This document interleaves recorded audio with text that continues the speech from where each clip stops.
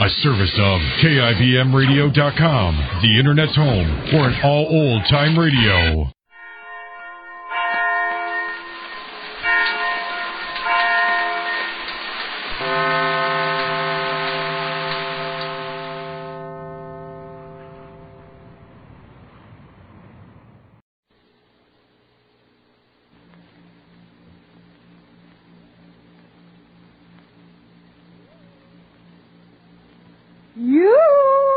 Is anybody? There she is. That's Molly Goldberg, folks. A woman with a place in every heart and a finger in every pie. And now the makers of New Does, that new kind of soap for everything right down your wash line, bring you another visit with those good folks, the Goldbergs.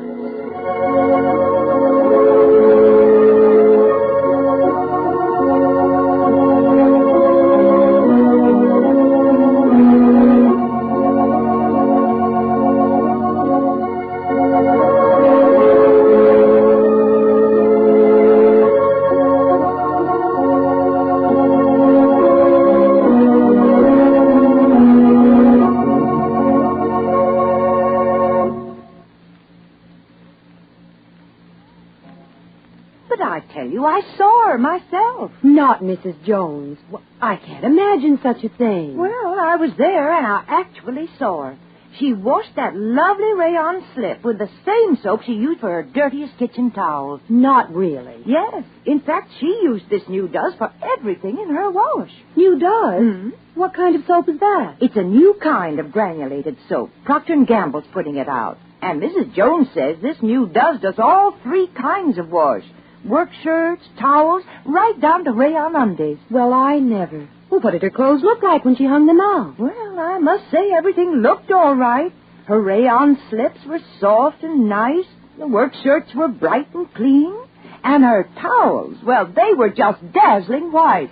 Say, I guess Mrs. Jones isn't so dumb. If Does can do all that, why are we still using those old-fashioned soaps? Yes, why put up with old-fashioned granulated soaps when New Does is here? It brings you real whiteness, plus extra safety for your rayons and nicer colored washables. In fact, you'll get lots more wear out of those colored things by using this new kind of soap. Because with Does, their colors stay bright and wearable far longer than with any of the four other leading granulated soaps. And you know, this extra color care is important in wartime when such clothes will be hard to replace. Yet you can count on this same Does to get your towels and linens really white. Honestly, you've never seen whiter washes. And there's no hard scrubbing either. Actually, no soap made gets clothes white easier than Does. Just try it. You'll see Does is not just a new improvement of an old soap, but a really new kind of granulated soap. Look for Does, D-U-Z, today. It does everything in your wash. And now, the Goldbergs. Ready to leave for the Army, along with all the others, Sammy found himself winding up his personal affairs. One of the most personal of all was Emma, the girl who worked for the Goldbergs and who worked on Sammy at the same time. For a long time, Sammy has been filled with contradictory feelings toward her, but finally, under his friend Mikey's influence, he asked Emma to leave, for a while at least, and Emma refused to go. It didn't seem too important to Sammy at this point, what with his other immediate plans, and Emma took advantage of this to imply to Mikey that there were good and sufficient reasons why she has to remain with the Goldbergs. And now Sammy has passed from amazement through shock, humiliation, anguish, to anger. The rage is burning and boiling, but he tries to keep his voice level as his mother speaks to him. Emma! Sammy, Emma, Sammy wants to talk to you. Sammy, what do you want, Emma? I want to speak to her, Ma. She's coming down. You're mad about something, Sammy? No. Emma did something wrong, Sammy? No, Ma. All right, darling. I'm asking too many questions, Sammy. No. All right, darling. You didn't want Emma to pack your valise? Everybody wants to do something for you, Sammy. Everybody. Now you don't have to be mad at Emma. Now you know that Mikey and Emma, never meant anything, honey, so why do you... It was never something, huh, Sammy? I mean, between Mikey and Emma? No, Ma. I'm only asking because Mary Foote, I was wondering why Bruce Hanley never telephoned to Emma twice after once calling. So you know, Mama. So I asked Mary Foote to interrogate Bruce and ask why. So she asked Bruce why, and he said Emma said she loved somebody else. Maybe her heart is broken for somebody far away. Who knows what's in somebody's heart, huh, Sammy? That's right, Ma. Yes, dear darling? What do you want, Emma? Sammy? He wants to talk to her. She told me to tell you she's busy. Something special, Sammy? No, Pa. When is the tailor bringing Sammy's suit? Soon, he said, dear, soon, but I have to go for it. No, so how is he bringing it if you have to go for it? No special deliveries, Jake. Good afternoon. Good afternoon. Good afternoon. Beautiful day. Where's Mikey? Mikey, he's with Rosalie, no? Who is going for Sammy's suit? I'll go because I have to go up street anyway, up street. When are you going to say goodbye to everybody, Sammy? There's time, Pa. You want to accompany me, Jake? I'll go, but I wouldn't accompany you. I have to stop off at the mill. All right. Can you come for a walk a spell? I'll walk a spell. Go, walk a spell. So come, Molly, come. Sammy, you want to walk a spell? No, Ma. Where are you going? I'm going upstairs. Emma's upstairs, Sammy. Yes, I know. Emma did something wrong again? Come, Jake, we'll be back soon. Mama will be back soon, Sammy. David, maybe. Molly, if you wouldn't ask so many questions. All right. I wanted to ask an interrogation, some question. You're staying, David? Yes, Molly, I'm staying. Mikey? Where are you going? Up street. Where's Rosalie? She stopped off at Martha's. Oh, Mikey. What's the matter with Sammy? Molly, will you cease, please? He's mad at Emma for something. Molly. I'm coming. If it's something, Mikey. Molly. Why shouldn't I know why? Molly, the tailor will be closed. The tailor will be closed, I'm Molly. coming. The tailor wouldn't be closed. It keeps overtime also. Why isn't Emma leaving here already before Molly knows what was why? Why must She will, Uncle David. It's all right. You told Sammy what Emma said? What's that? Gee.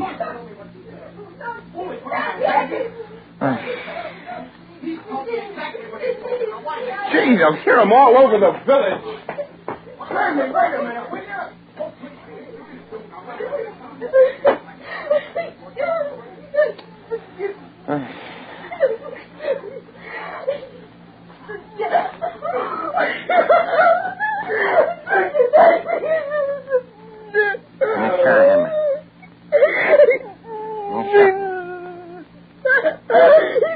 That's enough, Emma. That's enough. Sammy's going into the army. But why do you have to stay here? For what? For what? All right. Don't worry about me. Uncle David, will you come in here, please? I'm coming without a sleep. Please, Dr. David, please. I'm too young to know something. I'm too young. Did you think Mikey wouldn't tell me what you said? Mikey would say even more than I He said. said exactly what you wanted him to think. That you wouldn't leave here. Because I love you. No, that isn't what you said. I said I can't leave. What else could I mean but that I love you? You meant that... Nothing. I would rather the whole world would think badly of me than you. Then why did you say such a thing to him? Why? Mikey thinks whatever I say is wrong. You wanted him to think. No, that... Well, why do you want to stay? You love me, all right, but I won't be here. Why do you want to stay? For me, you'll be here. Let me only stay until I can go for myself. I don't want to be thrown out. It would be something. Well, I'm asking you. No, son. I'm not as bad as Mikey says. If you want to be liked and loved, is that a crime, Sammy? You don't know what it means to be lonely. Lonesome. Alone. You could never know what it means, Sammy. You have your mother, father, and Uncle David. I feel for the first time that I belong to somebody. Must you take that away from me? I'm asking for nothing more. You don't have to love me. I'm not asking for that. I don't love you. I can say that now, and I know I mean it. All right. Then you don't love me. That should make it easier for you to say that I will stay, Sammy. You've made up your mind not to go anyway, so... I want you to say it, Sammy. Say what? You said you don't love me, so you can say that I can stay. If you don't hate me, tell me I can stay. Your mother will never know anything. Know what? Please. That I love you. She won't know. I've never said anything, have I? Oh, please. Please, Emma. You don't have to love me to kiss me. That's all over. Stay if you want to. Absorbed in the fullness of the new life which is opening up to him, Sammy doesn't really care whether Emma remains or not. That is, as far as his feelings are concerned, the delusion is over and he can see Emma clearly. The pity he feels for her, the pity she created in place of the love that disappeared, seems to suit her just as well. And the question is, why? You know, if I were conducting a kitchen quiz, I'd ask you this. Are you using a halfway soap for dishes? You are if it's a bar soap, because it doesn't have real speed. Or if you use a tough granulated soap, it's short on kindness for your hands. So I say forget such halfway soaps and change to New Does. Yes, at last here's a new kind of granulated soap that goes all the way for dishes. You know, New Does everything in your wash, and believe me, it has everything for dishes, too, from whirlwind speed to greater kindness for your hands. In fact, not one of the 4 other leading granulated soaps can give your hands this extra gentle care. Just notice how nice and soft they feel after doing dishes with Does. Yet see how fast this same Does cuts grease. No soap made can beat it for speed. So let Does bring your dishwashing up to date. Try it today. You can tell by the suds just how different Does is. Be sure to listen to the next episode of The Goldbergs, written for you by Gertrude Bird. Sammy has cleared his mind of Emma now, but as he says his goodbyes, it becomes apparent that Emma hasn't cleared her mind of him. This is Clayton Collier wishing you good day for Procter & Gamble, makers of Does, the new kind of granulated soap for all 3 kinds of wash. Ironized Yeast presents Lights Out. Everybody.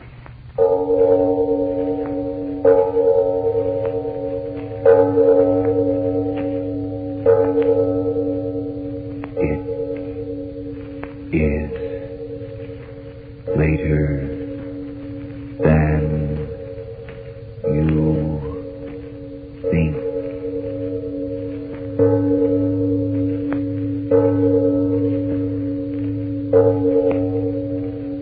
Lights Out brings you stories of the supernatural and the supernormal, dramatizing the fantasies and the mysteries of the unknown.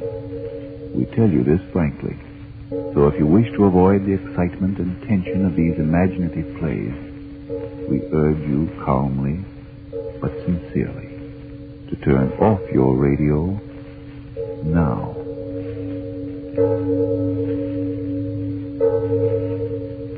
This is Arch Oboler. Someone asked me what's the most frightening thing in the world. My answer was the familiar. A common everyday thing which suddenly is no longer commonplace. A shutter banging on a windy night when you're all alone. Or your house cat suddenly walking up to you and looking at you with eyes full of nameless cruelty. Yes, the most frightening thing in the world is the Familiar, suddenly unfamiliar. And that's what our story tonight is about. After a few words from Mr. Martin. I want you folks to know why ironized yeast has been so amazingly helpful to people who, simply from lack of enough vitamin B1 and iron, had been weak, underweight, and jittery. You see, ironized yeast helps two ways. It gives you both vitamin B1 and iron. So, if more of these two vital substances is what you need to help you look and feel your old-time, happy, peppy self, to do your work with ease and really enjoy your fun, then get pleasant little ironized yeast tablets right away. Start taking them tonight. Remember the name, ironized yeast tablets. And now, lights out. Everybody.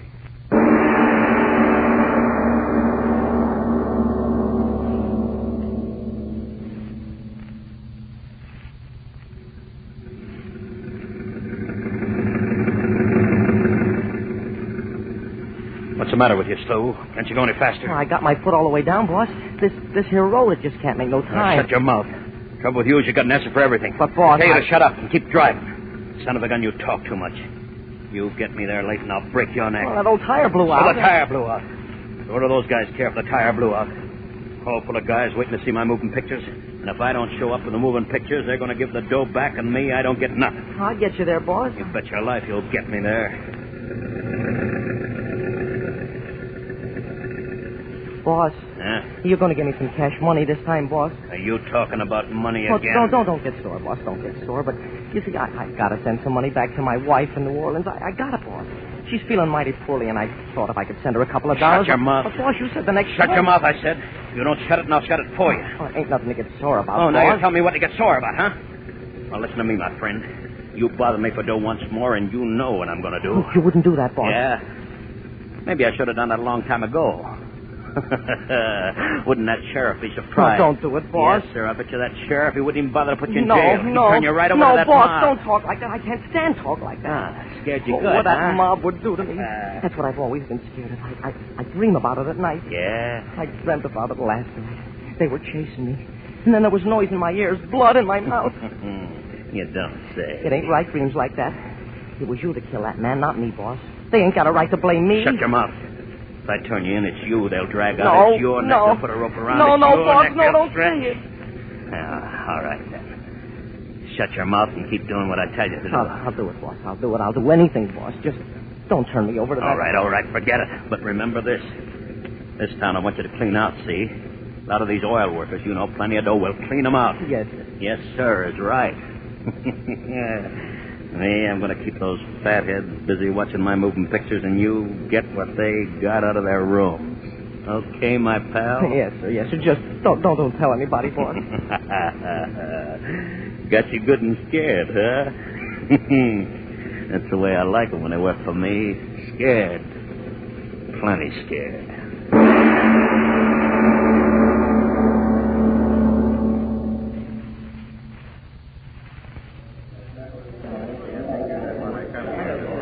Will it take much longer to get those moving pictures started, Mr. Gibson? Just a minute. The boys sure getting impatient out there. All right. I got to get the film ready, don't I? Yeah. Hope you ain't going to disappoint the boys, Mr. Gibson. Huh? Well, what do you mean? Well, the boys around here ain't had a real show for a long time. And they sure be mighty mad if your movie didn't kind of add up to what they want. Don't you worry. They're going to get their dough's worth. Well, how about it, Slew? Yes, sir. You must make quite a bit of money, don't you, Mr. Gibson? Driving this outfit around from tank town to tank town, giving your little... Oh, good. Me, I'm a poor man. I don't make hardly enough to pay Slew here. Do I, Slew? No, sir. Well, you're certainly making enough tonight. And if the picture's real good, maybe the boys will chip in and... Oh, there they go again. Hey, what's the matter with those guys out there? All right. Tell them to turn out the lights. I'm ready now. Oh, that's fine. All right, boys. Our little show's ready to begin. Turn out the lights, somebody. Go. All right, Slew, turn on the machine. Yes, sir.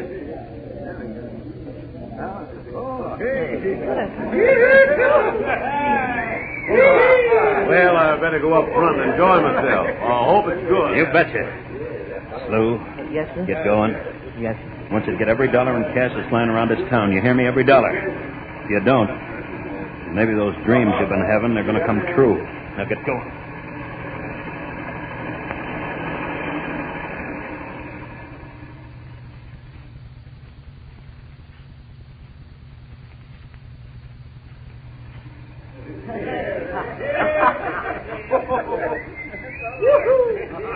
Well, Mr. Gibson, I must say your little show was quite up to expectations. Yes, sir, quite up to expectations. Okay.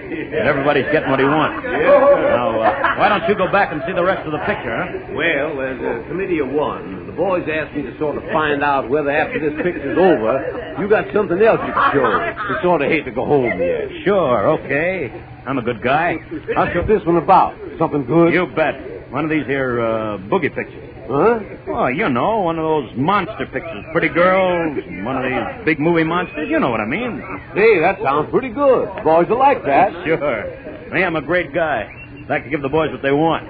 Yes, sir. The longer the boys stay here tonight, the better I like it. Yes, sir.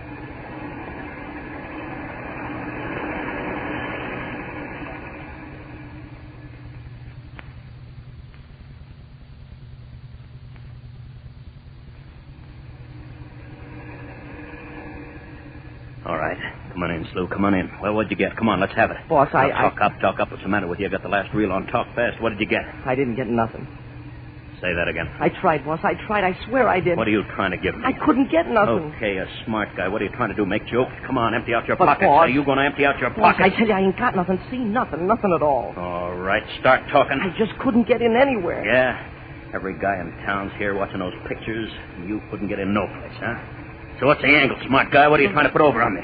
Boss, I'm telling you, I couldn't get in no place because he was following me. Hey, what are you talking about? The sheriff. Sheriff? Yes, sir, after me all the way. Don't give me that. The sheriff is sitting right out there. No, sir, he kept watching me, following me. He came up to me and said for me to get the heck off the street, so that's what I did. Son of a gun, I'll give him a free ticket. Oh, you ain't blaming me, are you, boss? Okay. So that wise guy, he ain't so smart. We stick around overnight. We do another show tomorrow. Yeah.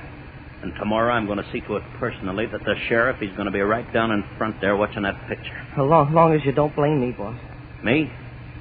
No, I don't blame you. Come here, my friend. Well, what do you want, boss? Come here.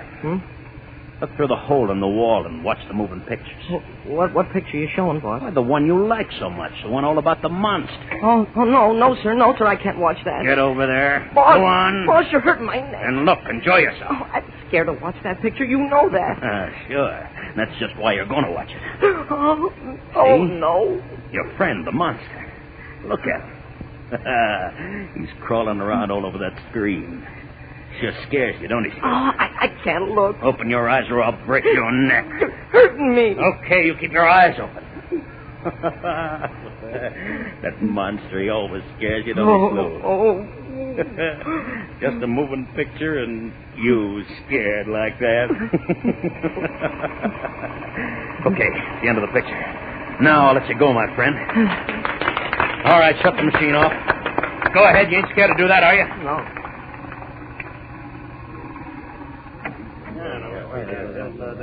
Well, Mr. Gibson, that is a fine show you gave us. Yes, sir. Okay. Everybody's happy, and me, I'm happy, too. Yeah. The funny thing, I guess the boys like that last one, the monster picture, better than they like the other ones. Now, what do you think of that? Yeah? Yeah. Well, Slew here, he don't like it. Scares him, huh? Yeah. Well, I can't exactly blame him. Sure beats all how them Hollywood folks fix up critters like that. Most gosh awful critter I ever did see. But I guess the boys like being scared. They told me to tell you if you want to give another show tomorrow, they're all for it. Yeah? Yep. Sure, I'll stay overnight. Oh, that's fine. Fine.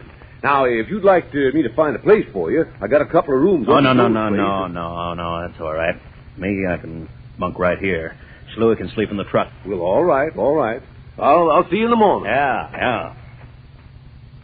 You want me to do something, boss? What do you think? Go on, disconnect the projector. I'm going to take a look out in the hall and make sure everybody's gone. Yes. So, want me to stick around, huh? Yeah. Everybody went home all right? Hey, Slow. Yes, sir, boss? Come on out here and help me take the screen down. Yes, sir. No, wait. Shut that projector off first.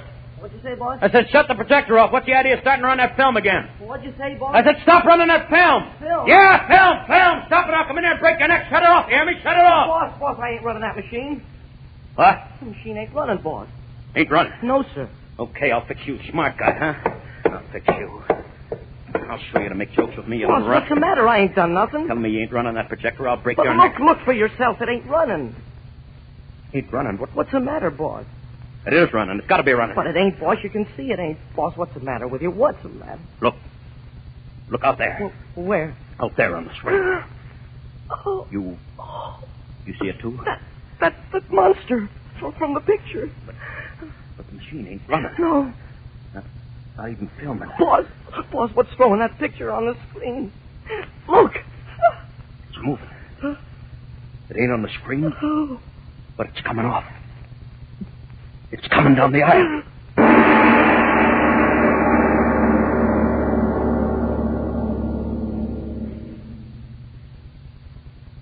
Ladies and gentlemen, when motion picture characters detach themselves from the screen and come down the aisle of the theater, that's an excellent moment for mere mortals like you and me to turn up the lights, get up out of our chairs and take a deep breath or a deep drink of water and reassure ourselves that 2 and 2 are 4.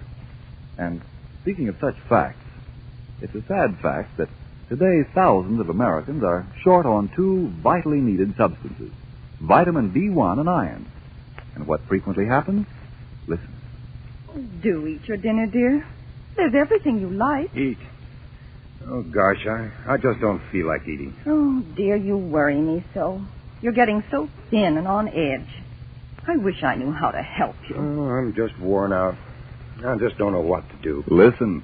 Perhaps the only help you need is more vitamin B1 and iron. Ironized yeast tablets give you both these vital substances. And remember, when you don't get enough vitamin B1 from your food, you may lose your appetite. You may not eat all you need. Or you may not get the full benefit from what you do eat. And when you don't get enough iron out of your food, you may be weak, pale, always tired. If vitamin B1 and iron shortage is what's keeping you that way, take a tip from many who used to suffer from these deficiencies. Start taking ironized yeast tablets at once. See if they don't help you as they've helped so many, many others. See if pretty soon you, too, aren't saying... Dinner ready, dear. Let's hurry so we can make the early movie. Sure, I had a big day at the office. But you can't tire me out. Not since I've been taking ironized yeast. And now back to Lights Out. The thing has come off the screen, and Mike's assistant moans in his fright.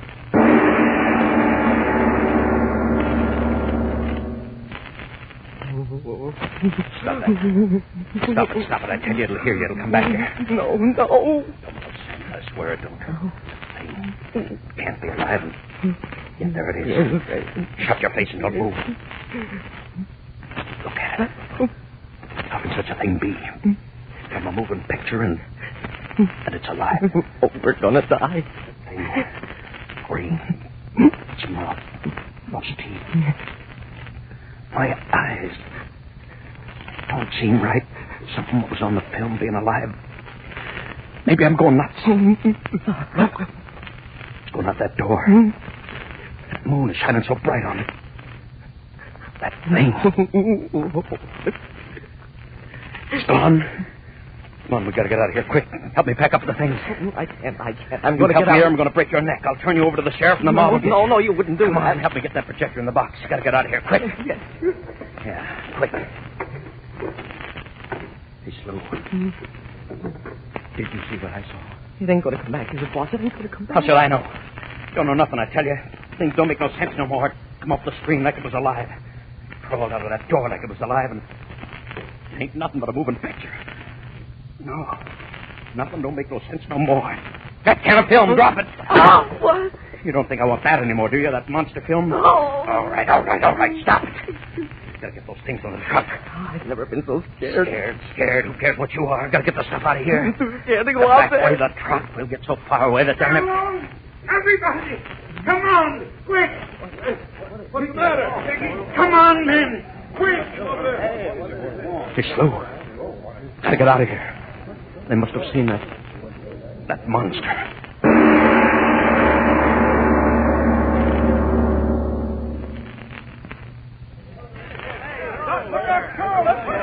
Look, that guy's trying to start that truck. Stop him! Hey, what's the matter with you guys? I ain't done nothing. Keep your hands off of me, see? Pull him down out of there. The little guy, too. I ain't done nothing, mister. I ain't done nothing. I ain't done nothing. Wait a minute, I say. What's the matter with you guys? Mr. Gibson here, he's the guy who gave us the moving picture tonight. Sure, I ain't done nothing. What's the matter with you guys? I ain't done nothing. I swear I ain't done nothing. Shut up, both of you. Listen, Garman. That's where the girl was killed just now, and these two guys are the only strangers in town. No, I'm an honest man. I ain't done nothing. Yeah. Mr. Gorman, he knows that. Go on, tell him, Mr. Gorman. Gibson's all right. Gave us a good show tonight the way he promised, didn't he? Yeah, but that won't bring Doc Burdick's show back. How about the little guy? No, me, I ain't done nothing. Honestly, I ain't done nothing. Now, wait a minute. Take it easy, boys. I'll handle this. Sheriff, listen. The boys have gone nuts. They think Mr. Gibson Sheriff, here. I tell you, ain't done nothing. I'm an honest, hard-working All man. right, hold it. You may not have done anything, but how about that assistant of yours? No, sir, boss. I ain't done nothing. I swear I ain't. I swear to you. Shut up! Weren't you sneaking around the street while the show was going on? You don't have to say nothing. I saw you. I saw you myself. Now, take it easy, boys. Give him a chance here. Boss, you tell him where I was. You know I wasn't killing anybody. You tell him where I was. Well, Mr. Gibson, where was he? Don't ask me. I don't know where he was or what he was doing. Boss, tell him. Tell him about that thing. I didn't do it, boss. Tell him. I'll tell him nothing. I don't know nothing, see? Nothing. Boss. Maybe you did do it. How do I know? No, boss, you know I didn't. You know that thing came off the screen. Drive him, boy! Don't let him get away. Boss, tell him. Don't let him get away. No, let me go.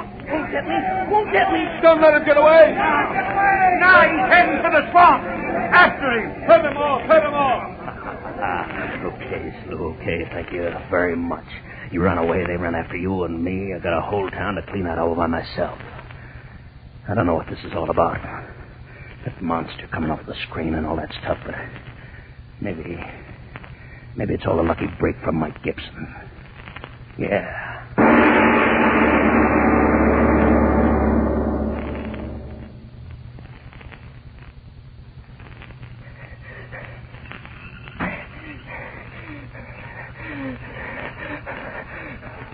Get away.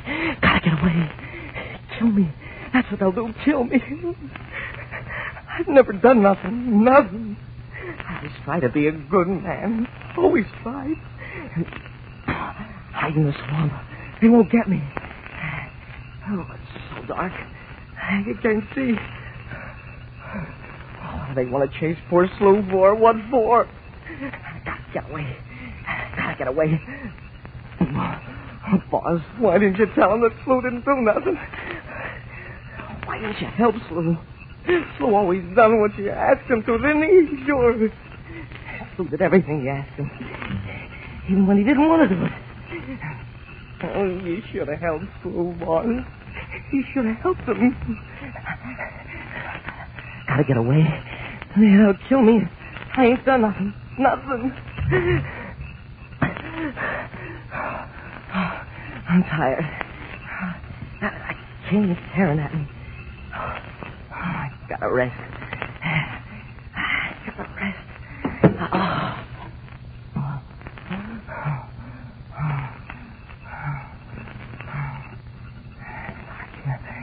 They'll never find me. Never find me here. It's dark. Oh, I'm scared. Boss, why didn't you tell him what was right about Slew? Why didn't you tell him? I didn't do it. Yeah, it was that thing. That thing out of the moving pictures. You know that. Yeah, that thing. I saw it, too. Roll right off the screen. Roll right along the aisle. Green. Sort of looking here and there. This awful eye shining. I saw it, and he saw it.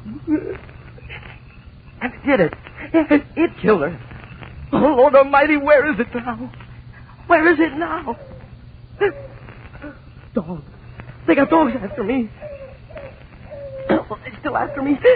Them dogs are tracking me down. I didn't do it. What are they chasing me for? What are they chasing me for? Walk in the water. That dog won't find me then. They won't find me then. Mud, water, they can't find me now. The dog can't get me now. Can't get me. They won't get me. No, not me. I ain't never hurt nobody. If I stole it was because he made me do it. The boss, he made me do it. I had to do what he said. Oh, I've never been strong. You can't kill a man for not being strong. I dreamed about it. Oh, but I won't die like that. No, not me. I want to live. I got a right to live. Oh, dog, closer. I got to get away. Got to. Water deeper. I can't swim. Help me. Oh, I can't swim. Oh, listen to me. Listen. Oh, the monster. Ask the boss will tell you. I can't swim. Water's carrying me. Oh, I can't swim.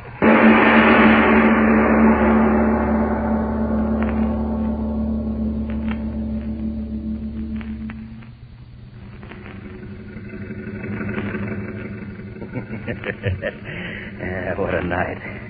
Yeah, but me, I did all right. Wise guys run off. I made a cleanup. Those wise guys open their eyes when they come home and find out I cleaned them out. Yeah. You blasted motor, you keep going. Gotta get out of here. Yeah, a long way out of here by morning. Hey, shooting. I bet you that's the other slough. Yeah. Nice going, Mike. Getting rid of slough and making yourself a nice piece of change. Yeah. It's been a crazy night. Even got me talking to myself. Those funny things I see, that monster crawling off the screen. I didn't see it. Nobody saw it. Something I thought I saw. Yeah, just something I thought I saw. Sure, it's only in my head. The thing was on the film. It can't come off the film. You throw it on the screen. There's nothing but the light. Sure. That's it. What I saw was in my head. Oh, you... Go ahead, miss. Now I'm going to get me a new truck. Yeah, you bet your life. Brand new truck. The smart guys running off after slough. They got slough and I got all their dough out of their banks. Monster. What's the matter with me? That sure was funny. Yeah, but I saw it crawling down the aisle. Oh, no, I never saw it. Slough, slough. Got to get me a new assistant now. Well, that oughtn't be too hard. Assistants. They take the rap and I take the cash. Hey, what the heck is that? Get out of the way, you. What in the... Blasted headlights, I can't see a thing. Hey, you, get out of the way. Get out of the way. Dog. Big dog running ahead of the truck. Get out of the way, you blasted dog. No, dog, it's that thing. The thing out of the moving picture running ahead of me. It can't, babe. It can't, but it is. Thing out of the film. All right, I'll show you. I'll run it down. Run it down. Blasted truck. Gotta go faster. Gotta kill it. They got her. They'll blame me. Everywhere I go, they'll blame me. Come on. Faster. Way ahead. Faster. There it stopped. Waiting for me, huh? All right. I'll get you now. It's not it. It's a wall. Brakes. It's a wall. I can't stop. I can't.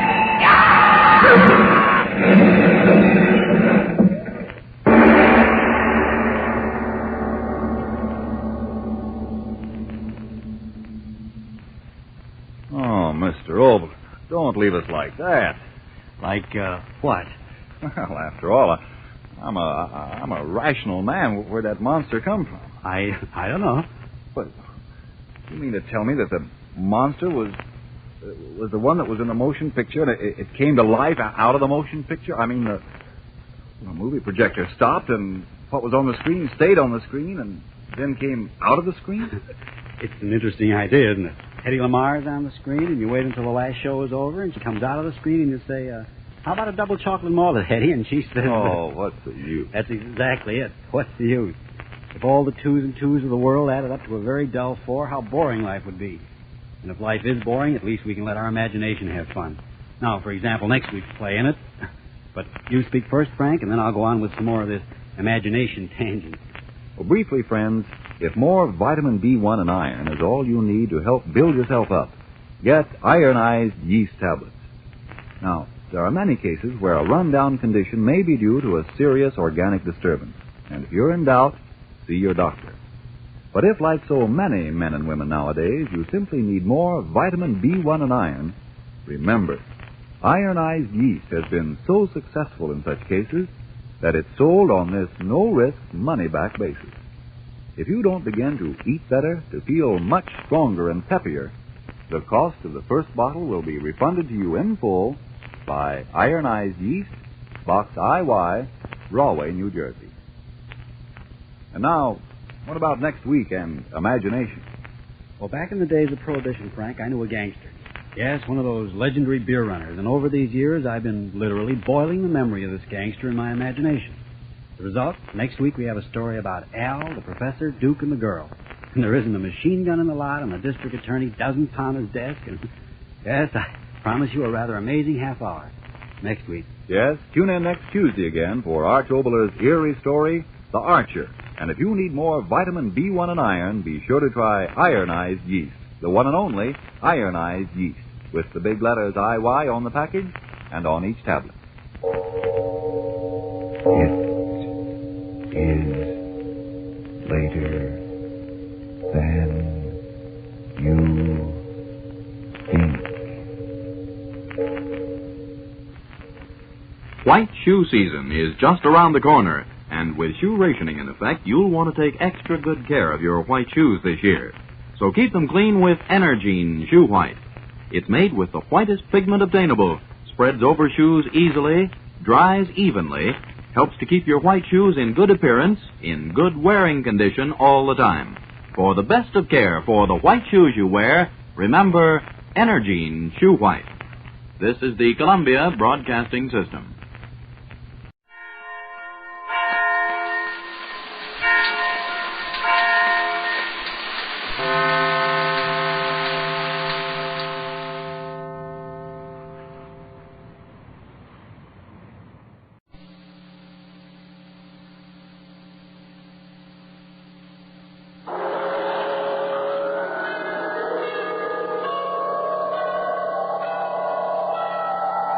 Sunrise and sunset, promise and fulfillment, birth and death. The whole drama of life is written in the sands of time. We present a new series of radio programs, The Clock.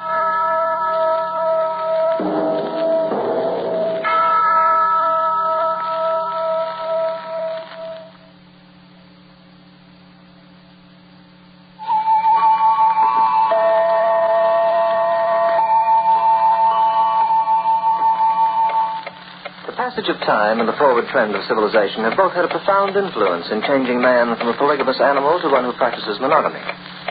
In the reign of Solomon the king, 1,000 wives was the custom. Today, one wife, or at least one wife at a time, is the prevailing fashion. But there are still some members of the species Homo sapiens who are loath to accept their monogamous status. I'm not referring to the bigamists either, mind you. As a matter of fact, the gentlemen of whom I speak rarely marry at all. But they have a list of conquests to their credit that would put a sultan to shame, and they seem to forget the fact that one woman can be more than enough for any man to handle. I know Conrad. Bet you'll never see my puss in a subway poster when you're hanging from the strap. That's why I can't figure the reason they go for me in such a great big way. I'm talking about women.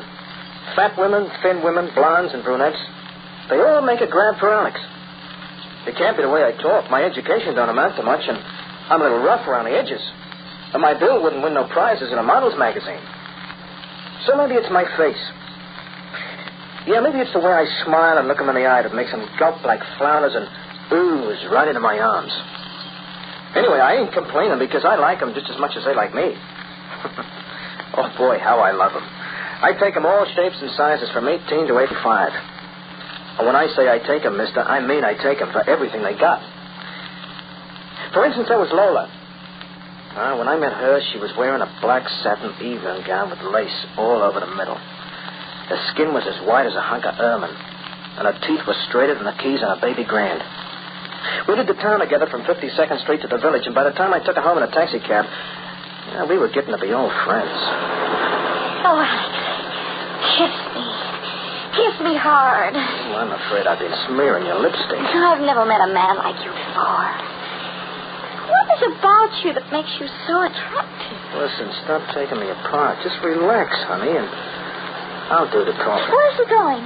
What? The cab driver. Where's he taking us? To your apartment, the address you gave me. Oh, no, he can't do that. What? I must be crazy. You must be driving me out of my mind.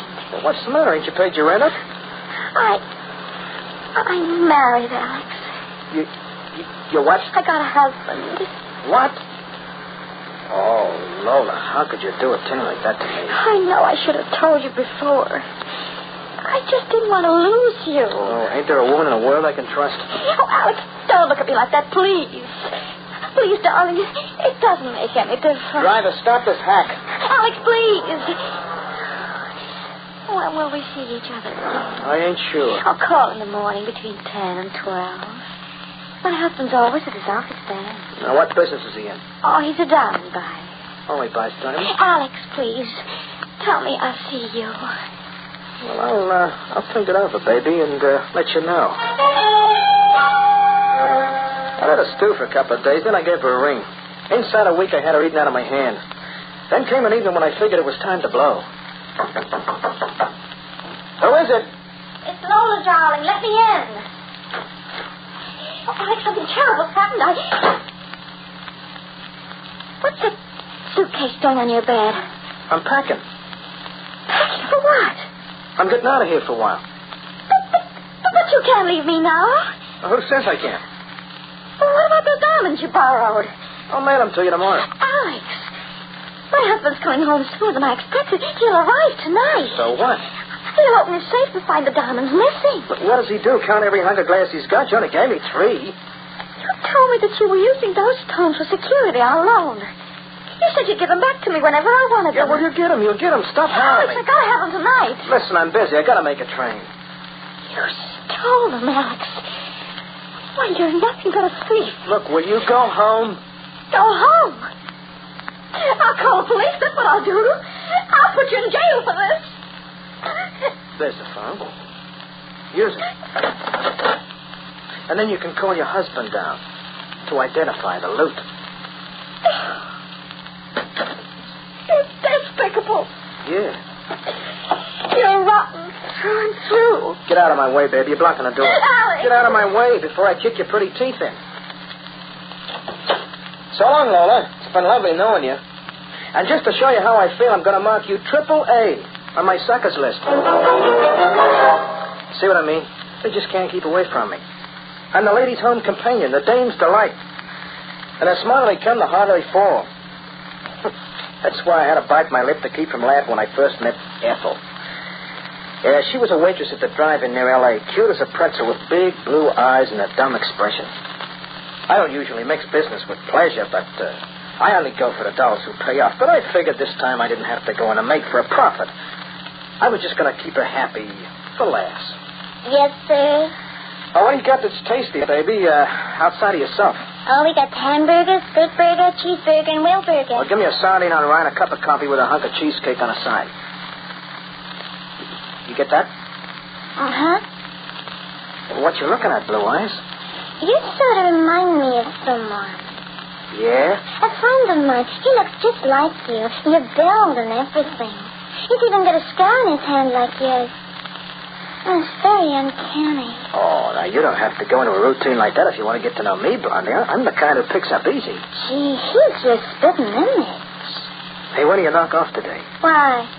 Maybe I'll run around and take you for a ride. I don't go for rides with men I wasn't introduced to. My name is Alex. What's yours? Ethel. Okay, we're introduced. Now hustle your frame inside that restaurant and get them victuals, and when you come back, we'll make a date. Oh, you should have seen her eyes when I told her I was taking her out. That poor dumb bunny acted like I just gave her 1,000 shares of American TNT. Yeah, sometimes I think I should have been born quintuplet just so I could spread myself around a little more. Well, about 2 hours later, I'm back at the drive-in waiting for Ethel to finish her stint.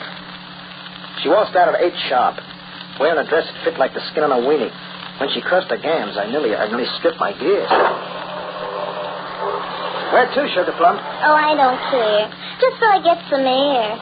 Hey, how come a doll like you gotta serve up garbage to every jerk who comes along? You know, you ought to be in pictures. You think so? Sure, yeah. You ever had a screen test? No. Well, I got pulled at Superman. The president of me just about that. Maybe I'll talk to him tomorrow. See what I can do. You in the picture business, Alex? Nah, that ain't big time. I'm in a hotter racket. I promote. What do you promote? Well, right now I'm working on you. What's the matter? Nothing. Well, is something wrong with the car?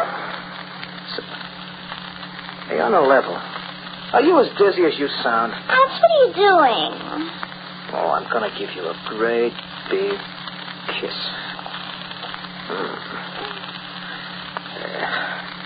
That make you happy? Gee, you even kiss like Stanley. Stanley? Who is Stanley? The fellow I know who looks like you, Stanley Kibbe. So listen, how about you can the chatter? You're out with me now, not with Stanley. Ethel. Yeah? Maybe I better take you home. All right. I'm used to gals who pay a little attention to me. Maybe I won't even see you again. All right. What? Whatever you say, Alex.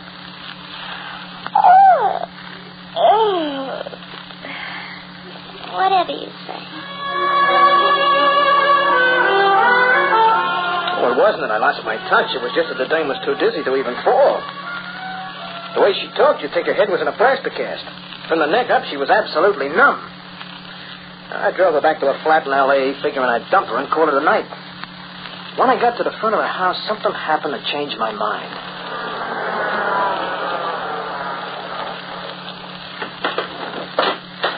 Well, thanks for the ride, Alex. Yeah, don't mention it. Next time I eat sardine or rye, I won't pick up on the extras. What? Skip it, spongehead. Go on up and put your hair in curlers for the night. Oh, my goodness. Now what? It's Stanley. Where? See? He's been waiting in front of the house. Oh, I'll bet he's mad at me. I completely forgot we had a date.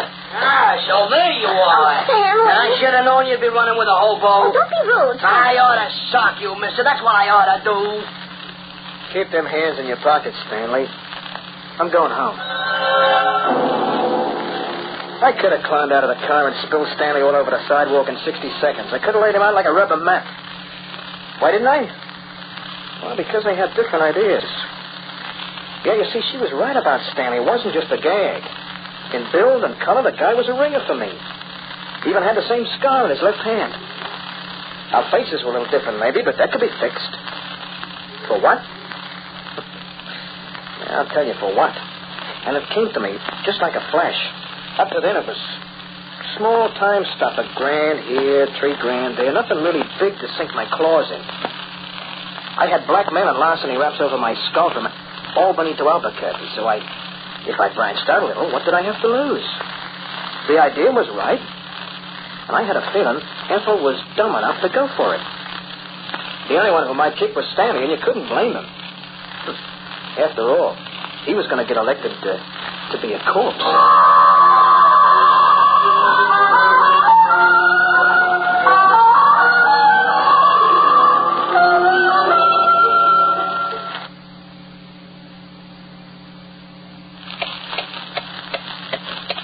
A good woman is like a watch that runs on time. She clicks away with a dependability you can rely on. A clever woman is a watch that runs too fast. And a scheming woman is a watch without a face. But beware of a female who professes ignorance, for she may be the time clock you often find attached to a bomb.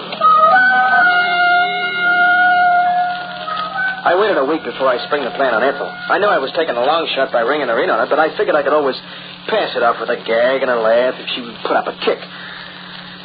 Say, whatever happened to Stanley, Sugar? Oh, he's mad at me. Count us. I never liked him anyway. He used to come over here with ketchup stains on his tie.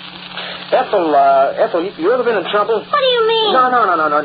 You ever had a run-in with the law? Oh, no. Well, that's too bad. It is? I had a little business proposition to make to you. What kind of a proposition? Well, you like money, Ethel? Oh, I love it. Lots of money, huh? Mm. Say, how would you like to split $200,000 with me? Oh, Alex, you're tired. No, I'm on the level, baby. I got a tie-up that's foolproof. All I need is a dame with nerve, and I'll handle the rest. But what's that got to do with my having trouble with the law? I just wanted to know if you'd had any practice. You see, my plan isn't exactly legitimate. No? No, in order to get what we're after, we got to kill a guy. Oh. All right. Forget it. It's only a mink coat and a trip around the world. You're the simple type, I know. You don't like diamonds or furs or perfume that cost $100 an ounce. No, Alex, I just couldn't do it. Not for a 50% split on $200,000? I don't know how you could even mention such a thing. You must be joking. Yeah, sure. It's only a gag, man. Make believe I never said it. But, if you happen to get a yen for a little pin money this winter, just let me know, huh?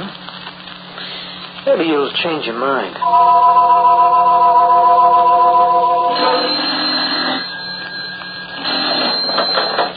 Yeah. Alex? Yeah, Ethel. I've been thinking it over. Yeah. Do you still want me to work with you? Yeah. Then come right over. Yeah. Now listen closely, baby. I'm listening. Faced off, we get married. Married? What for? Look, I don't like a ball and chain no more than you do, but it's the way we gotta work. And we get hitched, and then I take out an insurance policy for $100,000 with double indemnity. What's that? That's what? Oh, double whatever you say. Well, it's double the take, sweetheart. If I get killed in an accident, I collect twice. You getting killed in an accident? No, I'm not getting... Stanley is. What? Yeah, and when they find his body, he'll be in my car with my identification on it. They'll call you down to the morgue to see the body, and you'll recognize his clothes, see? The insurance company will check the scar on his hand, and that makes it final. Oh. Yeah, you got everything straight now? I think so. Okay, now right after the wedding, you get Stanley on the phone. Well, I say to him. Well, tell him you want to see him. Say you've been crying your eyes out since he left. Pick him up in my car and drive him up to the Heights. You know that spot overlooking the cliff? Yeah. That's where you park and wait for me. Now, you think you can handle him? Oh, I guess so. But what happens after we park? You leave that to me. She did like I said, and Stanley fell. I was waiting at the bend of the road near the cliff at 9 p.m. when I drove up. When she stole the car, Stanley grinned like a hungry hyena. But his dopey smile only stayed on his pen until I walked up and laid him cold before he could open his mouth. Okay, he's cold. Now we just pull him in front of the steering wheel. Get his hands around. That's it. And where's my wallet? Oh, here, slip this into his inside pocket and take his wallet out. And now we'll twist the wheel so she points for the cliff. Put her in first. Ethel, push that starter button, baby. And then get out quick. So long, Stanley. Hold on to your hat.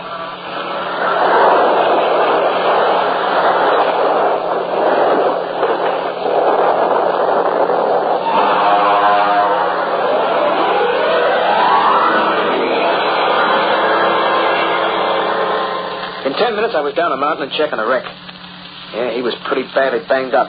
And I couldn't recognize his face. That was the important thing. I checked her once more without touching her body and then lammed out of there with Ethel. 3 hours later, she was at the morgue, identifying a stiff. You sure it's your husband, Mrs. Blink? I bought him that suit for a wedding present. Oh, I know it's him. All right, boys, put him back.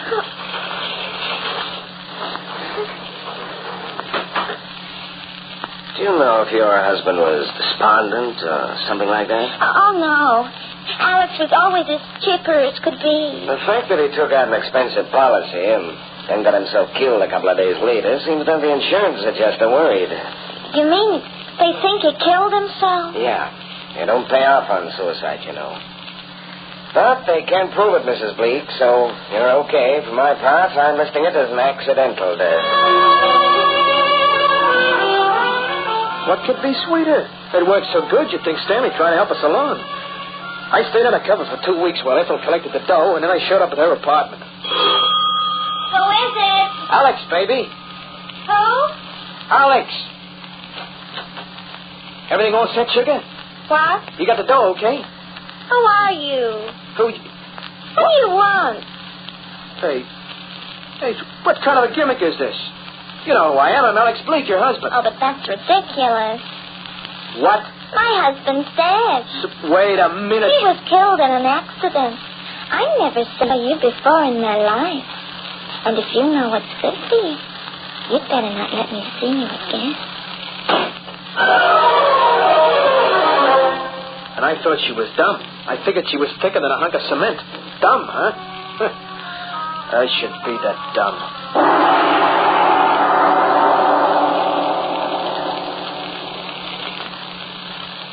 The party wasn't over yet, and I wasn't finished with that peroxide blonde.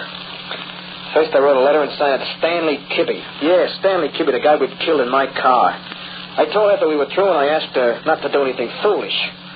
I said she'd find someone else as nice as me. She mustn't think that life's no good just because I ain't around. Then I began to keep an eye on her. I trailed her from morning till night, and I knew she was nervous by the way she kept looking behind her every time she hit the street. Finally, she made the move I was waiting for. She drew every nickel she had from the bank in cash. And it didn't take any fortune teller to figure she was packing to leave. Well, I beat her home from the bank and jimmied my way into her apartment. By the time she came back, the reception committee was all set. Hello, baby. Alex? Keep your voice down, honey.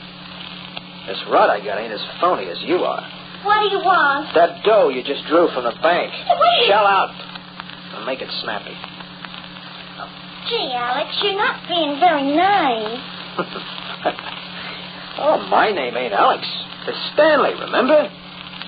Come on, hand it over. Don't I get to keep any of it? After the crush you handed me, put the roll on the table. Oh, well, if that's the way you feel about it. Wait a minute. You know, as big a chiseler as you are, I can't help feeling sorry for you. Really? Besides, you're just dumb enough to turn me in, even though you'd be taking a rap as well as me. So I'll tell you what I'll do. I'll let you keep your half. Oh, Alex, you're so good to me. Mm-hmm. Now, we part friends, okay? Uh-huh. Alex, let's drink on it, baby. Then we can kiss each other off. Hey, what do you got on the sideboard? Scotch? Yeah. Never mind, I'll do it. Take half the dough from that rolling table. Gotta make sure it's only half. Oh, I'd never cheat you, Alex. You ought to know that by now. Yeah, sure, I know. Well, here's to us, huh? Happy days, Alex. Here's mud in your eye. Yeah. Bottoms up. Well, it was bottoms up. There was enough cyanide in that glass I gave her to conquer rhino. 5 minutes later, she was flat on the floor, and I stuffed my letter into a mitt and left. Neat, huh? Looked like a clear case of suicide, and she did it just for me. I thought it was pretty smart to sign that letter Stanley Kibbe. I was using his name now since I didn't have one of my own. I was supposed to be dead. But just by leaving myself wide open by writing that letter, I'd be safe. The cops wouldn't figure I'd be dumb enough to leave it in her hand after knocking her off. That's what you call reverse psychology. I'd still be covered in case somebody knew she'd be running around with a guy named Kibbe, and the cops tried to look me up. When I got to my flat, I planned one more alibi just for atmosphere. Got hold of a lot of toothache medicine and wrapped a bandage around my jaw. Then I lay on a couch and waited.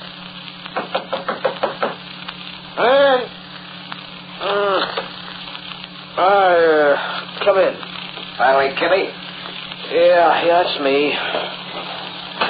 Detective Haley. This your letter? Where'd you find that? Man of a woman named Ethel Kane. Ethel? She just killed herself. What? Ethel? Oh, she shouldn't have done it.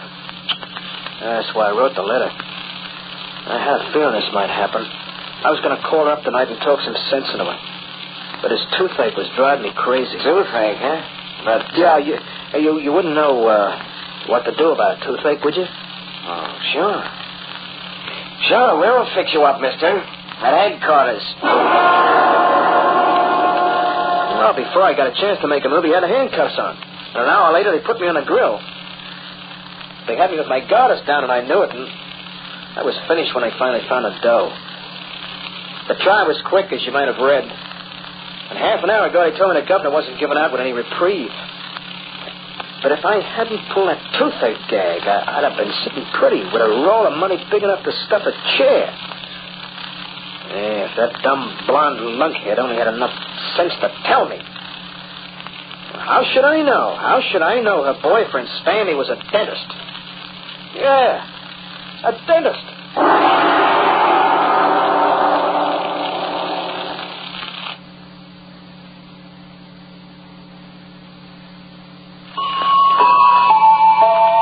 In the state of California, execution is carried out by means of lethal gas. And so tonight we trust that Alex Bleak, alias Stanley Kibbe, will discover a satisfying and permanent cure for an aching tooth. The Clock will be heard again next week. It's written by Lawrence Klee, and Hart McGuire is the voice of the Clock. Alex was played by Ken Wayne. Wynn Nelson was Ethel. Others were Moira Redmond, John Ewart, and Brian James. The Clock, directed by John Saul, is a Grace Gibson radio production.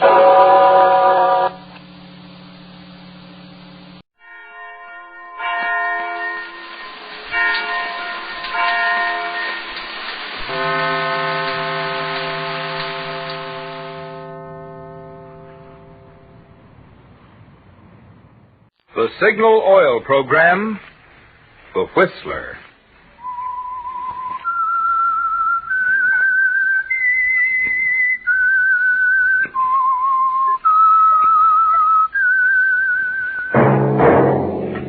That whistle is your signal for the Signal Oil Program, The Whistler.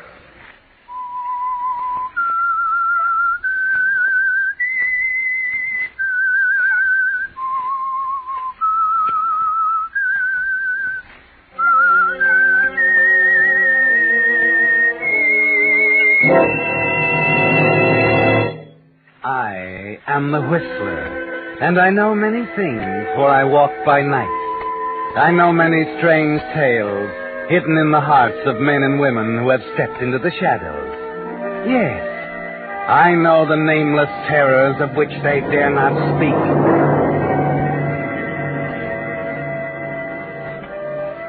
Yes, friends, it's time for the Signal Oil Program, The Whistler. But first, an important announcement. There will be no Whistler next Monday. The next Whistler will come to you a week from Wednesday, July 2nd, and every Wednesday thereafter. Same hour, same station. Only the day will change. Remember, instead of Monday, the Whistler will come to you on Wednesdays hereafter. And now the Whistler's strange story. The Gentle Way.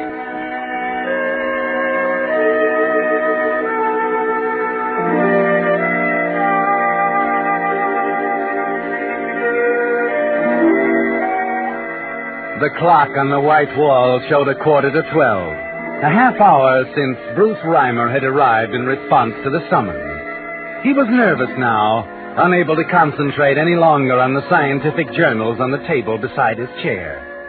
It wasn't like Dr. Fenshaw to keep him waiting this way. And something in the man's voice had told him there was important news. That for the first time in the 11 years since Bruce Reimer had come to the Barker Institute of Biological Research, he was about to get a break. And it had been a long time coming. Yes, Reimer was a patient man, but there were moments during those 11 years when it looked like the breaks would never come, when he was forced to stand on the sidelines, smile politely, and congratulate the new, younger man who came and worked and picked a fat promotion. But he felt now that it had come, that now at long last Dr. Fenshaw, chairman of the board, had decided it was Reimer's turn. Would you come in, Reimer? Yes, of course, Dr. Fenshaw. Sorry to have kept you waiting, Reimer. Not at all. Let's see now. You're still working on Tobacco Mosaic, aren't you? Yes, that's right. How's it coming? Well, we seem to be making some progress. Good. Jules Emery working with you? No, not at the moment. He started out with us in the field, but he's on a research problem of his own now. Oh? What's that? Well, I'm not sure exactly. I do know he was tremendously excited by Holzer's paper on toxins. Wanted to do some advanced work on Holzer's premise. Emery's a brilliant research man. Pretty unstable, though. Inclined to go off half-cocked. Sit down, Reimer. Oh, thanks. Now, I presume you know Richardson has resigned as administrator. Yes, I read about it in the papers. Sick man. Job took too much out of him. We are faced now with finding a replacement. Yes, sir? We've always been pleased with your work, Reimer. Oh, it's very gratifying. I've just spoken to Cardigan about you. Cardigan? Why, he's in New York with the Manhattan Foundation. Of course. He recommended you very highly. Well, what is Cardigan to do? He's returning to us as the new administrator, Reimer. You will be his assistant. Oh. It's not official yet, of course, but I thought you'd be pleased to know. Yes. Yes, naturally, I'm pleased, Dr. Fenshaw. Very pleased.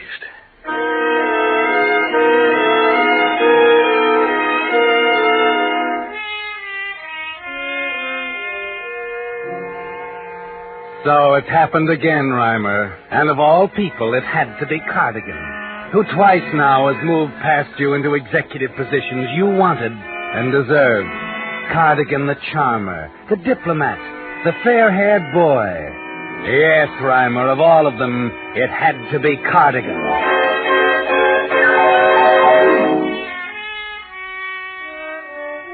The hatred for Cardigan was there from the moment you met him 10 years ago, Reimer. You sensed from the beginning that he had more poise, more talent, more integrity than you, that he was a better man for any job, and you hated him for it. Yes, and it's during those next few days, at a point you can't even place, that the hatred wells itself into something more concrete, into a decision to kill Cardigan with an unusual murder instrument, in a clean, efficient way which could leave no trace. And the weapon you've chosen, Bruce, is a man, a highly temperamental human being named Jules Emery. Busy, Jules? Oh, Bruce, come here a minute. Take a look in the microscope here. Oh, what's this? A culture. Recognize it? No. Bacillus botulinus. 24 hours ago, it was something else. This fluid in the test tube here. I see. But what are you... Don't you see, Reimer? It's exactly what Holzer tried to prove. This toxin is simply a stage in the life cycle of the bacillus. Well, you're certain of this? As certain as I'm standing here. I tell you, Bruce, this is going to change the whole concept of toxins. You told Cardigan about it? I will in a week or two. As soon as I can have my notes typed up. I wouldn't if I were you. Why do you say that? Oh, I don't know. You and Cliff Cardigan, pretty good friends? Well, not especially. Why? Well, somehow I had the impression you'd known him for a long time, long before you came to the Institute. Well, he used to go with my wife before we were married. Oh, that explains it. Explains what? And what he told the board of directors when... Oh, that's silly. Anyhow, congratulations on this, Jules. Well, I'd better wait a minute. What did Cardigan tell the board? Let's forget it. Oh, Bruce, will you stop talking in riddles? What are you getting at? Well, it's only a rumor, but do you remember when Cardigan left a year ago to go to Manhattan Foundation, and you were up for administrator here? I was up for administrator? Well, I thought you knew. No. Huh. Anyway, you'd have had it if Cardigan hadn't pulled for Richardson. At least that's what I've heard. You mean he stopped me from getting it? Oh, don't say it's true, Jules. And Richardson was an outsider, a stranger. That's why I say it's probably only a rumor. After all, Cardigan's a friend of yours.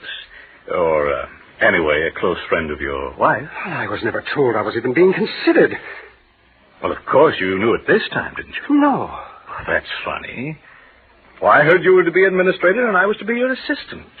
And then Cliff Cardigan came back to town. Deliberately to take the appointment from me, is that Now, it? take it easy, Jules. That had nothing to do with it. Cardigan simply told me he was lonesome in New York, so he came back. It seems he had a friend here. Some young lady. Oh, but I talk too much. See you at lunch, Jules. Bruce?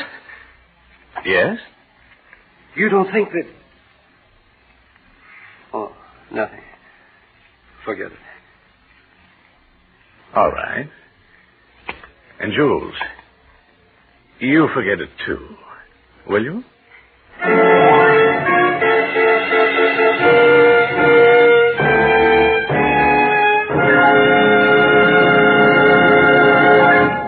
With the prologue of The Gentle Way, the Signal Oil Company is bringing you another strange story by The Whistler.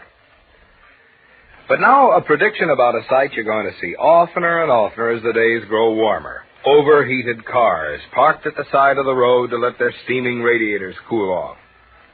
To make sure this annoying occurrence doesn't mar your summer driving fun, Signal service stations have 3 little items that will make your cooling system young again. The first is radiator cleaner to remove clogging sludge and rust. The second is rust preventive to protect radiators of old cars or new ones from future corrosion. And the third is radiator sealer that stops any small leaks in a jiffy. Now, these, incidentally, are just a few of your Signal dealer's fine quality upkeep items that include fan belts, radiator hoses, spark plugs, and, of course, Lee of Conshohocken tires, famous for 45 years as the finest of first-line tires. You see, Signal service stations are much more than places to buy Signal's famous Go Farther gasoline and Signal Premium motor oil.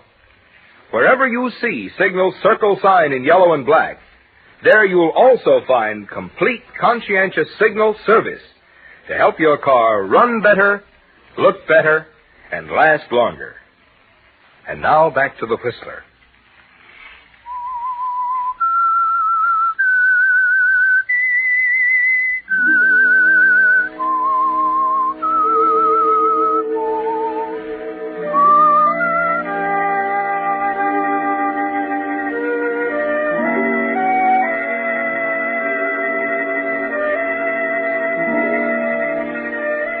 It was like planting a seed, wasn't it, Bruce? The casual remarks you dropped to Jules Emery. And you could sense as you talked to him that the seed had dropped in fertile ground. That the doubts you left in his mind would soon be suspicion. That with the right care, the seed would strike root and grow into a raging hate for Cliff Cardigan that could transform Jules Emery into a murder weapon. And the beauty of it all, Bruce, is that you've taken the gentle way. And in the eyes of the law, you're an innocent bystander. It's only a few days after Cardigan takes over his post as administrator that you see an opportunity for move number 2. Cardigan, what's this about Fairfield? You were saying... Just a second. There, I have a cigar. Oh, thanks. All right? Got it. Yeah, there we are. Bruce, it seems the fruit growers around Fairfield are pretty hard hit with scale this year. Thought I'd send someone down there to make a survey. What do you think about lions? Well, how long will it take? Oh, a couple of weeks. A couple of weeks. Well, the Lions is okay, but I'd suggest Jules Emery. Poor guy could stand a little fresh air. Been shut up in his laboratory for weeks working on that toxin theory of his. Toxin? Botulinus. Seems to hit something important. Do him good to get away for a while. Well, if you think so. Tell him he leaves at the end of the week. Well, it'd be better if you'd tell him. He's been here a long time, you know. I think he rather resents taking orders from me. Well, that's odd. I tell you what. I'm getting a little dinner at my apartment tomorrow evening. Why don't you come along? Both Jules Emery and his wife are coming. Well, fine, Bruce. I'll be happy to come. Be nice to see Grace again. She and I went to high school together, you know. We'll have a lot to talk about. Yes. Yes, I imagine you will.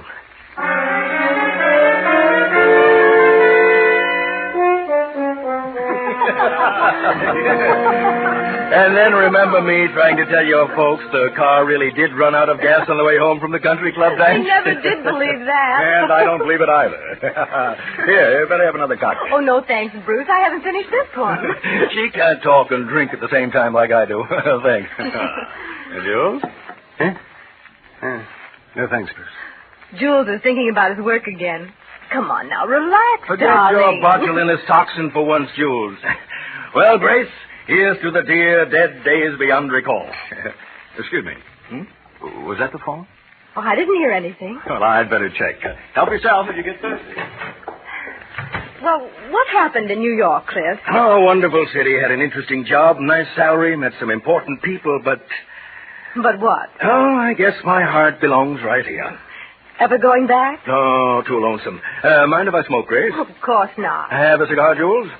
I don't smoke cigars. Nonsense. Go ahead, try one. I don't want to encourage a habit I can't afford, Cardigan.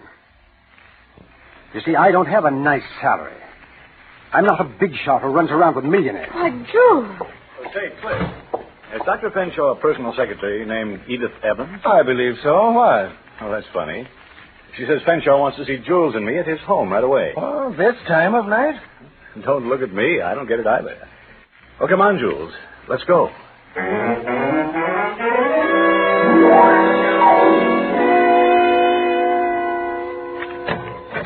Yes?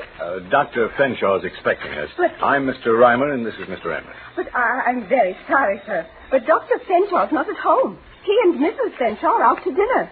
See here, Bruce. What is this? Wait a minute. His secretary just called me. Miss Evans. Oh, there must be some mistake, sir. His personal secretary is a man. Roger Evans. I see. Well, thank you very much. Good night. Oh, good night, sir. I'll tell the doctor. Oh, no, never mind. I'll see him in the morning. Come on, Jules. Well, maybe this is somebody's idea of a joke, getting us all the way out here. Who do you suppose called me? Why don't you ask Cardigan? What do you mean? Pretty obvious, isn't it? I'm sorry, Jules. He had that girl phone you, so he'd be alone with my wife. Don't be ridiculous. Why is it ridiculous? Well, for one thing, if Cardigan really wanted to be alone with Grace, he could do it a lot smoother than that. He'd send you away on a field trip, for instance.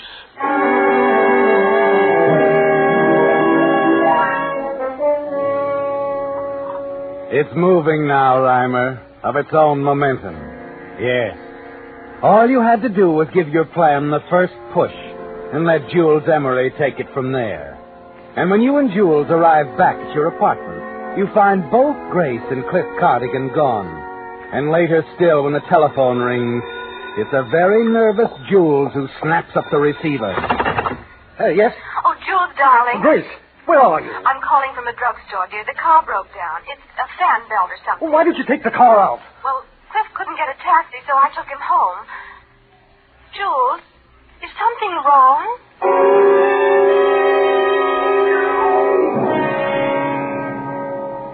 The gentle way, Bruce. The easy, guiltless way. Yes. You couldn't have found a better weapon than Jules, could you? The following night, he arrives home unexpectedly. Is that you, Jules? Of course. Why? Whom did you expect, Grace? Why, nobody. Only I thought you had an appointment with Bruce Reimer at the Institute this evening. I did. I waited an hour for him, then he called and said he couldn't make it. By the way, who's your appointment with? Mine. Or are you going to tell me you dressed up just to sit around the house and wait for me? I dressed up because I thought I'd go to a movie. Yeah. Jules, what's the matter with you? Is something wrong? You can answer that question better than I can. I don't know what you mean, darling. Is there any reason why I shouldn't go to a movie? I do it all the time when you work late. You know that. All right, skip it. But, Jules... I said skip it. Where's my pipe? Isn't it there on the table? If it were, I wouldn't be asking. I'm sure it's there. Let me look. Never mind. I found it. Here behind this vase of roses. You know, it seems to me, Grace, that with all the penny pitching we have to do, you could forego buying flowers. Jules, dear, you're in an awfully bad mood tonight. It happens I didn't buy those roses. They were sent here. Oh, yeah? Who sent them? It's very funny. The boy delivered the box around 6 o'clock. I didn't even know what it was. Then I opened it. There were a dozen roses. No card, no name. I haven't the slightest Oh, notion. don't give me that. Jules Emery, would you tell me what on earth is wrong I'm with not an you? idiot. I know who sent those roses to you. Cliff Cardigan. Cliff? Why would He did send them, didn't he? I told you I don't know. But what if he did? I told you Cliff and I are old friends. You can make a better choice of friends, it seems to me. And what does that mean? Next time you work on our budget. Next time you wonder how we're going to get along on my salary. Please remember that Cliff Cardigan is the only reason I'm not administrator of Barker Institute. Jules, how long have you been brooding on this? Never mind that. You had a date to meet him tonight, didn't you? That's why you're all dressed up. That's why he sent you flowers. Jules, listen to me, Oh, darling. don't lie to me. Don't lie to me, Ron. I'll answer. Hello. Oh, hello, Jules. This is Cardigan. Yes? Say, I forgot to mention it before, old boy, but I'm sending you out of town on a little field trip.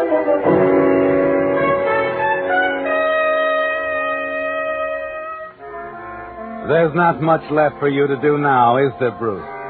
As you see Jules off on the train to Fairfield the next morning, you can see that your weapon is poised, ready to strike at the innocent Cardigan. That a few days, perhaps a week alone, brooding in a drab country hotel will finish the job. There's no one to let Jules know what's happening except you. And you know how to handle that. Telegram, sir, from Fairfield. Oh, thank you. Any answer? No. No answer.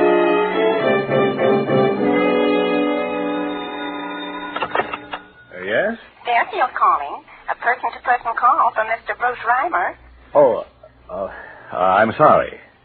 Mr. Reimer isn't at home.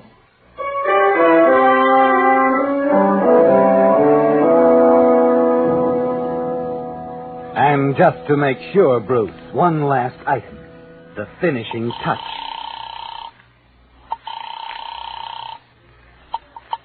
Transwell Press Association. Oh, good evening. This is Dr. Harvey Williams of Barker Institute. I thought perhaps you might be interested in an important discovery we've made. Why, of course, Doctor. Thank you very much. Well, it concerns a very deadly type of toxin called botulinus.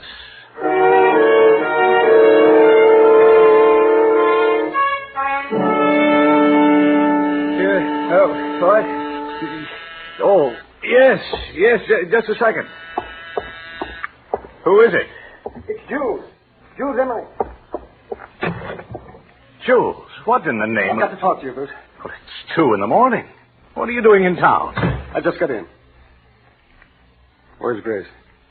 Grace? Yes, where is she? What's been going on? Why didn't you answer my wire? Well, I told you once, Jules. I don't want to become involved in your personal affairs. Questions you asked were none of my business.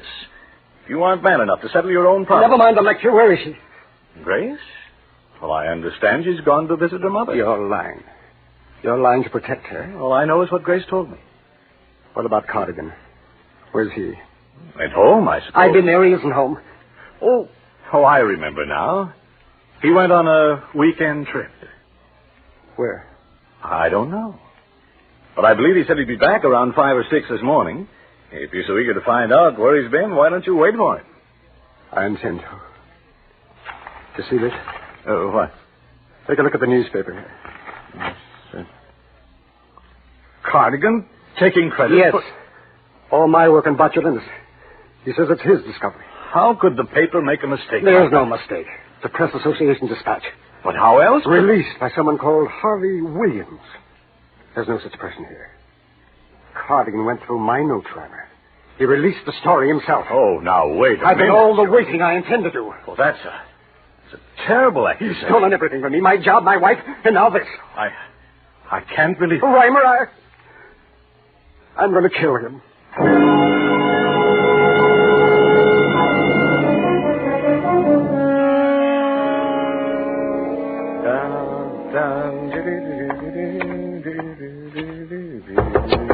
I'm in.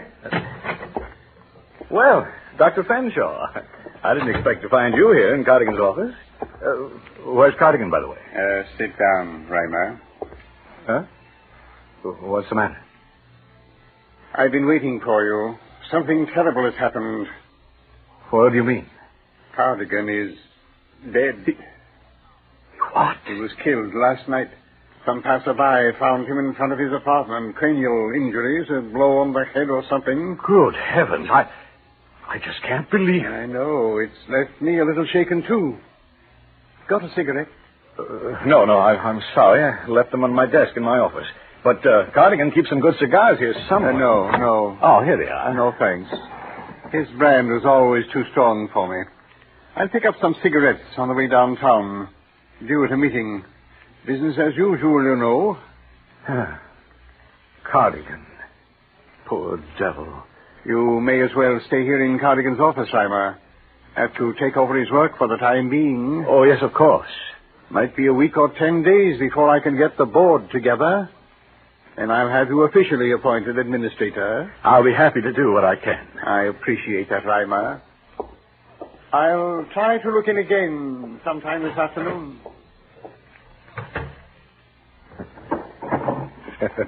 Well, Cardigan, old boy. Mind if I smoke one of your cigars?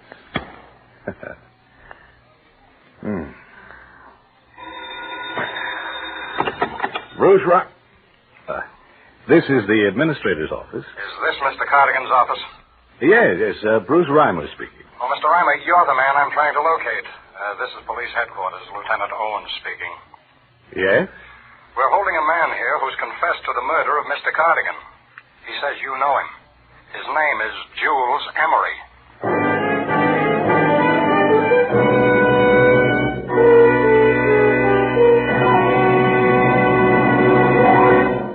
The Whistler will return in just a moment with the strange ending to tonight's story. Meantime, since the Whistler changes to Wednesday nights, beginning with our next broadcast, I want to make it clear just what the new schedule of the Whistler will be. There will be no Whistler next Monday. The next Whistler will come to you 1 week from this coming Wednesday on July 2nd, and every Wednesday thereafter. The hour remains the same, 8 p.m. Pacific Coast Time, 9 p.m. Mountain Time. Only the day has been changed to Wednesday. And I might add, in appreciation of your loyalty, which has made this the most popular of all Pacific Coast programs, Signal Oil Company will continue to broadcast the Whistler without interruption throughout the summer. So be sure to tune in the Whistler for our next broadcast 1 week from this coming Wednesday. Same hour, same CBS station, and every Wednesday thereafter. And now back to the Whistler.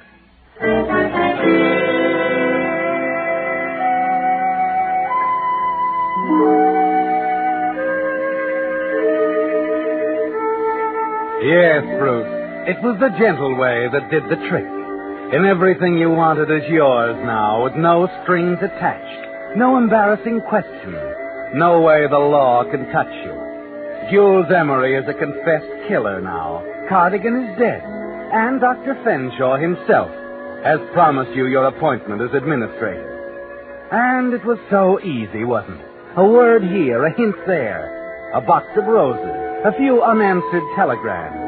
And here you are sitting at Cardigan's desk, smoking one of his cigars, ready to tell Lieutenant Owens how you tried to reason with Jules Emery, tried to convince him he should forget his raging jealousy and go back to Fairfield. Go on, Lieutenant. Well, about this guy, Jules Emery, we don't know what's wrong with him, but we're calling a doctor for a checkup. A doctor? Yes, he certainly tells a weird story. We're holding him on a charge of intent to murder. Intent? But you just said he confessed. He did. He was sure he'd murdered Cardigan.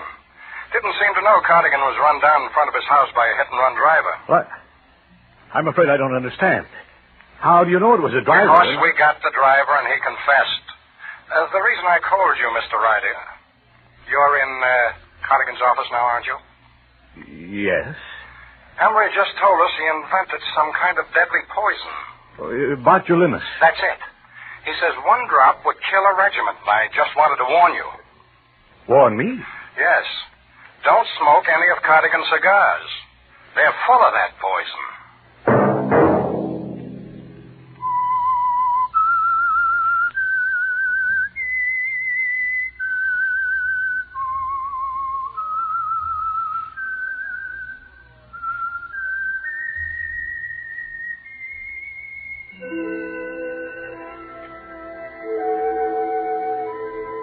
Let that whistle be your signal for the Signal Oil program, The Whistler, which will come to you every Wednesday hereafter, beginning July 2nd, 1 week from this coming Wednesday.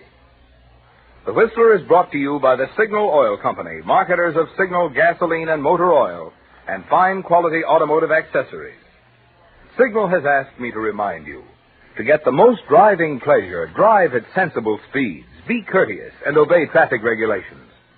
It may save a life, possibly your own.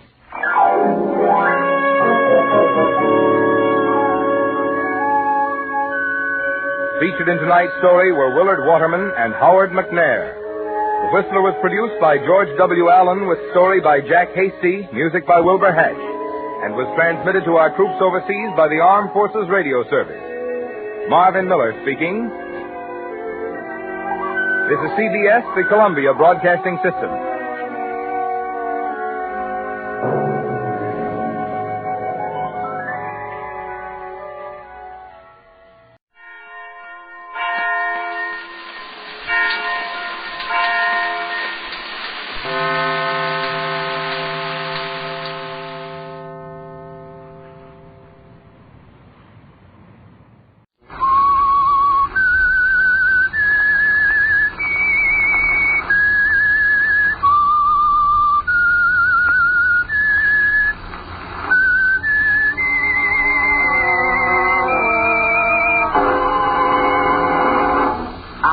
I'm the Whistler, and I know many things, for I walk by night. I know many strange tales hidden in the hearts of men and women who have stepped into the shadows.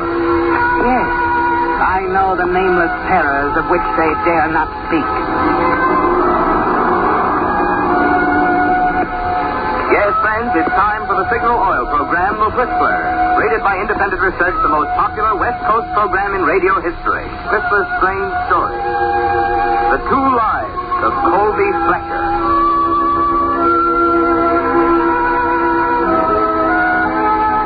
There was a white fury inside the man at the wheel of the black sedan, speeding down the deserted highway from Port Rialto toward East River. The tight grip on the wheel made Colby Fletcher's arms ache with fatigue. He stared blankly at the white center line of the highway, unreeling under the glare of his headlights. Then he saw him. A man walking ahead on the right shoulder of the road. There was no pausing to consider, no arguing with himself. The decision was automatic and instantaneous. He glanced quickly in the rearview mirror. There was no one behind him. He pulled lightly on the wheel, angled the car off on the shoulder. Farther and farther. The man was close now. He gripped the wheel tighter. His foot went down on the accelerator. Then, with a split second to go, the man on the road jumped.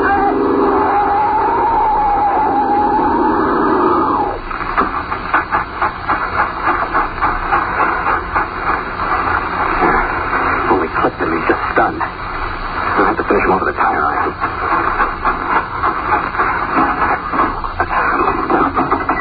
Where the hell did I put that gun? I thought... Oh, car. Something wrong, buddy? Yeah, glad you came by. What's the matter? Over this way, hit and run. Some guy right ahead of me in a yellow convertible. Didn't even slow down. Is he hurt, Fred? I don't know. I was just looking at my first aid kit when you drove. Sure. He's going to be all right. He couldn't have been hit hard. Well, look, I can take care of him now. Why don't you go phone the highway patrol, see if they can run down that yellow convertible. It couldn't be far. Okay, you sure? Well, there's a hospital in Port Rialto. I'll have him there in 20 minutes. What happened? How do you feel, buddy? I don't know yet. Seemed to come right for me. Yeah, this fella saw him, a yellow convertible. Yeah, here, let me help you up. What's your name, mister? Morgan. Jim Morgan. I'm okay. Guess I'm pretty lucky. You sure are. Okay, pal, I'll phone the highway patrol. Sure thing. I'd still have a doc look me over if I were you. I guess I'm still in one piece. Well, that stupid jerk, he could have killed me. It was almost like he was trying. Well, he was probably drunk or something. Oh, yeah, I sure appreciate what you've done, mister. Oh, forget it. Where are you heading? Riverton. Well, you got a place to stay? No. Well, you need some rest right now. Look, why don't I think it was me? I have a laboratory in East Riverton. There's a spare cot in it. I'll offer to spend the night there myself. Well, I don't know. You sure? You won't be any trouble. Well, mister, I guess I'm in no position to choose. It's a deal.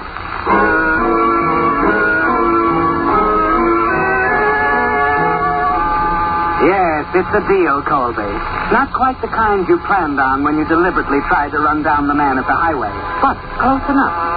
The important thing is that he's agreed to spend the night on the cot in your laboratory at East Riverton. And you realize as you talk to him that the desperation that prompted your decision at the wheel wasn't misplaced. That here at long last, you found the keystone for the arch you began to build so carefully months ago. And as you chat with Jim Morgan, driving along beside him in the night, your mind runs back over it all again, back to early spring, and the little informal meeting with your wife Cynthia's father and some of his friends. On that afternoon, the foundation of the arch was laid. Yes, you remember that meeting very well, how they listened to every word you said. And that's about it, gentlemen. You may feel that it's because Ralph here, my father-in-law, has a great deal of faith in me.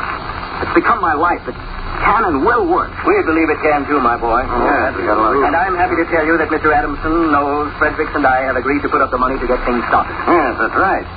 We're ready to back you to the tune of $15,000 and purchase that abandoned warehouse out in East Riverton. It'll make a fine laboratory. We're not businessmen, Colby, but if Ralph says you're okay, that's good enough. Yeah. Well, this is certainly good news. There's a lot of work ahead of me. The whole process for manufacturing artificial silk is still in the experimental stage, but with a little lab where I can work all by myself. We know, son, and we're counting on you to come through for us. Colby? Yes, sir. I understand that the work is quite dangerous. Yes, Mr. Knowles, it is. I'm sure you're all happy that I'll be doing my experimenting across the bridge in East Riverton. I'll try not to waste time. As soon as the lab is ready for me to start moving things in, the work will get underway.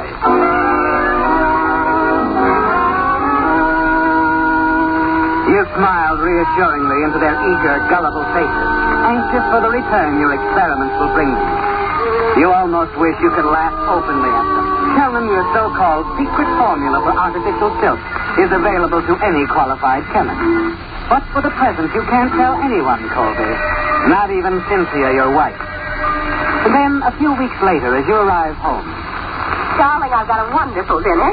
How's it coming? Oh, all right, I guess. You'll be starting work next week, won't you? Yeah.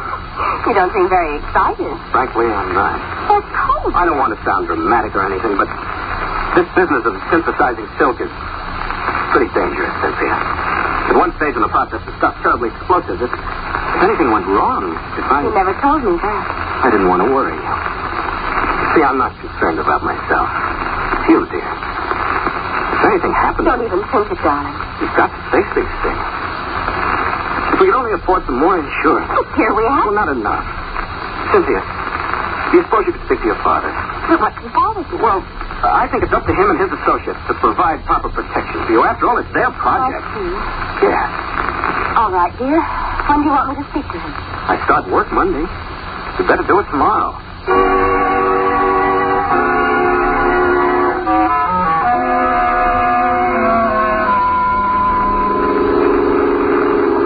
Well, all I can say, Colby, is that I'm impressed with the laboratory. Highly impressed with my... I'm glad you're around. But you'll be glad to have a look now that I'm ready to get underway. The rest of the packers are curious. Not at all. Give them a full report. After all, it's their money. I can let them know at the luncheon meeting next week. Oh, fine. Okay. I've got 2 bits handy. Yeah. Thanks. There, Mr. Fletcher. Oh, Barney. You're late tonight, aren't you? Had an inspection tour tonight, Barney. Here you are. Thanks. Is he keeping you busy, Barney, running back and forth to the laboratory? Yes, sir. Gotta be nice to him, too. And that blanket still over there, Mr. Fletcher's employees will just about get this whole big cake for you, know. Okay, Barney. Good night. Good night, Mr. Fletcher. There's a man with vision. Yeah. You know, Ralph, I decided that's what I need. Oh, what do you mean? In this kind of business, a man has to look ahead, recognize a few facts. Huh? I tried to impress your friends with the hazardous nature of the experiment. I hoped that would be enough. Apparently it isn't. You mean about the insurance? Exactly. Cynthia mentioned it to me. Told me how you felt, and, well, we agree with you. How far does that go? We'll be glad to help finance some insurance for you. Ralph, I know I can speak frankly with you. Well, of course. I came here to Riverton with just enough to get by on. The only thing I had was a formula for synthesizing silk, nothing more. I'm a relatively poor man. But that shouldn't last long. The problem is now, Ralph. I'm going to undertake a series of very hazardous experiments. I'm going to have to insist on the proper protection for Cynthia. Frankly, I can't begin to afford it. How much is proper protection? $100,000. What? Does that seem unreasonable? It's just a lot of it. It's your project, Ralph. If I'm going to risk my life to make money for you, it seems only fair that my life... I realize that, Colby, but we can't pay for anything like that. Colby, I know you should have protection, but $100,000, they never go for it. Why, the premium be all out of reason. I see. Well, then, I guess you'd better tell him I can't go ahead with the work. Well, that's hardly fair. And it's hardly fair to expect a man to undertake work like this with no protection for his wife. Can't you see that, Ralph? All I can see at the moment is Everett Adamson hitting the ceiling when I tell him you want a policy that large. He'd never go for it. That is your choice, Ralph. You can tell him that I won't have... Let's not go off half-cocked, Colby. Well, really? I think I can go this far. I can arrange a temporary coverage. Sanders of Edinburgh will take it. He'll cover you for accidental death for the next 7 days, until I can bring it up with the others at the meeting next Wednesday. For the full $100,000? Yes. Effective tomorrow morning. Then I'm fully covered for $100,000 until next Wednesday. That's right. Until next Wednesday.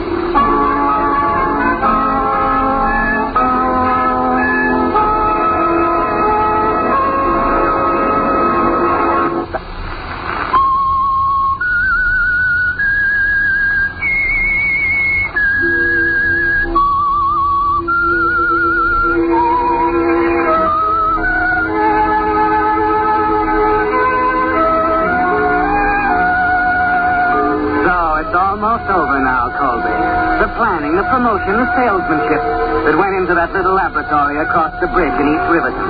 And it's been a terrible strain, extending back over months, for everything. The reputation you carefully built, the friends you cultivated.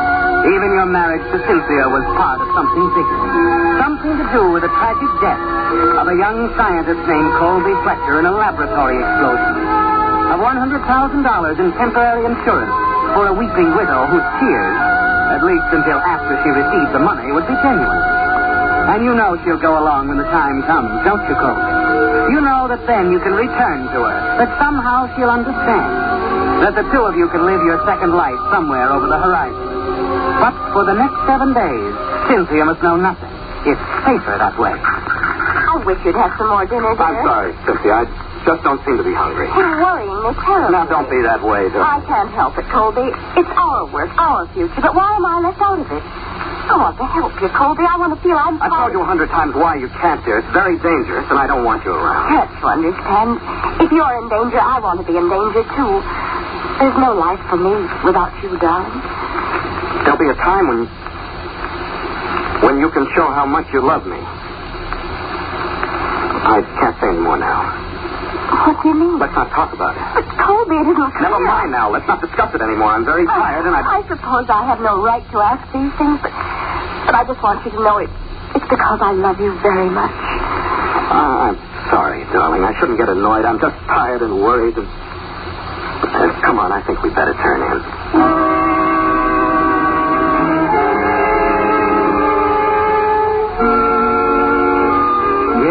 That's all you can tell her now, Colby. But you know Cynthia will stand by you when the time comes. And it's not far off now. You wish fervently that there was some way of postponing it, knowing that now you face the most important problem of all, that the arch is all but built, that the next step is to slide the keystone into place and make the structure sound and complete. Time means everything now, Colby. It has to happen fast. It's a little before noon the next day when you arrive at the little town of Port Rialto, 120 miles up the coast, and stop at the newspaper office. Yes, sir? Can I help you? Yes, I'd like to buy an ad in the classified section. I'll take care of it. Here, just write it out. Perhaps you can word it better. I want to hire someone, a man, unattached, not over 30, pleasant work, good salary. What kind of work? I'm afraid it's a little involved. I'd prefer to explain it to each applicant. All right. What about your address? I'll be conducting interviews here in town at the Rialto Hotel on Thursday and Friday. Rialto Hotel. Interviews Thursday and Friday. Yes. All right, fine. I'll just figure this up. What's your name, sir? It's Maisley. Walter Maisley. All right. We'll have this ad in tomorrow and the next day, Mr. Maisley. I'm sure you'll get results.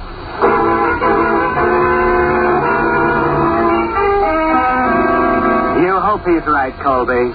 You have 6 days left.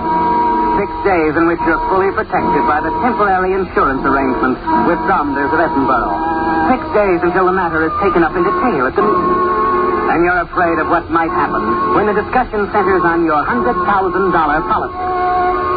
You waste a trip to Port Rialto on Thursday. There's no response to the advertisement. But Friday is more encouraging. Several applicants are waiting at the Rialto Hotel, where you're registered as Walter Maisley. You interview them carefully, one by one. And where have you worked before, Adams? Any place near here? No, sir, but I've had a good deal of lab experience. I can get letters for you, Mr. Maisley. Well, that shouldn't be necessary, Adams. I think the only reason I quit and came to the West Coast is because of an uncle near River. An uncle? Yes, sir.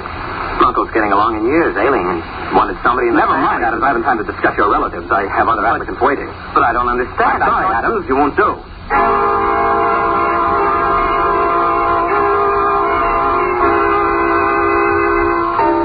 4 days now, Colby. And to make matters even more trying, Cynthia is beginning to bear down. But, Colby, darling, how can you say you didn't leave your laboratory all day? Is there anything so amazing about that? Oh, as a matter of fact, there is. I telephoned you today, twice. You... See here, Cynthia, I don't want you calling me at the lab. I did go out once for some materials. I guess that's when you Tell me, Colby, why are you making such an issue of this? There's every reason. I might be in the middle of a delicate experiment. I can't afford to risk interruptions. That's all. Now, please don't discuss it anymore, darling. All right, Colby. I won't call you anymore if it's that important.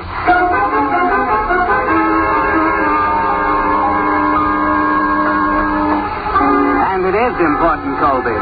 So important that you decide to take a step now that you'd planned for the last minute. It's going that way now. They seem to be moving in from all sides, forcing your hand. I see, Mr. Fletcher. And is there any particular reason why you want an unlisted telephone number? Naturally, there's a reason. I'm working at my laboratory on some highly important experiments, and I can't risk being disturbed. All right, sir. Please see that this telephone number is not given out under any circumstances to anyone. Is that clear? Yes, Mr. Fletcher. We'll take care of it.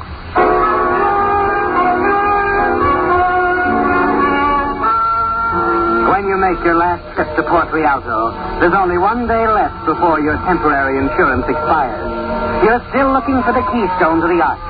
You haven't slept for nights. It's unbearably hot as you interview the little group of candidates at the Rialto Hotel. You're edgy and nervous. Then it comes.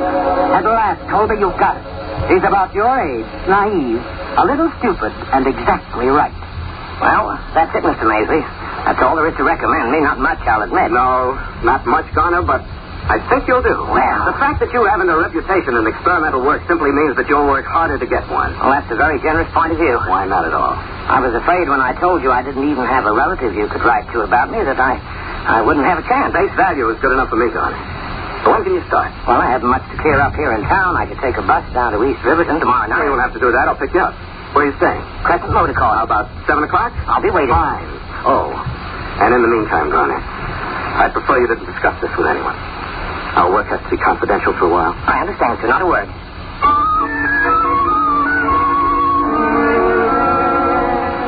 Yes, Colby, you've made a good choice. A man who doesn't ask questions. A man without friends, no connections. A man who can take your place in the little laboratory at East Riverton, so that his remains will be taken for yours after the explosion. There's little left to arrange now. On the way back, you run over the final details in your mind. You remain at the laboratory late that night, working, but not on the synthetic silk formula as they all believe. No, Colby. The hours are spent in setting up the explosive, which you've kept so carefully hidden. You run the detonation wires to a spot behind your desk, where it will be a simple matter to tie them into the telephone. And that's all, Colby. Until tomorrow night, when you bring your new assistant, Garner, onto the scene. Driving home across the toll bridge, you think about Cynthia and how she's going to react to it all.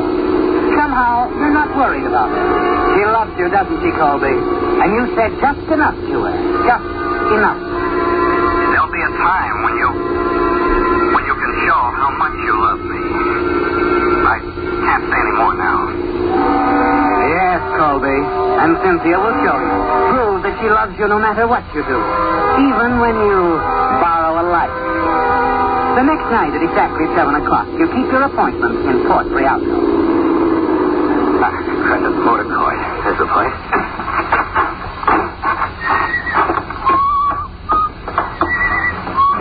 Good evening. I'm looking for a man by the name of Garner. Want a cabin, mister? We got a vacancy. Oh, no. I was to meet a chap who's staying here. His name's Garner. Garner? Oh, you're Mr. Maisley. That's right. Garner went back to Chicago. Got a call from some woman. What? Yeah, that's why we got a vacancy. Gone? With all the rotten luck. Oh, disappointed, did he, Maisley? Spoil some plans or something? What? Huh? Impatient fellas. Think it was my fault.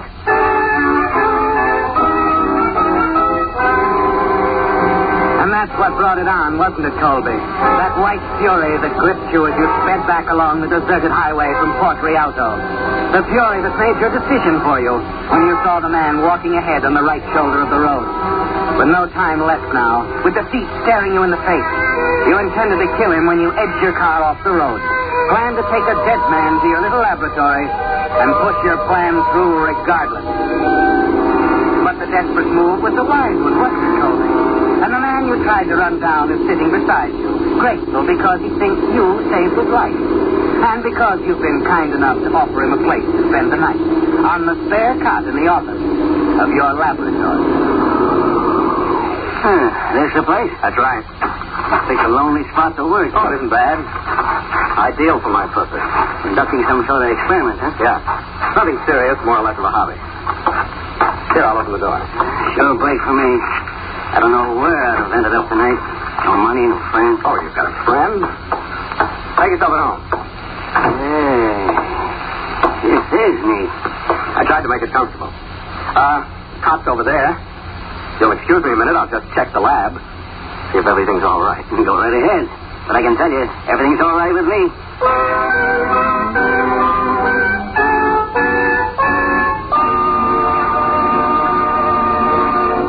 The Whistler will return in just a moment with the strange ending to tonight's story.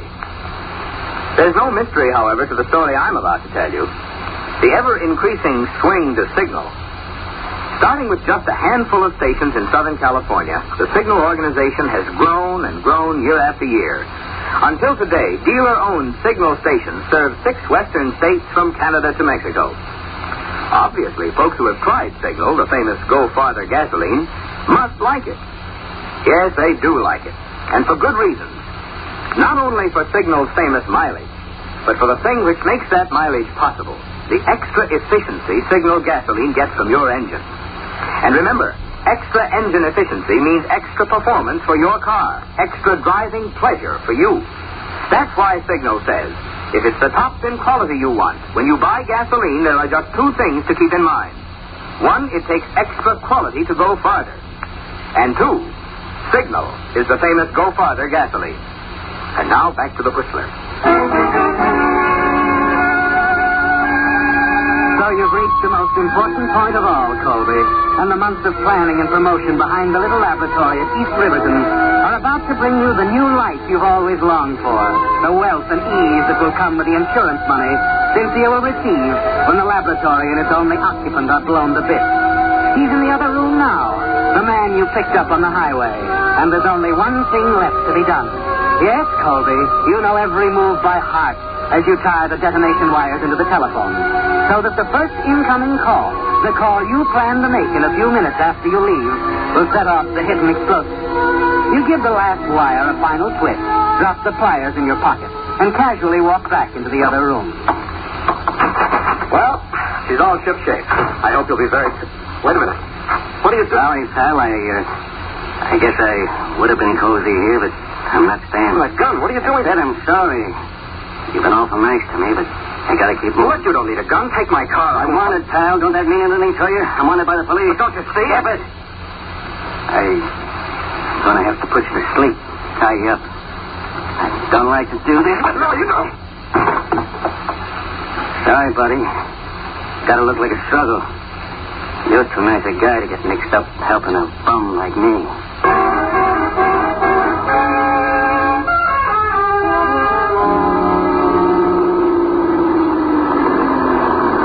Goldbergs, mister.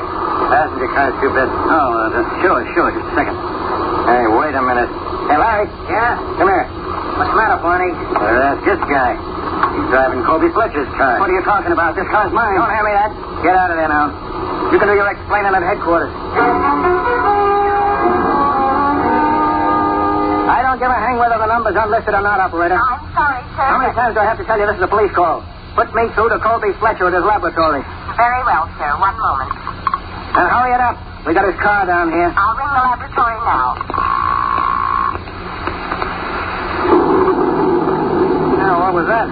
Sounded like an explosion. Operator, how are you doing on that call?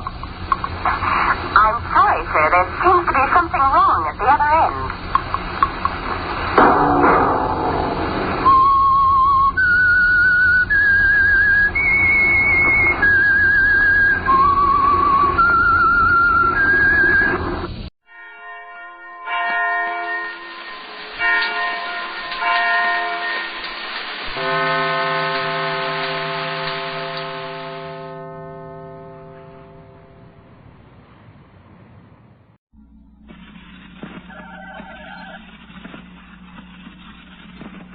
Quiet, please.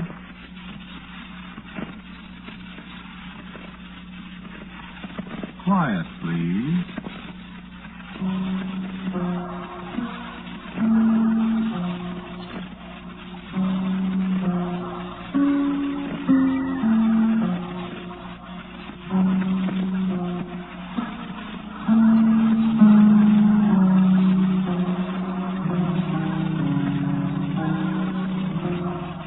Broadcasting System presents Quiet Please, which is written and directed by Willis Cooper and features Ernest Chappell. Quiet Please for tonight is called Not Enough Time.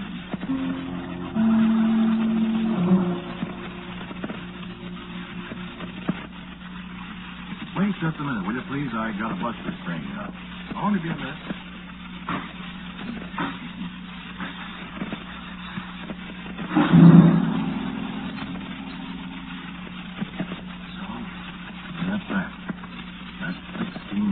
$1,640 worth of junk and 4 years' work. And here's a bale of notes that the editor of Astonishing Stories would give his eye teeth for. He ain't gonna get them.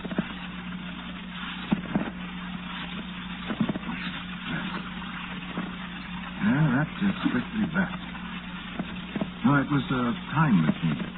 Yeah, one of those gadgets to travel in time, you know, turn it on and it takes you back 50 years and so on. You know, like Alley-Oop in the funny paper, like her stories H.G. Wells wrote. You know. Yeah, this was the dial you set for how far you wanted to go in time. And this was the decambulator. Here's a piece of the... Well, never mind what it was. It's none of your business. I sure wish I hadn't monkeyed with a time machine. Oh, this one works. Sure. That's what's the matter, see? It worked.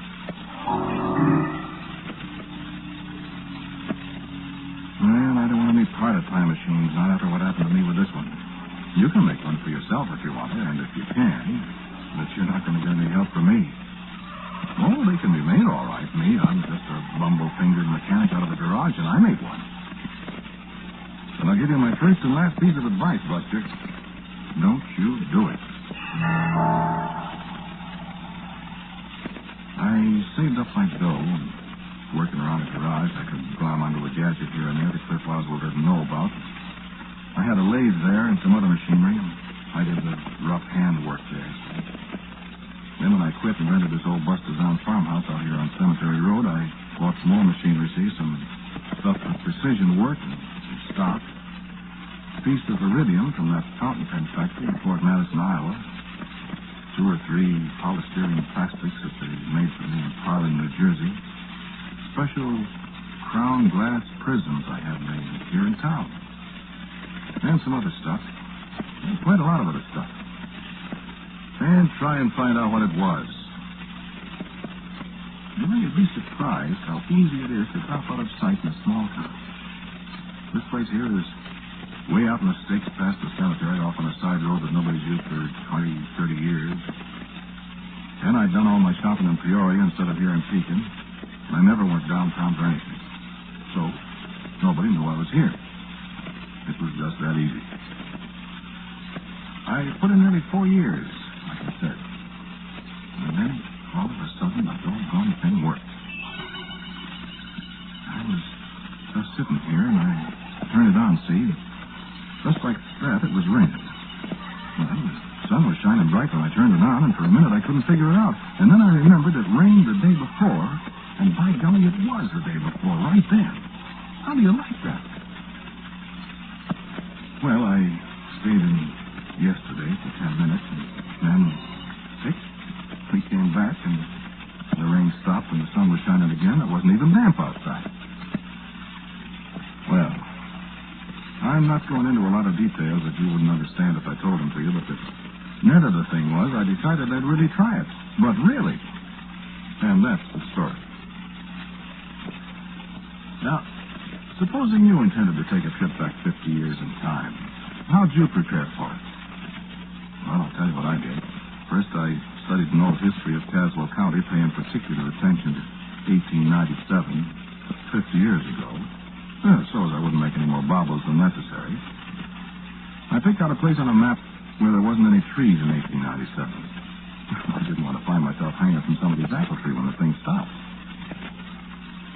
Then I bought my equipment. I got me a revolver, a camera, and a flashlight. Then some aspirin, and that was all fixed. I moved the gadget out in the back lot where the map said there wasn't any trees 50 years before, and I set it back to 50 years, and I was reaching for the relief when I got a sudden fast thought.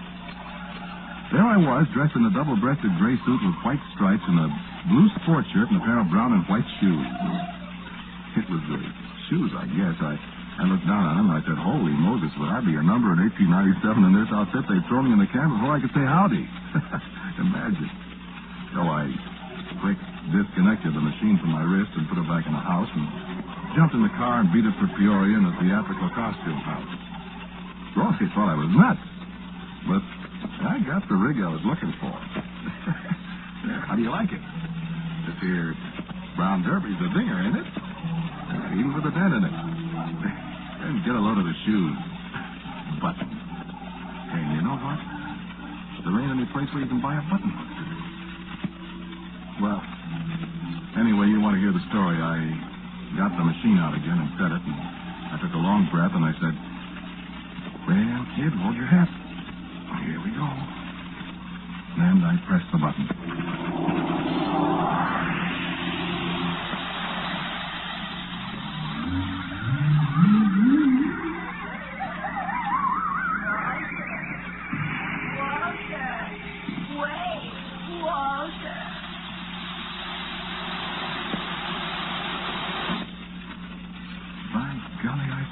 Somebody calling me. They couldn't. You hold up your hands there, you hear me? What? Now, look out with that gun, Buster. Hold up your hands or I'll be forced to shoot. Who do you think you are? You'll find out soon enough. Keep your hands up now, you hear me? This is a fine way to welcome a stranger, Bud. This is the way I welcome strangers all the time. Don't give me any sass either. Who are you?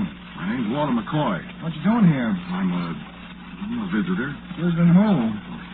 Visiting, the sheriff. Oh, you are, eh? John Stout. Pleased to meet you. Huh? I'm John Stout, stranger. Oh, my God. And you sure are going to visit me. Come on, march.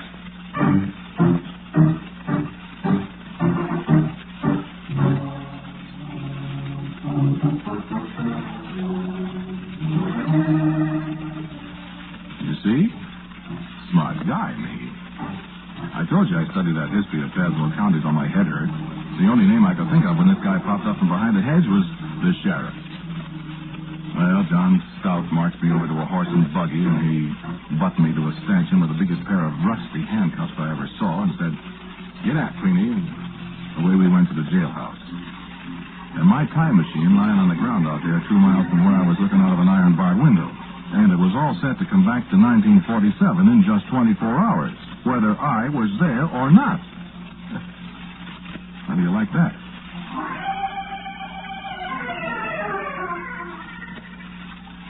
I had a very pretty picture of me getting a 50-year jail sentence and getting out of Joliet just in time to come back to the house out on Cemetery Road and pick up where I left off, only at the age of 76 instead of 26. Very pretty, huh? Yeah, that's what I thought. Well, they had me up before Judge Curran good and fast, but try as they couldn't get anything on me. Horse stealing. I didn't steal any horses. Lurking and lying in wait. Well, I was just standing there. Disturbing the peace? I didn't say a word. Disorderly conduct. Well, I said to myself, I'll buy that. It can't be a jail sentence for disorderly conduct. And I've got $300 or $400 in my pocket, and I can afford the fine, but I've got to get out of here. So I paid off $10 in costs. $11.96. Sure. Oh, I'd remember to get some old, big-sized bills, all kind of dirty, figuring they wouldn't examine the bills close enough so that I could get away if I got in a jam, you see, before anybody looked at the dates. I was the smart kid. It says here. By this time, I've got a lot less than 24 hours before the old machine takes off, and I'm beginning to get a small order of goose pimples on the back of my neck because I'm not exactly sure where the darn thing is. After all, I'd never been here before except 50 years later, you see, and if I missed the thing, oh, man. I thought, though, I'd kind of case the town a little bit, so if I wanted to come back, you know. Well, I walk up Court Street a block, and there on the corner of 5th is Bill Kelly's livery stable, where Connigan's Sport Agency is now. Right across the street, practically, from where I used to work for Cliff Oswald. There's nothing but a vacant lot there. So I go into the stable and hire me a rig. Get me, hire a rig. And pay in advance, and I take off. You ever drive a horse and buggy? Man, I was all over the lot. But I got out there after a fashion. How far I thought I'd left the machine. So I tied the horse to a tree. Somebody'd come and get him, I figured, and he could eat grass. Predator horses eat grass. And I started looking.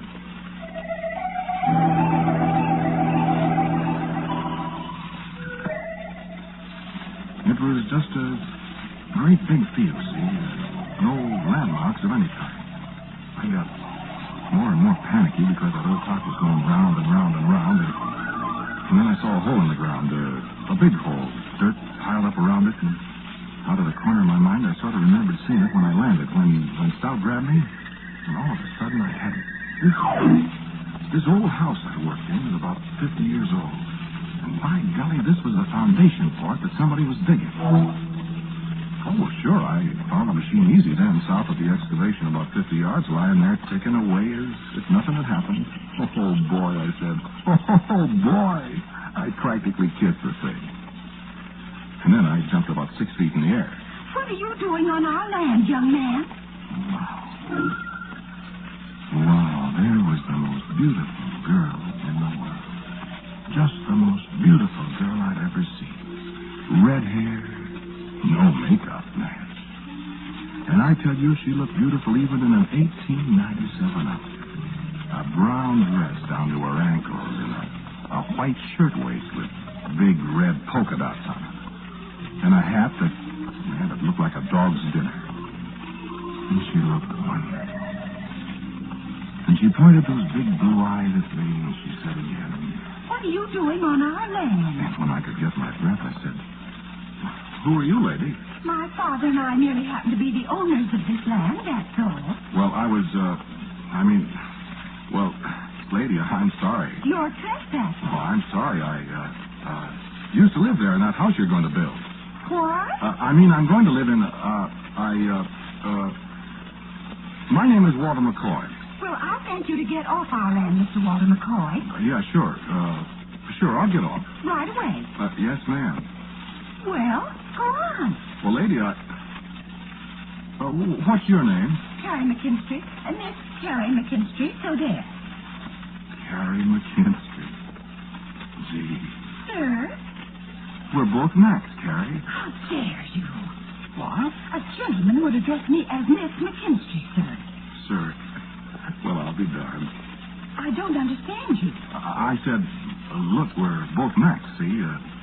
Maybe you're Irish, too. Are you Irish? Irish descent. So are we. Well, what do you know? About what? Hello, Irish. Sir? You're fresh. You're beautiful. Take care, sir. Hey, do people really talk like that? What people? Do you live around here? On Analyzer Street, down near the firehouse. Well, what you doing out here? You asked an awful lot of questions. Well, I'm interested. You're a masher. What? A masher. Don't you try to mash me. My gosh, Miss McKinstry, I wouldn't hurt you. You certainly talk strangely, Mr. McCall. Well, I come from a long way from here, see. Are you a drummer? No, I used to play a little piano when I was a kid. I mean a traveling man. Well, yes. Yes, you might say I'm a traveling man. Yes, I guess I am. What are you doing here? Traveling, I guess. Well, then, you travel. Listen, Miss McCary, I have to wait a while. Why? Well, What's that machine thing there?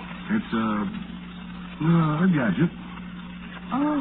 Look, I have to wait a little while, Carrie. Let's you and me sit down and talk for a minute, will you? I'm not in the habit of talking to persons I don't know, Mr. McCall. You know me. You just call me by name. Carrie? Right. Well, what would we talk about? Let's talk about the future.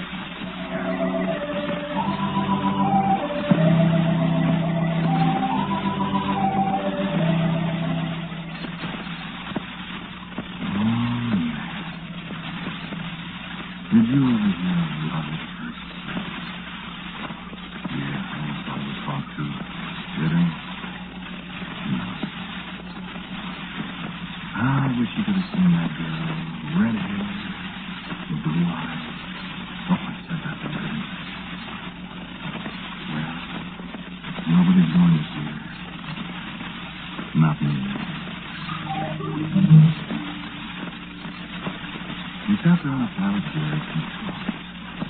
Now, I don't know what we talked about, so I guess I did most of the talking. I told her about automobiles and radio, skyscrapers, airplanes, I said. I think I did. And she sat there and didn't believe a word of it, but she loved it. We got along toward dark and we still sat there. And the sun was down across the river. Oh, man. Yes. I did. I forgot for a minute she was Irish. Oh. I had you know that I'm a respectable girl. And I picked myself up out of the dirt and shoved my jaw back in place. Oh, Walter, did I hurt you? Oh, Walter. And the sound of her voice came back to me. Remember when I took off on this stick? Somebody yelled at me. Then I didn't have any more time to think because Carrie had her arms around me and she was crying and kissing me. And yeah, it sure was love at first sight. Double. Carrie McKinstry and Walter McCall. October 6th, 1897.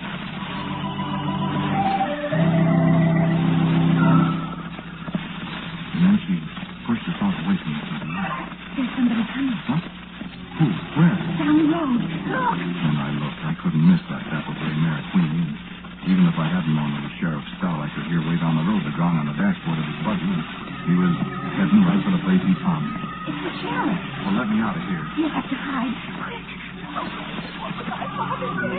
Walter, hide. Yeah, but where? In the cellar. Jump in. I must go down cellar one of these days and see if my footprints are still down there on the cellar floor. I drove myself right up to the knees jumping in. So I scrabbled some dirt from me and squeezed up in the corner. The machine taken away right under the machine. I heard them come in. How do you do, Sheriff? Oh, howdy, Carrie. Seen anything of a mystery? A mystery? The best you know. I figured he'd come out here when I captured him before. Captured? Who is he? He's a doggone counterfeiter, that's all. A counterfeiter? Picked him up for disorderly conduct and he paid his fine, and all the coins was dated from 1932 to 1947. 50 years from now. Oh, no, Sheriff. Why, goodness, yes. They ain't gonna take me in. Put him in jail for 100 years.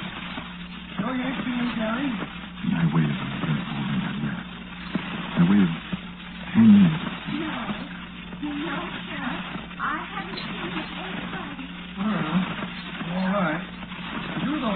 me know. Might even be some kind of reward. All right, I will. Good night, Sheriff. Don't forget. I won't forget. You can come out now. Come on, you sinner.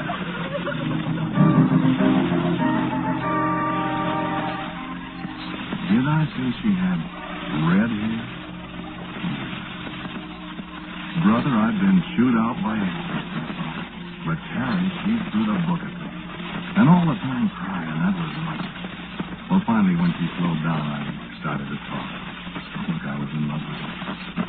That was day before yesterday. That was this years ago. So I confessed. I told her all about the machine and how I had to go back every week and be stuck here. Oh, she didn't believe me at first. After a while, I guess I convinced her. I know I convinced her. And I told her I was in love with her. And the moon was coming. She told me she thought she was in love with me. She knew she was in love. There's a fix to being love. What? You can't stay here, Walter. I guess not, but... Walter, I still love you. I'm a shameless woman, but I love you.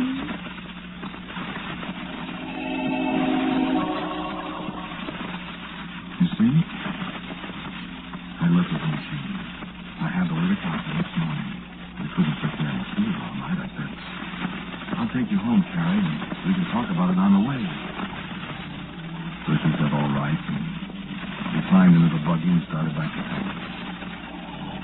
You know, you can say what you want to about this world we got today, but you've never been riding along an unpaved road with a hedge fence along one side and big elm trees lining the other side, a lap road over your knees, and a big round harvest moon shining down above the hills up towards Glenmore Street, and lonesome little lights from terrace and yard shining out of windows off in the distance, and the girl inside.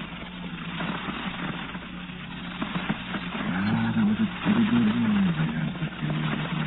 Pretty good year. I wish we could now. Yes, I should have stayed. But I didn't. Well, we got to the house. There wasn't anybody home. I thought it was a railroad man. He was out on the run somewhere, a theater or Springfield or Bloomington somewhere. We went to the house. I'd seen a picture. She lit a kerosene lamp. And there it was. Brother, I should have stayed. Rag carpet on the floor. A pump at the kitchen sink that went ee-wow, ee-wow. When she pumped the water for the coffee. You know, there wasn't a thin hair in the kitchen cupboard.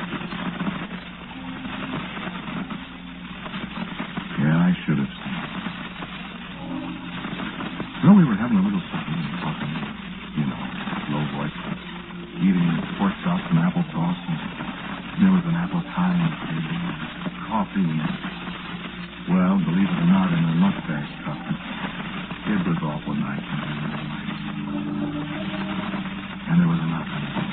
Who's there? And the door opened. A great big tall woman walked in. She jumped when she saw me. Oh, well, excuse me. Why, it's Mrs. Stout. No, there's company, Carol. I wouldn't come dressed in like this. It's all right, Mrs. Stout. Mrs. Stout, this is Mr. McCoy. Pleased to meet you, Mr. McCoy. How do you do? I've been poorly, but I'm tolerable now, thank you. You're a stranger in town, Mr. McCoy? Mr. McCoy is a stranger in town. My goodness. I'd be totally, ain't he? Is your father a fool, sir? Not that any of my business, of course, but it is a little odd. Isn't it, Mr. McCoy? Yes, it's very odd. Mr. McCoy is a friend of mine, Mrs. Stout. Well, I should think so. Mrs. Stout lives next door, Walter. I forgot to tell you.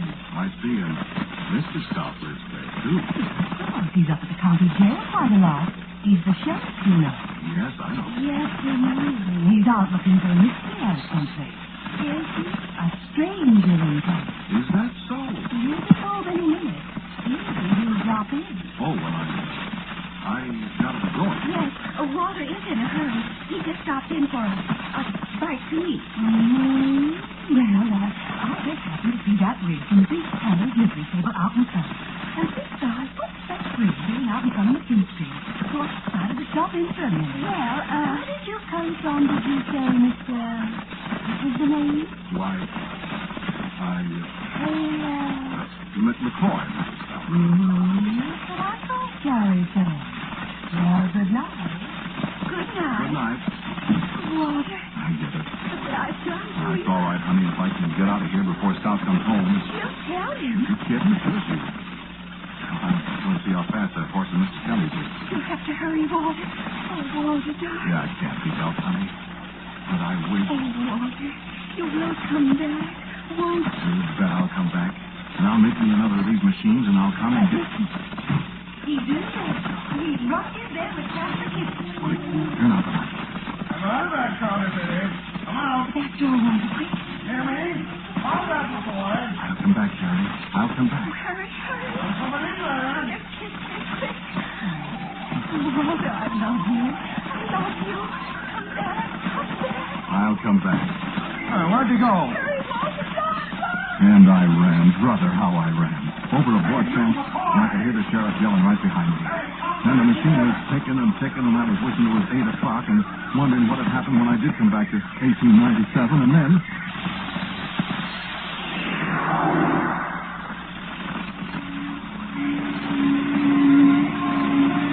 And I was dodging an automobile in a street in Pekin, Illinois in 1947. Yeah. The machine was set for 8 o'clock, and it was 8 o'clock, only 12 hours earlier than last week. So I walked down out here. I kept wondering what happened to Sheriff Stout when I disappeared. What happened to Bill Kelly's horse and buggy? And what happened to Harry McKinsey? Well, I came in the house. I turned on the light. I didn't see anybody at first, but I heard her voice.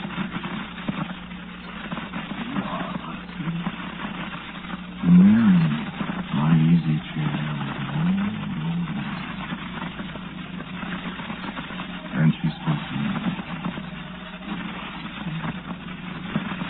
I wait. So, just 2 years. I've wasted one. And you didn't come back.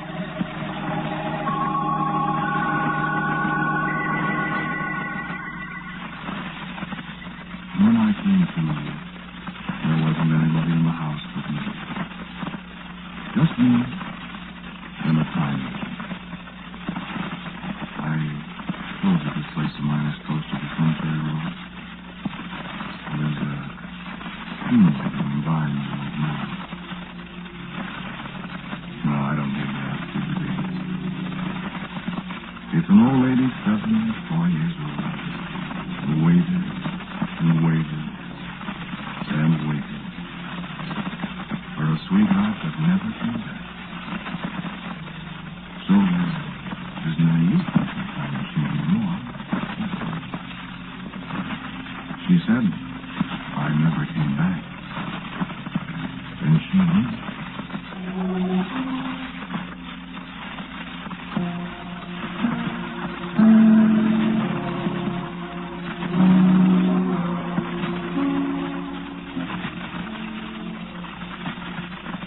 You have listened to Quiet Please. It is written and directed by Willis Cooper. The man who spoke to you was Ernest Chappell. And Nancy Sheridan played Carrie. Sheriff Stout was Donald Briggs, and Catherine Meskill was Mrs. Stout. The music for Quiet Please is composed and played, as usual, by our good friend Gene Glasgow. Now, for a word about next week's Quiet Please, here is our writer-director, Willis Cooper. I call next week's story Camera Obscura, which, if you understand its pattern, means dark room. You may like this story, what takes place in this back room. And so, until next week at this time, I am quietly yours, Ernest Jekyll.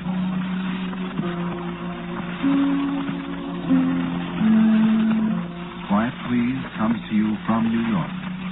This is the Mutual Broadcasting System.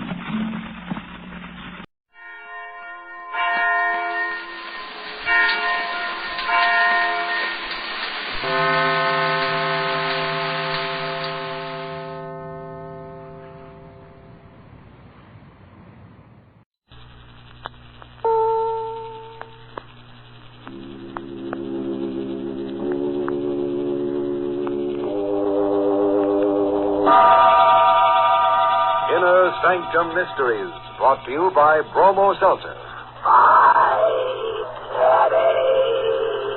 3 ways. Bromo Seltzer, Bromo Seltzer, Bromo Seltzer, Bromo Seltzer, Bromo Seltzer.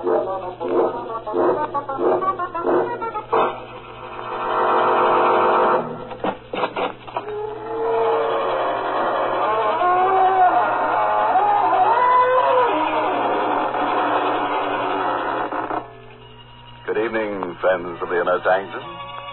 This is your host to welcome you in through the creaking door. Now, come in. Don't be shy. Just put your best foot forward and be sure nobody bites you. After all, as one werewolf said to the other, we'll have a howling good time. The trick is to keep your spirits up. Or maybe, in the Inner Sanctum, to keep them down.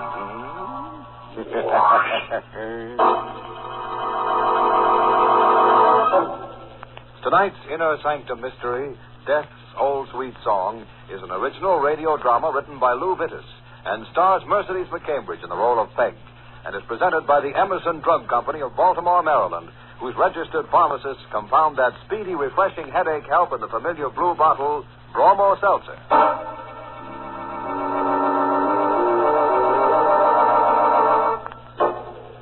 And now for our little slice of life. Nothing fancy, just a couple of murders and a few pints of blood. It's an old house on a side street. All the rooms are dark except one where an old man sits writing. Here I am, an old man in a dark house. An old man almost ready to die. But not yet. Not yet. I'm safe. Outside in the street, an organ is playing. Love's old sweet song. The windows are shuttered and locked. The door is heavy and bolted from the inside. I'm safe. There are 3 of them who want my money. They're young. I'm old. They want me to die. They cannot wait, they think. But I'm clever, and they will have to wait. Don't come closer. Don't. What are you going to do? That poker, no. I'm very old. I'm very old. I shall die very soon anyway. Put that poker down. I don't want to die this way. I don't want to...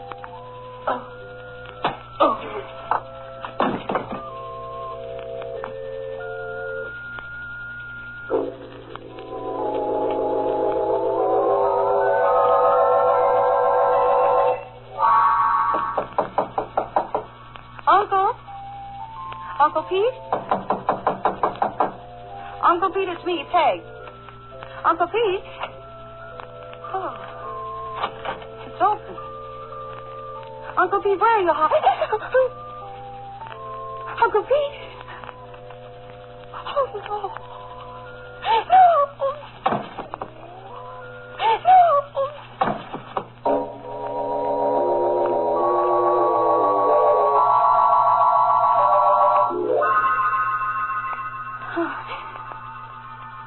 What happened? Uncle Pete? Who is it?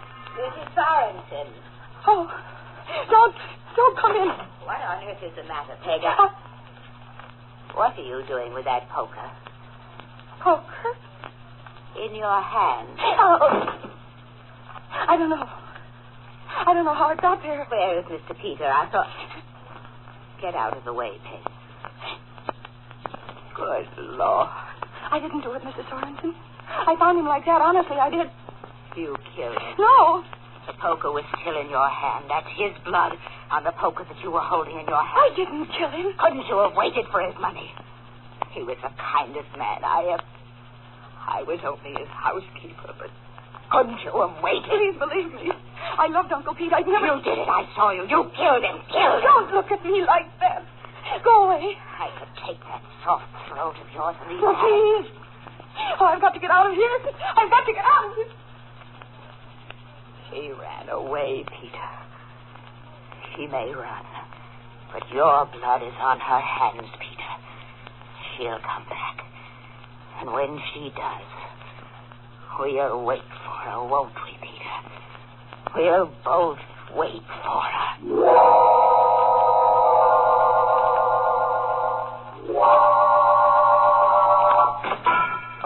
Yes, ma'am? The phone, please. Phone booth over at the other end. Oh, thanks. W. 7, 3, 2. Hurry.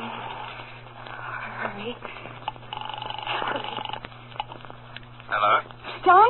Yes. Oh. This is Peg. Oh, hello, Peg. John, Uncle Pete. What about him? He's dead. Wonderful. You and I and Cousin Simon have a lot of money. Very wonderful. John, he's... Are you stuttering with joy, Peg? He was murdered. He was... Oh, I see. Not so good. I was in the house with him. Mrs. Sorensen thinks I killed him. Well, I admit the temptation may have been strong, but you really shouldn't have. You'd better get in touch with dear Simon. He's a lawyer, you know. I didn't kill Uncle Pete, but the police might think... I haven't said a thing. You see? I've got... Hello. Hey, what can I do for you, ma'am? A back door. Is there a back door out? Yeah. Leads to the alley over there. Thank you. But... Thank you. Well.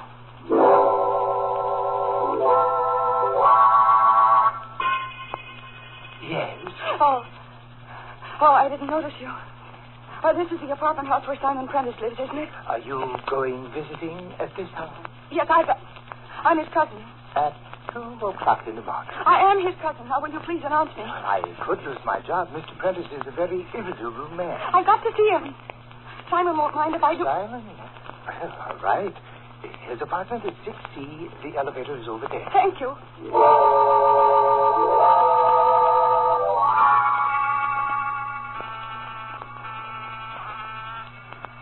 Simon. You've got to be in, Simon. You've got to be in. Simon? The door. Open. I'd better go. Simon? The living room, maybe. Oh, Simon, you're here. I thought you... Why didn't you answer the door? My dear, if I got out of this chair, I'd be dead before I walked 2 steps. What's the matter? The matter is a thin knife between my ribs. Oh, don't touch it. But I have... Take it out in my life and pour out after it. Oh, Simon, we've got to do something. Yes, I have to die. And you... A doctor. It's too late. Huh? Simon, what do you say? Try to tell me. Street organ man. Yes. He's the one. He's the...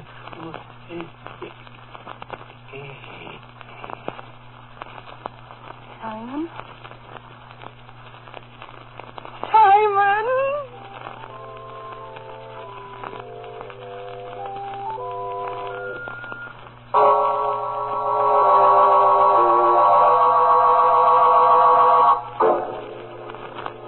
Listening to Inner Sanctum, brought to you by Bromo Seltzer.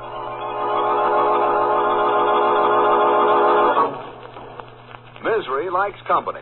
I don't know who first said it, but I wonder if he was a bromo-seltzer user. He or she might have been thinking of how the misery of a headache may be found in the company of a stomach upset and a case of jangled nerves. Now, I suspect the person who thought up that phrase was a bromo-seltzer user, Mr. Weiss.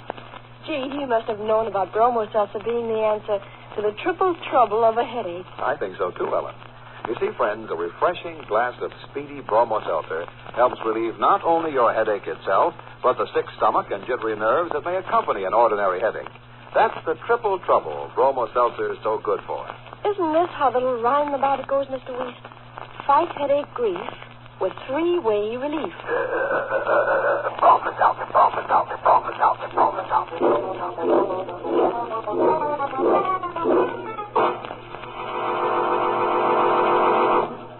Now, let's see. Where were we the last time Peg screamed? Oh, yes, up in Simon Prentice's apartment, discovering that Simon would never renew his lease. You see, he'd shortly be moving into a rather smaller place, approximately 6 feet long. Yes, somebody had cut his requirements down with a long, thin knife in the back. And Peg, staring at his corpse, heard. Whereupon, being rather an active girl on this particular night, she grabbed the nearest exit and started down the street. But a cop at the corner suggested a detour into a handy lunchroom. Now, what'll it be, sister? Oh, could I have a sandwich? And coffee, please. What kind of sandwich? Any kind. I mean, How about turkey? Yes, of course. Good. Want to hunk off this end? Yes, please. Coming up. Thank you. There you are. Now get your coffee. Just heard Slim Savoy pounding those ivories. Just one moment. We've got a special police flash here. And Miss Margaret Flanders is wanted by the police. Oh, no. Your coffee. Questioning in connection with the murder of Simon Prentice, whose body was discovered shortly after midnight at 49 Oak Grove Avenue. Yeah, you know, that's right near Body was here. discovered by the dead man's Is it? Miss Flanders is 23, chestnut hair, hazel eyes, about 5'3". It sounds like a good-looking babe. Could almost be a description of you, sister. When last seen, she was wearing a tailored gray suit and gray hat. Hey, that's funny you wearing a gray suit, ain't you? Yes, I just remembered. I have to go. Right now. Here. Hey, miss, you ain't eight. She was carrying a large leather handbag, black, with a gold clasp. Hey, that's the kind of bag that babe. Anyone seeing a woman... Boy, wouldn't that be a joke on me if that was the babe the cops was after and I was too dumb to recognize her, huh? Now Oh, wait a minute. Maybe I was too dumb. Where's that phone?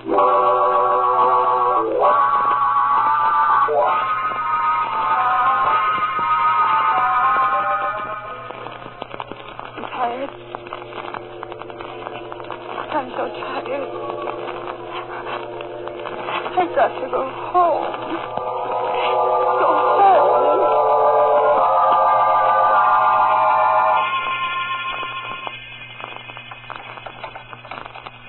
Oh, why doesn't the door open? Oh, I'm home. You've come back. Oh, Mr. Sorensen, I didn't think you'd be here. I knew you'd come back. I've got to rest. I've got to sleep, please, Mrs. Sorensen. You've come back because his blood called you back. No. Then why are you here? The police are after me. There are police here. But at the front. I sneaked in through the back door, the one that no one knows about, the one we used as children. The Alabama door, we called it. And it isn't only the police. No. No. The murderer is after me, too. I know it. Who is? I don't know his name. I don't even know what he looks like, but... This doesn't sound very convincing. It does. He killed Cousin Simon, too. Did he?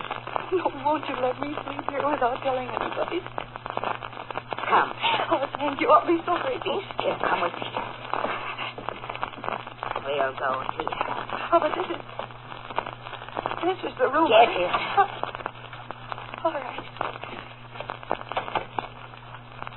The dark. The dead need no light. You mean... Come here. No. Come here. All right. Don't touch me. They left him here for the night.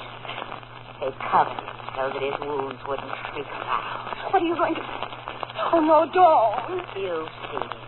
Don't. There. You can see him better now. His face, I can't. You must. Now let go of my arm. Don't, you're hurting me. Look at him. I am. Any more? I loved him too, Mrs. Thorpe. You wanted a place to rest? To sleep tonight? Yes, I did. I do. All right, you have one. Yes? In this room? In this room. In this room. With him? He'll not molest you. No, I couldn't. You must. No, I'm going. Okay. Oh, let me go. No, I can't stay here. I'm stronger than you. Shall I hit you again? You stay here tonight.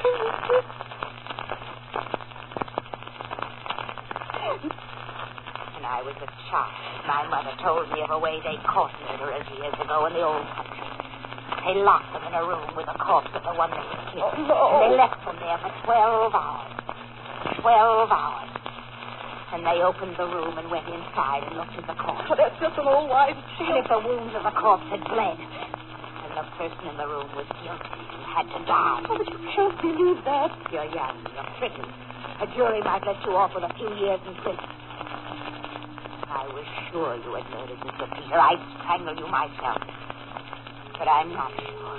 Not entirely. So I have to be sure. No, you can't tell that way. I believe in the old. I believe in the old. I shall be able to tell. Good night. No, you mustn't lock me in. I shall. And while you're with him, pray. Pray that that tired blood, pray that that tired blood not begin to flow again. This is Ireland. This is Ireland.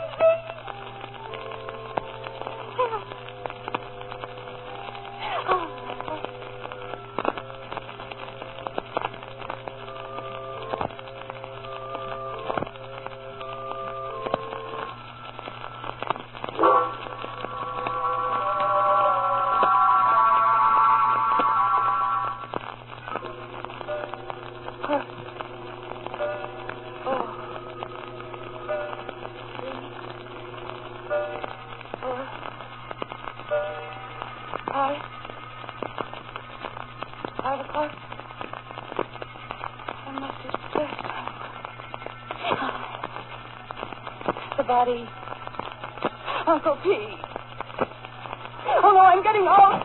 Mrs. Sorensen! Mrs. Sorensen! Mrs. Sorensen, please, please let me out. I don't care. Call the police or anything. Only let me out. The door. It's not locked. It's not locked. It's not locked. I'm free. I'm free. Just down the hall to the front door and something on the floor. What? What are you doing? Why are you lying there? Why are you lying? Wet. Your body's wet. Light. I'll get a light. I'll get a light. There. I understand, Mrs. Sorensen. I have to see.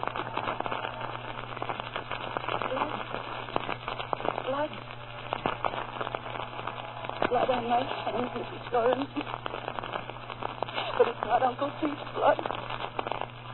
It's your blood, Mrs. Sorensen. Your blood.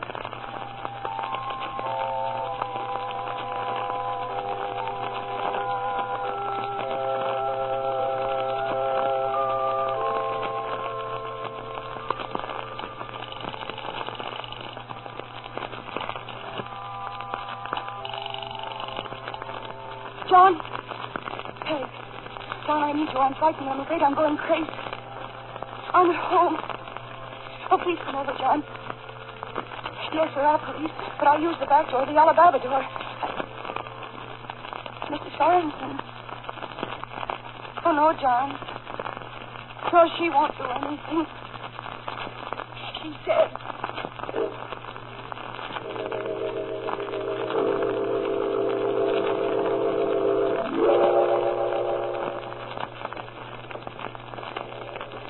John.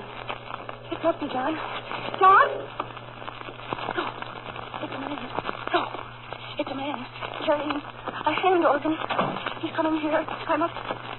Yes, that lamp. Come in. No! I've got to get him inside the room.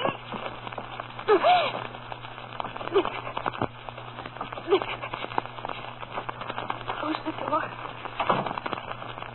And wait.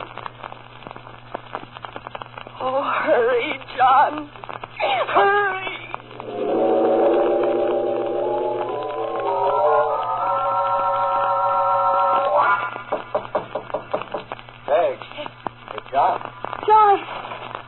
John, it's so good to see you, John. Easy, but it's been so long waiting. Good Lord, who's that? The organ grinder. Oh, I can see he's carrying one, but... When I found Uncle Pete's body, he was playing outside. And outside of Simon's apartment, too. He's been following me all night, John. He caught up with me. But I broke the lamp over his head. Good heavens, you may have killed him. Still alive. John, take me away from here. No, if he's the killer... John, I can't stay here any longer. Please take me away. Please take me away. All right. And better straighten your things. Those look like they've been slept in. They were. Never mind that. Just take me away. Come on. Oh, and John, the back way. I don't want the police. Well, all right. Sneak out, but you can't go on hiding forever. I know that, John, but I've got to rest for a little while. I've got to rest. Then you can take me to the police. I'll tell them everything. But first, John, I've got to rest. Rest.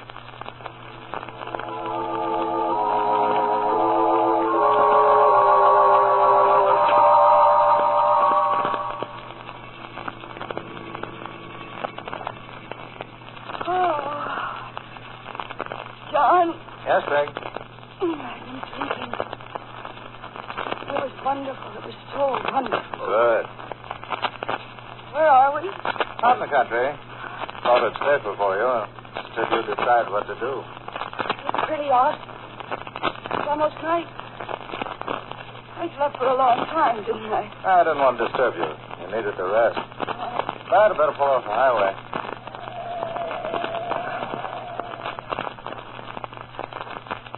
Now, Peg, you'll have to give yourself up to the police. But will they believe me? Well, of course they will. Well, I'm not so sure. I found Uncle Pete's body. I was with Simon when he died. They'll say I have a motive. I inherit a third of Uncle Pete's money. Well, for that matter, so do I. Motive isn't everything. Now, listen, Peg. However tough the case may look, you'll have to go back and face the music. Which reminds me, we know who killed Uncle Pete and Simon. I guess we do. But... You and I can both describe him. We saw him back at the house. Now, once you give the police that lead, our murderous friend will stop killing people to the tune of Love's Old Sweet Song. Oh. What's the matter, Peg? How did you know he played that song? For heaven's sake, Peg, stop being so imaginative. You don't think I'm the organ grinder, do you? I know you're not. Then the organ grinder wasn't the murderer. You were. You're a fool, Peg. Could have kept your mouth shut. John! The jury might have given you life with the evidence I filled up against you. That would have been all right with me. Your inheritance would have been voided, and I'd have got it all as I planned, and I still will get it. I spoke in your hand when you fainted. I killed that snooky housekeeper. What? I'm not the jury. Oh, John! Let's not be sentimental, since you know I disposed of dear Uncle Pete and dear Cousin Simon, not to mention Mr. Thornton. What else can I do? Oh, no, you wouldn't. Oh, but I would. No one knows I picked you up at the house. As you remember, not only did we both sneak out the back way, the Alabama way, but I sneaked in the back way. No. I need the money, my dear. No. Get hands off my throat, John. You're hurting. I wish you didn't struggle. Only makes it longer, more painful.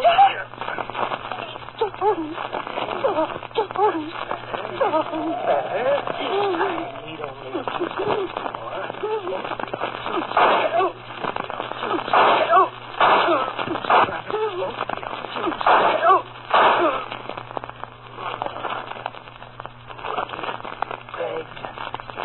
Who gets all the money? John. Who's it? Oh, the organ grinder. I had to shoot her. You all right, Miss Flanders? Yes. My throat hurts. You are the organ grinder? Well, in a manner of speaking, actually, I'm a detective. I was hired because your uncle was afraid he might be murdered, as he was. He hired me too late. John already had laid his plans and was putting them into operation before I barely got started. And I didn't help, did I? I didn't help, did I? Well, a while back there, when you caught me with that lamp, thought it worked out all right. We needed the proof against John, and, well, we got it. All the time I was trying to run away from you, I was really running towards death. You could say it that way. Death, alias Cousin John. Not an alias for him. Not anymore.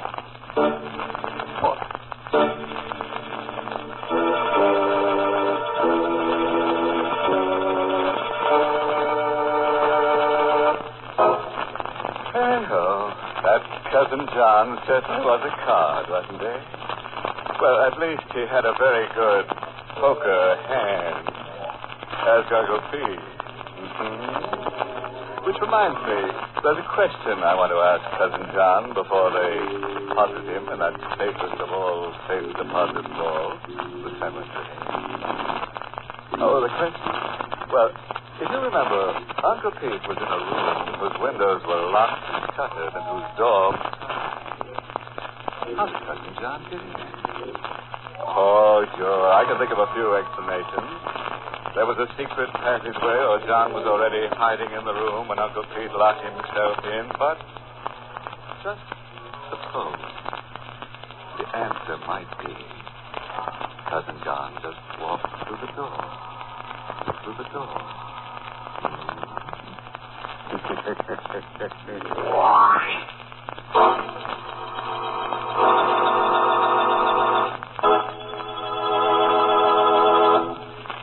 Did you ever hear anyone say this?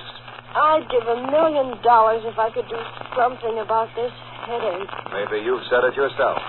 Well, next time you're thinking of mortgaging the family heirlooms in the hope of easing an ordinary headache, remember there's an economical way to get headache relief. An economical way to get headache relief. An economical way to get headache relief. You see, here's the reason. Or I should say, the reason Bromo Seltzer is so economical. Just a teaspoonful of Bromo Seltzer in a glass of water is all it takes to prepare refreshing headache help. And also, Bromo Seltzer doesn't do just one job. It does three. 3 important jobs, and does them fast. Bromo Seltzer helps relieve your headache and also helps relieve your jittery nerves and your upset stomach. And as you know, upset stomach and jitters may go with a headache. So, friends, take this economical split-second effervescent next time a headache sneaks up on you. Caution, use only as directed. If headaches persist or recur, see your doctor. Remember, for effective economical relief,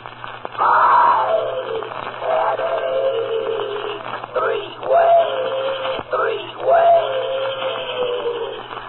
Bromo Seltzer, Bromo Seltzer, Bromo Seltzer, Bromo Seltzer, Bromo Seltzer.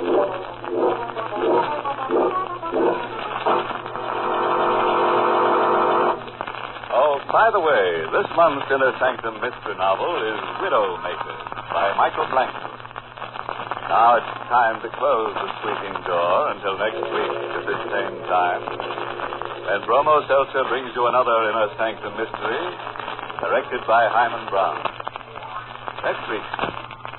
Now, some people can take their dreams or leave them, but John Lane is stuck with this because he dreams about a knife. A sharp knife. Then some other people get stuck with the same knife, and a well-done mummy turns up in a limestone pit, and another. Does all this begin to sound like a nightmare? That's as it should be. Because the name of next week's Inner Sanctum mystery is Nightmare. You'll be sure to listen, won't you? Until next Monday, then. Until next Monday, then. Good night. Good night. Good night. Pleasant dreams.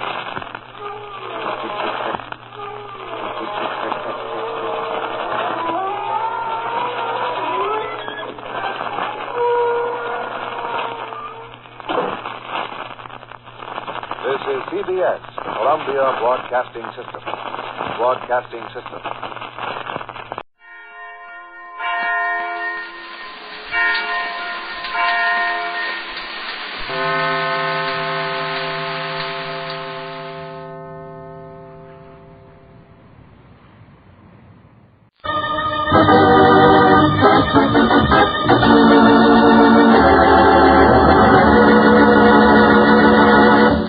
Mystery is my hobby.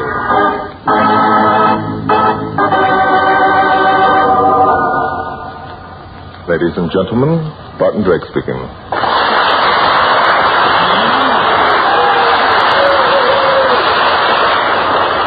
For tonight's drama, I've selected case history number 126 from my book, Mystery is My Hobby. I call it Death Asks Questions.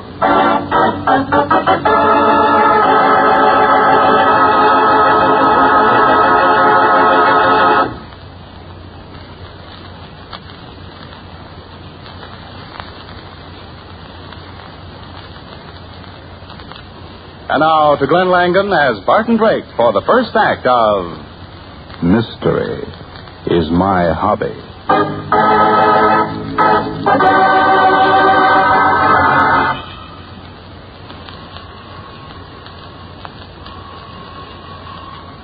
Oh, he's in there. He must be in there. It's only 9:30. He can't hide from me. I'll find out.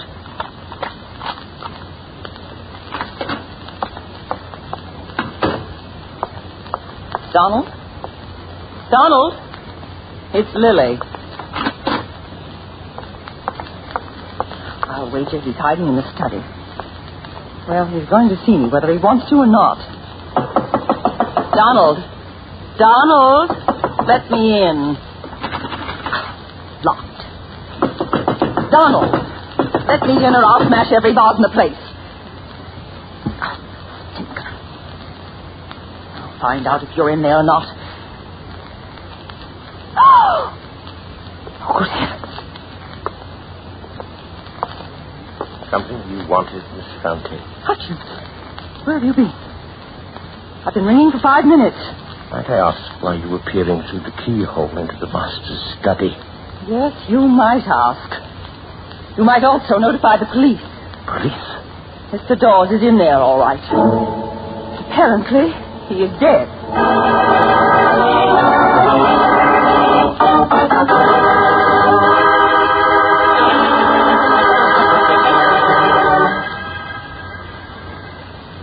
I yawned sleepily, turned over in my bed. It had been a tough night. And I felt like I wanted to sleep forever. Those darn door chimes were ringing. Well, it was probably the milkman, and Mike Fast take care of that. So I turned over and dropped off again. I wanted to finish that dream.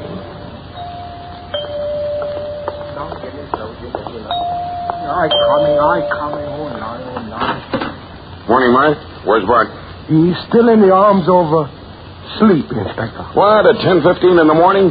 Hey, let me in. No. Mr. Drake, he's very tired, Inspector. He do not wish to be disturbed. I'll disturb him. In bed at this time of the day. It isn't decent. Oh, no, only all the policemen crazy, was it?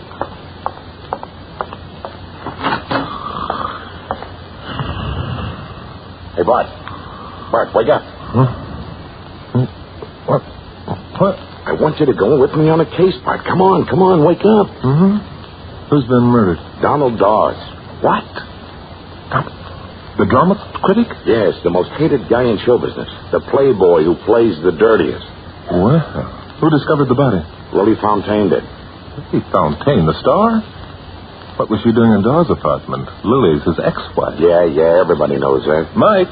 Yes, sir, Mr. Drake? Turn on the shower, Mike. Put a couple of cups of coffee on the table. I'm leaving with the inspector immediately. Hey, Bart, I want some... Nah, not this morning, Inspector. I'm sorry. We haven't time for eggs.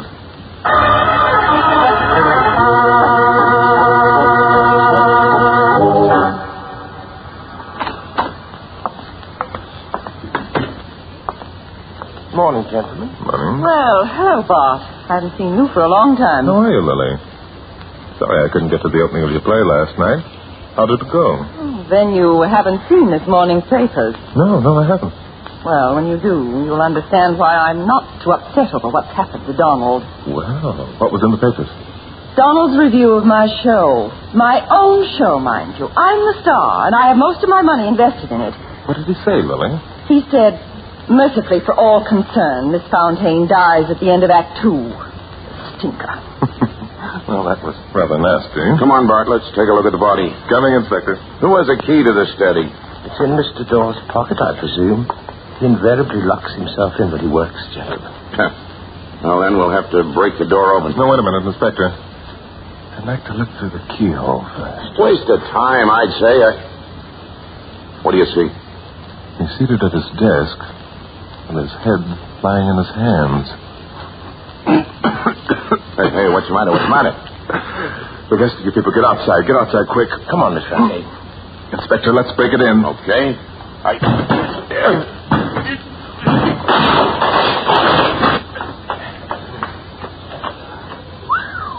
Hey, what's that smell? Hold your breath, Inspector. Let's get out of here. You'd better send for the decontamination squad. This room is full of poison gas.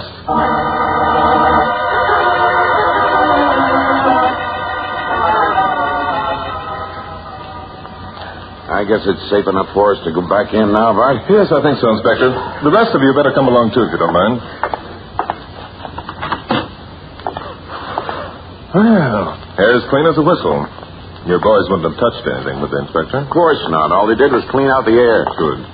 Oh, it's a wonder to me somebody didn't kill him long ago. You shouldn't talk like that, Lily. The inspector here will put you down as one of his suspects. The only reason I didn't kill him myself was because I didn't know how. My dear Lily, I would advise you to keep such thoughts to yourself. Nobody has the right to take a human life, no matter what the provocation. Hey, Bart, no marks or wounds of any kind on the body? No. Well, I didn't think there would be, did you, Inspector? Or do you know someone who's developed a method of stabbing a person by gas? If only I hadn't had my day off yesterday, this never would have happened. That will depend upon what time the death occurred, Hutchins. Hey, Bart, what's this? What, Inspector? This. Well, I would say it was an ordinary electric plate, Inspector. Yeah, and it's red hot. Mr. Dawes was in the habit of taking tea in here when he was working. It's a dirty habit, too. He used to leave tea leaves all over the room. Very jealous this has a familiar ring to it somewhere.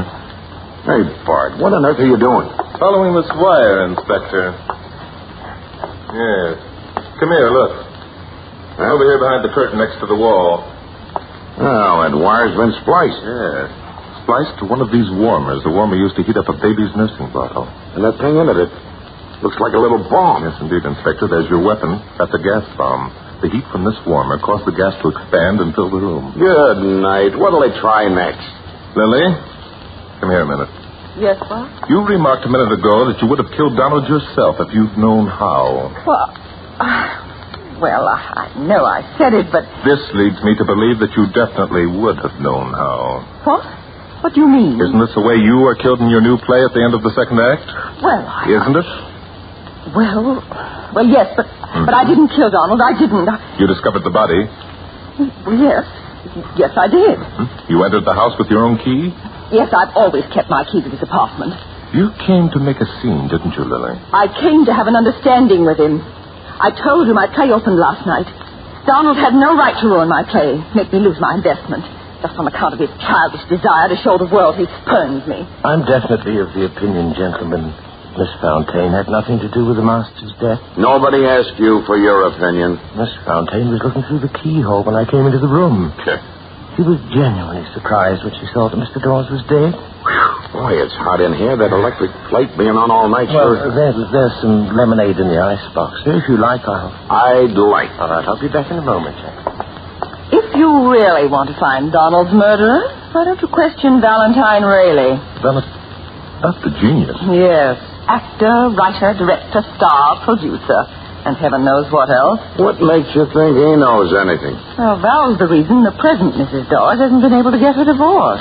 So? Donald filed a countersuit, naming Valentine as co-respondent. He tied them both up in knots. Oh, interesting. Where can Mr. Rayleigh be located? He lives in this same building, up on the next floor. Probably still in bed, though. I guess the inspector can wake him up, Inspector? And how? You remain here till we get back, if you please, Miss Fontaine. Very well. There's the lemonade, gentlemen. You might as well drink it before you go. Oh, yeah, give me. Thanks, Hutchins. Inspector. Hey, what'd you do that for? I couldn't let you drink it, Inspector. The lemonade has a faint odor of almonds.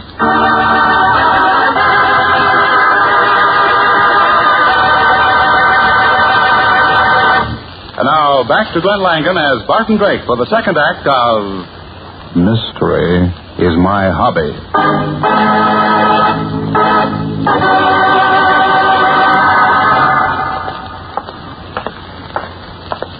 We're wasting our time coming up here, Bart. This Valentine guy won't know anything. Never be too sure, Inspector. Well, we got the guy who did it downstairs. Duffy's taking care of him. Who, Hutchins? Sure. Didn't he try to poison us? Not necessarily, Inspector. If the lemonade was in the icebox, anybody could have dropped the poison in. Well, I still think he's it. You, huh? So you're absolving Miss Fontaine? Sure, come to think of it. She couldn't have done it. She was at her theater all evening.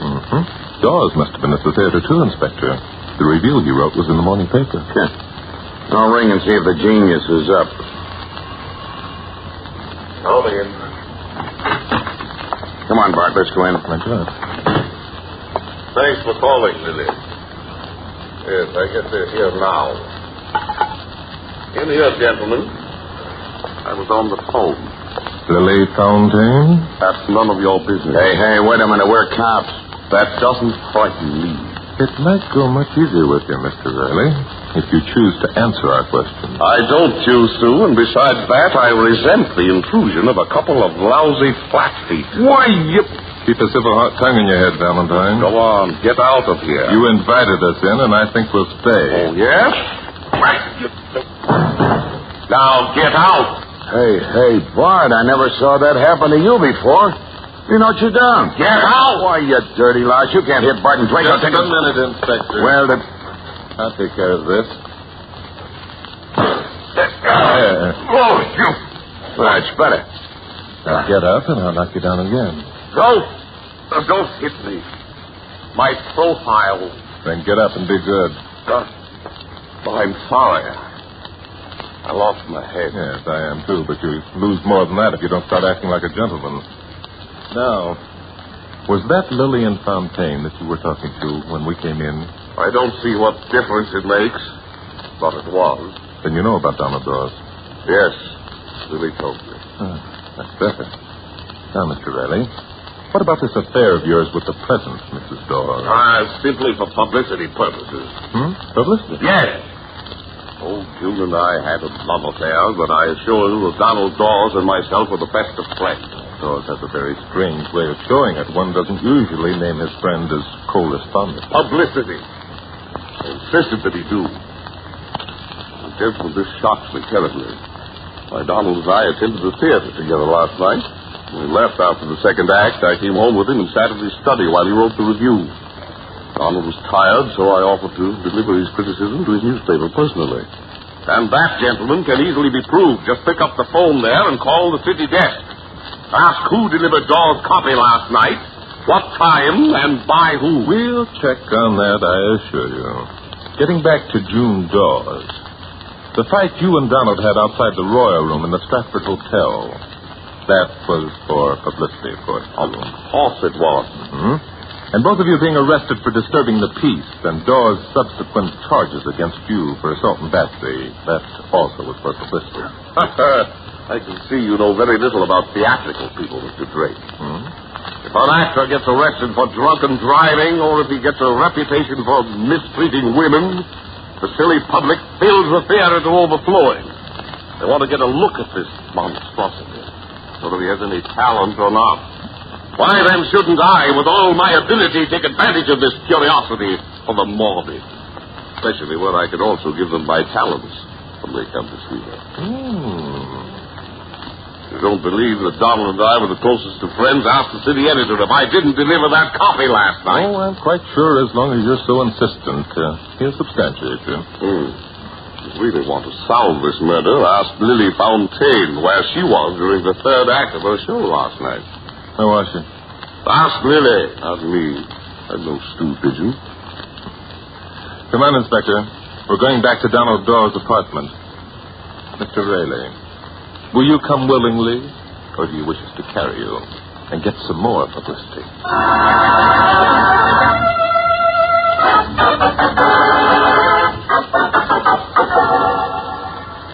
Lily, Valentine Rayleigh here wishes to ask you where you were during the third act of your play last night.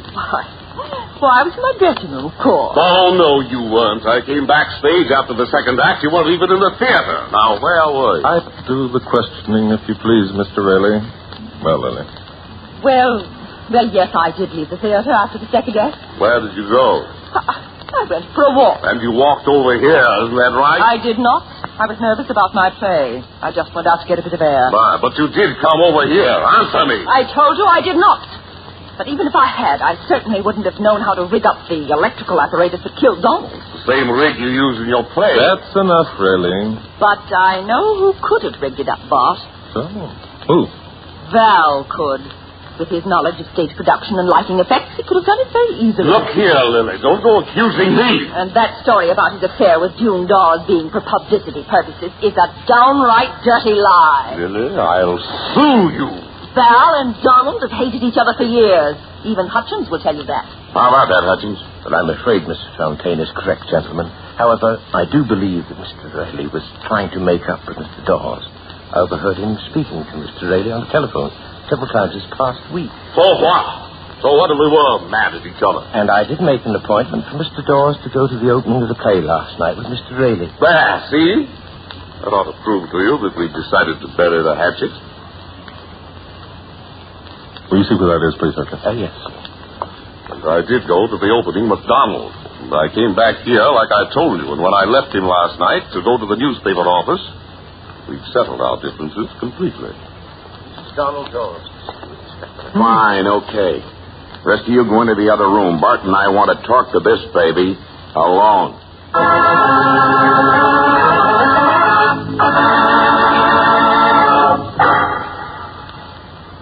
Lily phoned me, Inspector. I came right over. Lily's quite a broadcasting station. So you already know that your husband's dead, huh? Yes. How do you feel about the matter, Mrs. Dawes? I'm sorry for Donald, of course. However, I must truthfully admit that I'd ceased to love him. I was getting a divorce, you know. Yes, we know. Tell me, Mrs. Dawes, when did you last see your husband? 5 days ago, Mr. Drake, but only at the attorney's office. We had a conference to see if our mutual feelings could be soothed enough so that I could go ahead and obtain a divorce without any further scandal. You can go ahead and marry Valentine Rayleigh now if you still want to.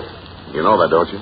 Yes, I suppose so. And as Dawes' widow, you'll inherit any money he had. No, Inspector. Mr. Dawes had changed his will. He pointed that out to me at our last conference. He said he did it as a precautionary measure. Huh. So he was afraid either you or Rayleigh might murder him, huh? I hate to admit it, but I'm afraid that's the conclusion I draw, too, if I were in your position. Mrs. Dawes, where were you last night?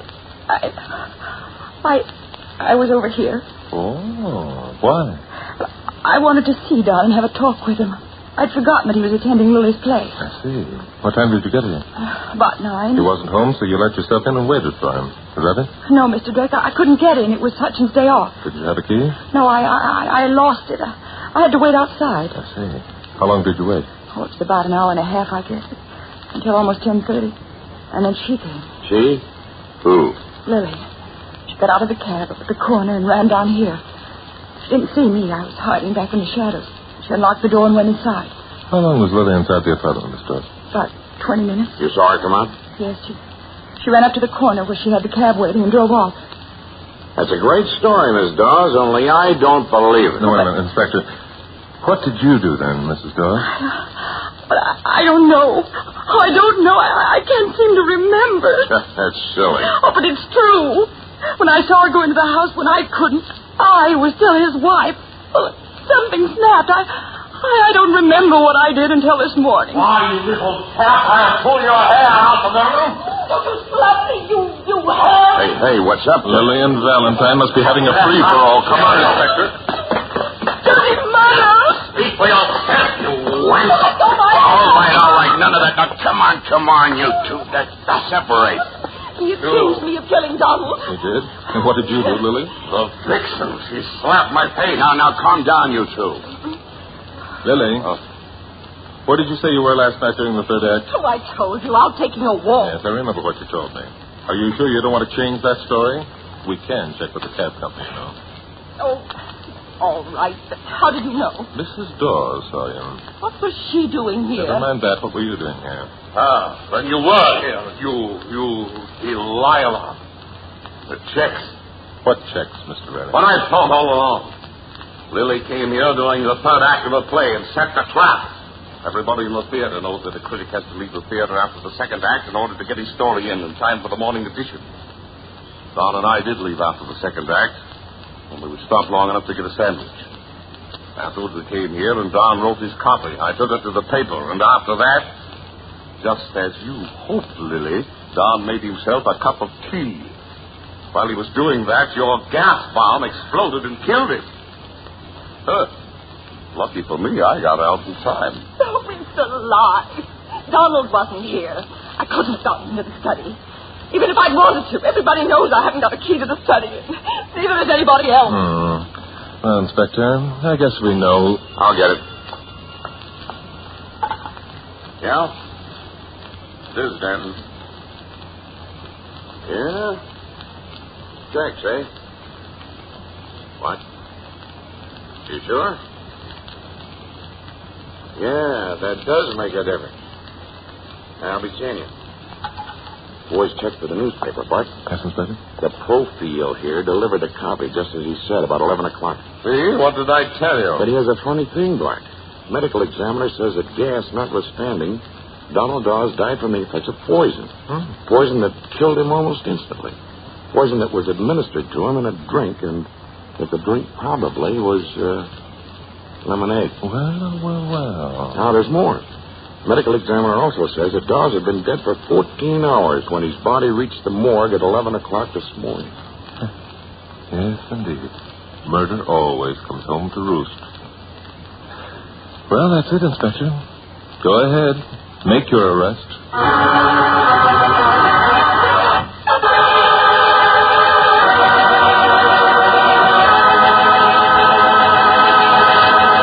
And now, back to Glen Langan as Barton Drake for Mystery is My Hobby.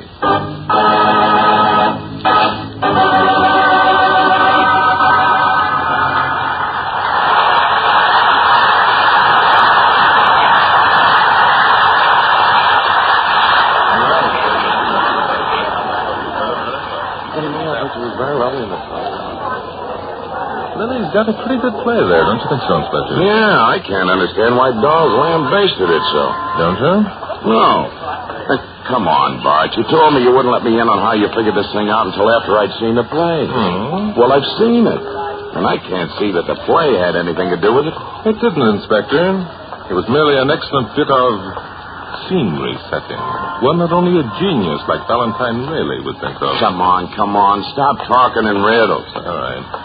In the first place, Hutchins and the two girls were easily eliminated. Yeah? How? Well, it was Hutchins' day off. He wasn't even there. And as for Lily and Mrs. Dawes, neither of them had a key to the study. Also, Lily was on the stage at the very time the murder happened. And June Dawes couldn't even get inside the house, remember? What do you mean, at the time the murder happened? Well, you certainly checked that, didn't you, Inspector? Well, yeah. 14 from 11. That makes it around 9 o'clock in the evening. Mm-hmm. Yes, indeed. Hey, wait a minute. It couldn't have happened at 9 o'clock. What happened, Inspector? Because Dawes was at the theater, too, reviewing the show. Valentine took Dawes' review down to the newspaper himself. The city editor said he gave. Well, he lied. Who, the city editor? Now, look, No, Mark. no, not the city editor. Valentine lied. He didn't take Dawes' review. He took his own. Huh? That's what I said. Dawes was dead at 9 o'clock. How could he have written it? No, Inspector. Mr. Rayleigh came to see Dawes early in the evening. He was admitted to the study by Dawes himself. While there, Dawes drank some lemonade, into which Valentine dropped the lethal dose. Poor Dawes. He must have died right there and then. But why all that faldy roll about the gas bomb? I think Valentine hoped that he could throw suspicion on Lily, seeing that she used the same device in her show. Also, he must have figured that the police would take it for granted that Dawes was murdered with the gas and wouldn't bother with an autopsy. Huh. You don't know the department? No. Well, Bart, I'm glad I made you come with me this morning. Yes, all right, Inspector. Of course, I could have figured it out, but that guy Valentine was throwing a lot of curves. Mm-hmm. He would have stuck you out, too, Inspector, except that, Huh? mystery is my hobby.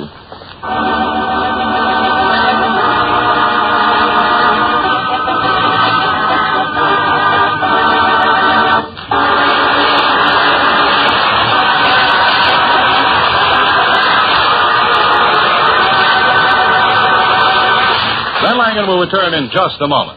Mystery is My Hobby is written by Fred Howard and directed by Dave Titus. Tonight's episode was based on an original story by Ray Wilson.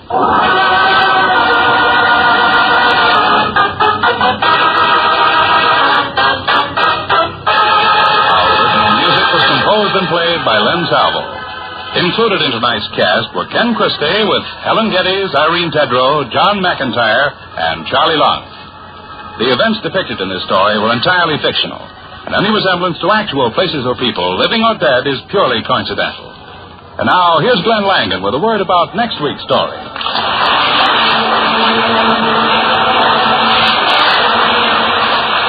Thank you, Bruce Buell. Next week, plan to be with us when I bring you case history number 127. It's the story of a woman's greed. I call it Death Buys Diamonds. Until then, this is Glenn Langan saying good night.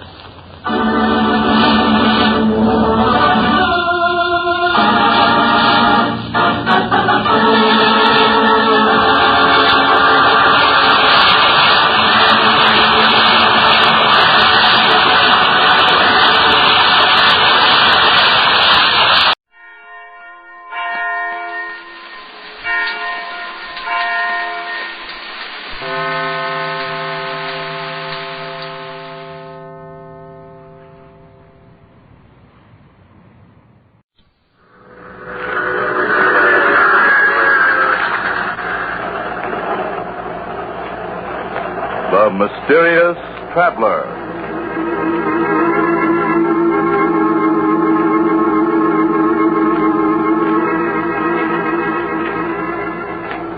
This is the Mysterious Traveler, inviting you to join me on another journey into the realm of the strange and the terrifying.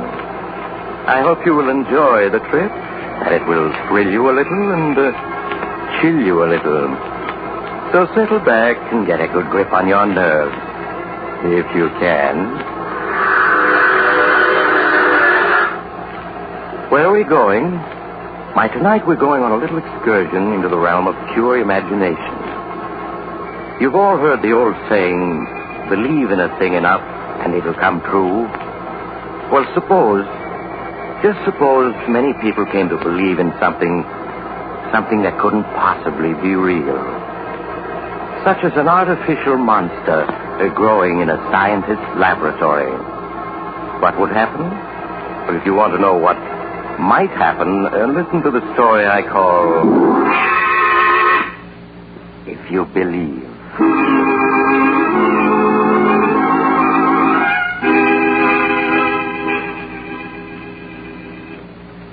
My story begins in a rambling old house deep in the woods. In a homemade laboratory, gray-haired Professor Jonathan Davis is peering eagerly into a large glass container that holds an odd, transparent, jelly-like substance. Ellen? Oh, Ellen. Yes, Dad? Ellen, come quick. I'm coming, dear. What is it? Ellen, look. I think I succeeded, have I? Oh, Dad. You look. Your eyes are better than mine.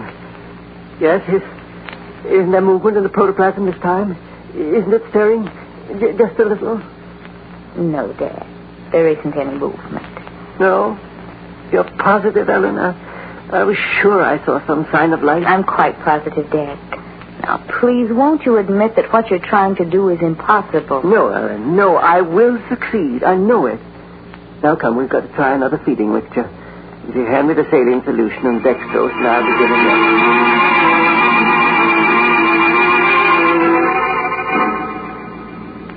But while Professor Davis labored in his lonely seclusion to make a lifelong dream come true, something that was to affect him vitally was happening in the editorial room of the largest newspaper in the nearby city.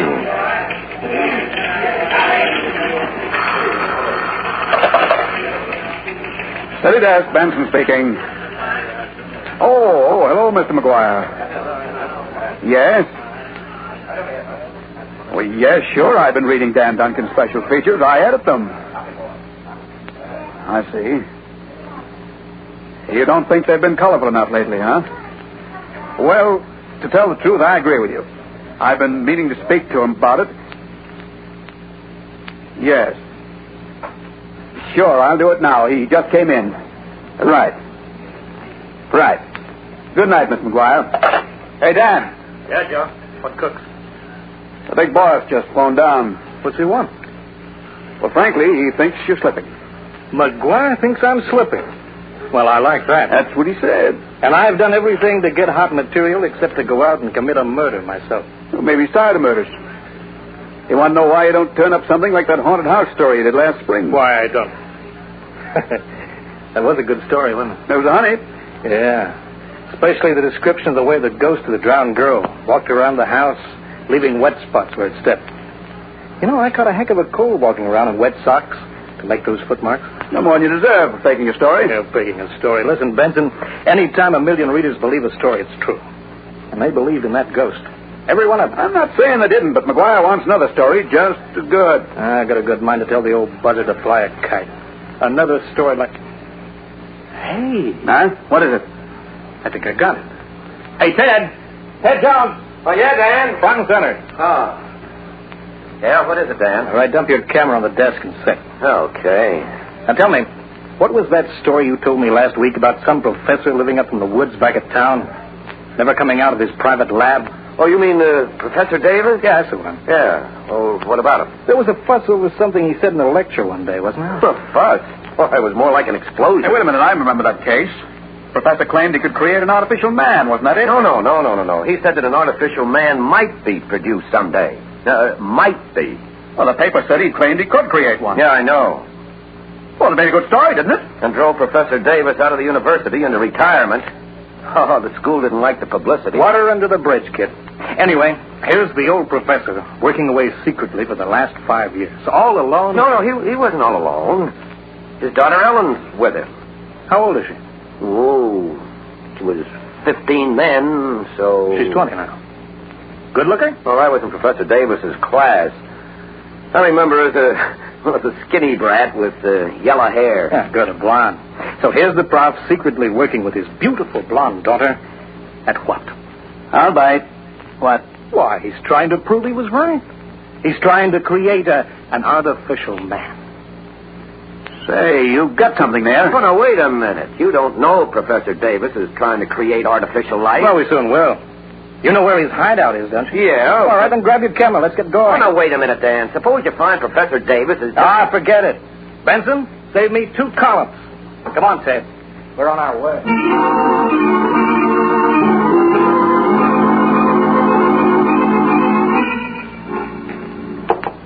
There, Ellen. It's done. Now we must warm it ever so gently. It'll stay at blood heat until morning. And then, Ellen? Oh, I hope so, Dad, but...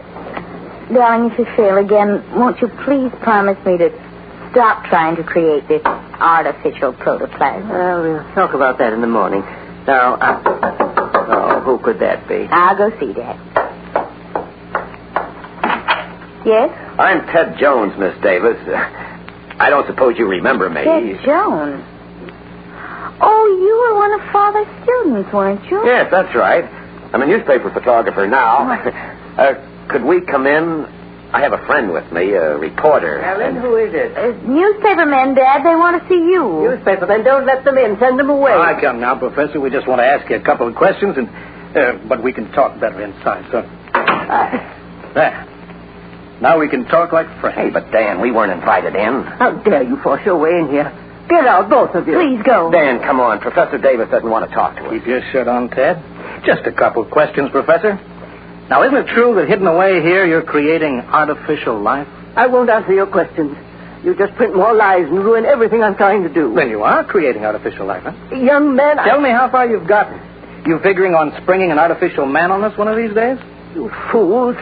While I still struggle to create synthetic protoplasm, you talk of artificial men. Go before I throw you out. Please go, please. Come on, Dan, we're leaving. Okay, we're going.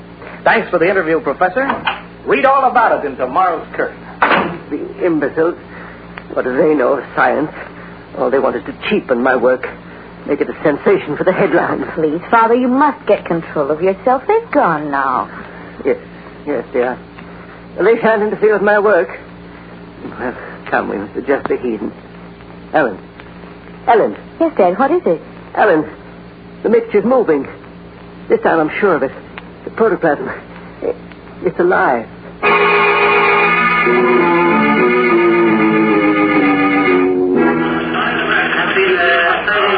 Say, Dan, this is something. Behind bolted doors, deep in the woods, Professor Jonathan Davis toils night and day to create the world's first synthetic man. In a great vat lies a strange caricature of humanity. It has a head, arms, legs, a body, all of them fashioned of a pale green substance like gelatin. Nice touch, huh? Day by day, life stirs more strongly in this grotesque creation of science. Someday it may breathe, walk, eat. Now, look, Dan, aren't you going pretty strong? Forget it. The old man wants a story, doesn't he? Besides, the professor really is working on synthetic protoplasm. Maybe he has got a pale green monster in his bathtub. How do I know? Okay, Dan, but if you're faking this story, I know nothing about it. Faking it? You know I never fake stories. Okay. We'll set this up and put it in the press wires. By noon tomorrow, 40 million people will be believing in Professor Davis' artificial monster. By noon tomorrow, I'll be believing in it myself.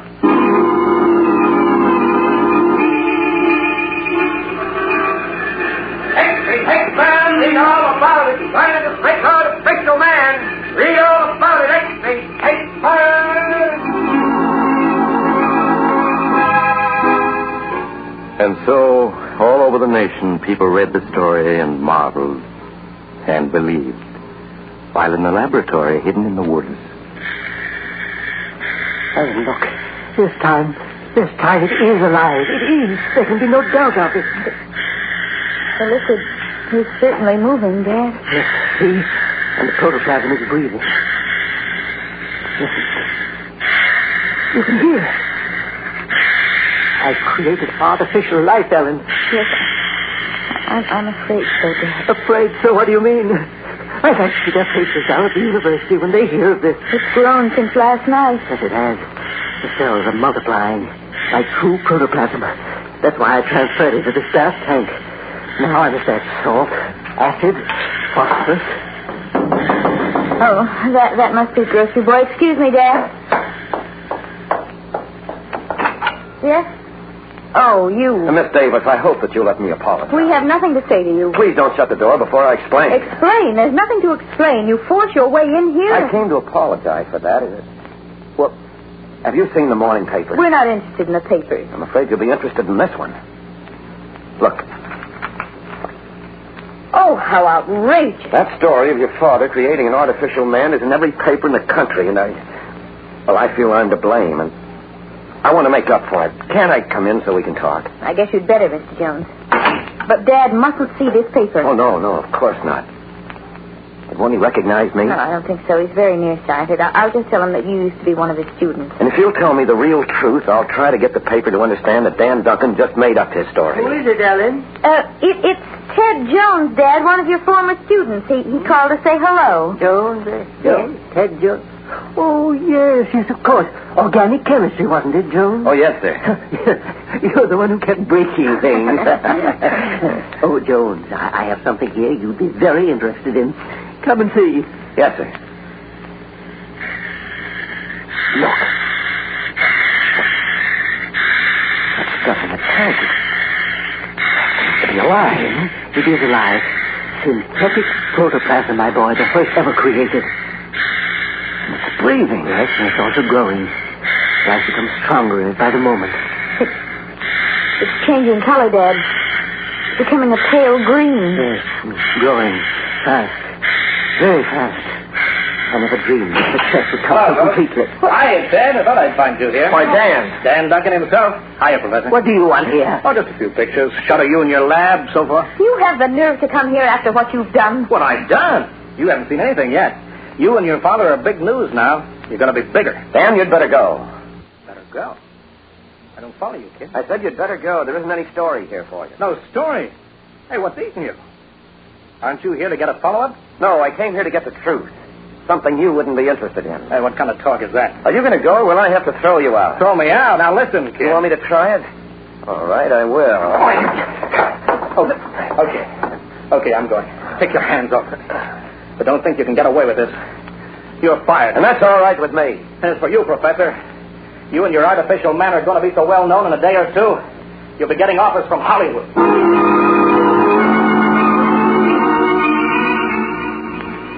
And so, with each edition of the papers, the headlines grew bigger. Read all about it. All about the artificial monster.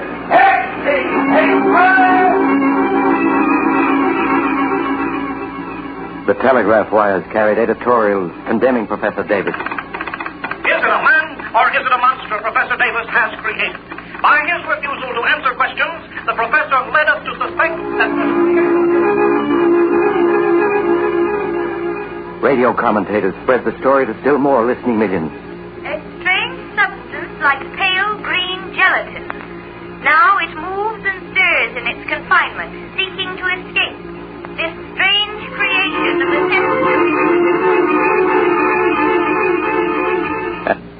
And speakers denounced Professor Davis. And I ask you, can science be permitted to venture into these forbidden realms unchecked? Who knows what horror may emerge from the laboratory if we are not careful? This mad thing must be stopped. Stopped!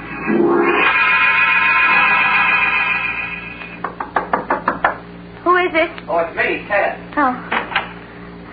Ted, did you have any trouble? No, I got the medicine for your father, all right, and I brought the evening papers, too. What did they say? Pretty bad. They're all using Duncan's story, and he shot the works. Ted, how can he do such a thing? He's a very plausible writer. He has a knack for making people believe him. If anybody accuses him of lying, he'll just say that he was misled by your father. I see. I'm sorry you lost your job trying to help us. That doesn't matter. I was about ready to quit anyway. How is your father now? He seems to be sleeping quietly. Well, I'm sticking around until he's all right again. Well, you don't have to do that, Ted. I'll make out. If I hadn't gotten into that fight with Duncan, your father might not have had his stroke. No, it was just the excitement. It's his heart, but I know how to take care of him. But, Ted, I'm frightened. About your father? No, about it. The protoplasm. Oh. It's changed just since this morning. It's changed? But how? It's grown and... Well, come on, see for yourself. All right.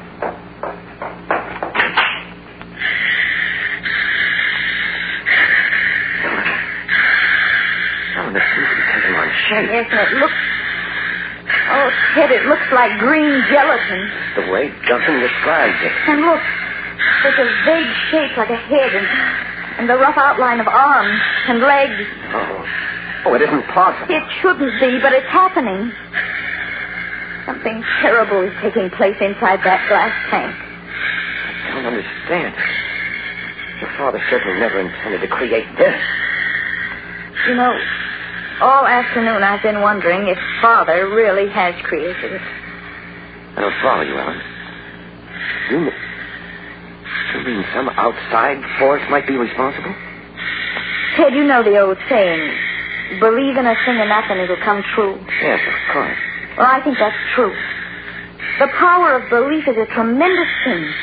People begin to believe that, well, that there's going to be a depression, and there is a depression. But, Ellen... They begin to believe that strangers and foreigners are enemies, and pretty soon they are enemies.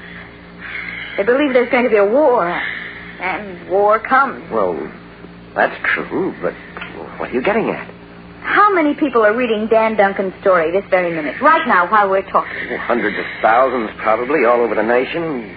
Maybe 1 million. And they all believe it's true. Well, a good many of them.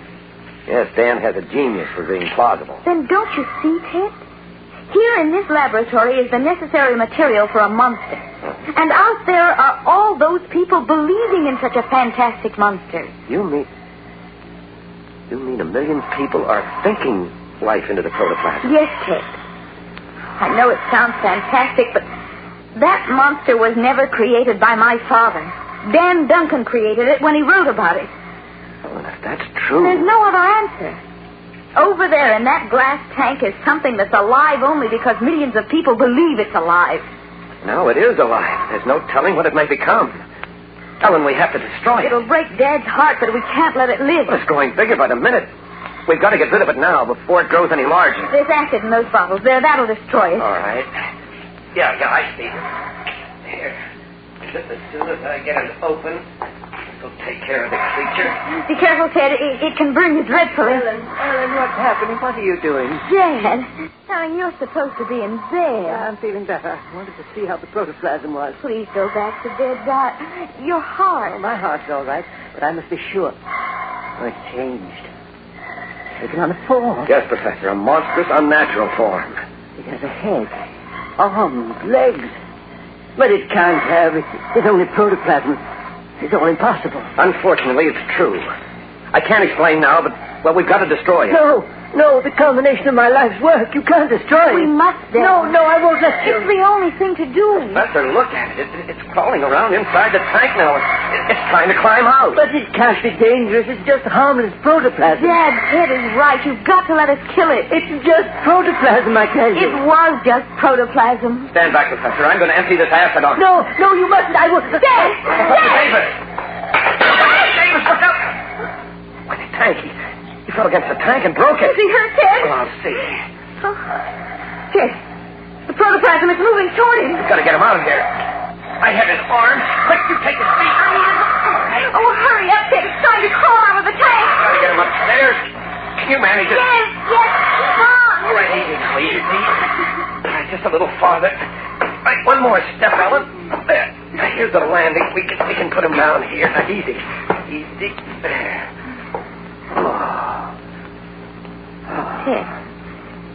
Ted, I can't find his pulse. Let me try. Dad? Ted, it's no use. He's gone. I'm afraid so. His heart failed him.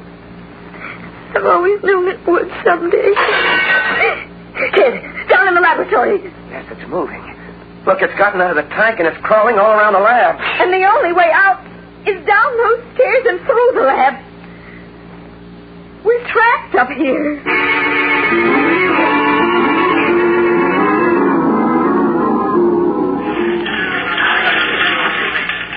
Look, I'm not saying it isn't a good story, Dan. It's a whale of a story. But McGuire wants some pictures. Pictures? How can I get pictures? I can't even get into the place. I don't care. Just get them. You want me to bust in the window, I suppose? Let your conscience be your guide. And I know you haven't got a conscience. But make it fast. I want those shots for the late morning edition. All right. I'm going. With a camera in one hand and a bunch of skeleton keys in the other.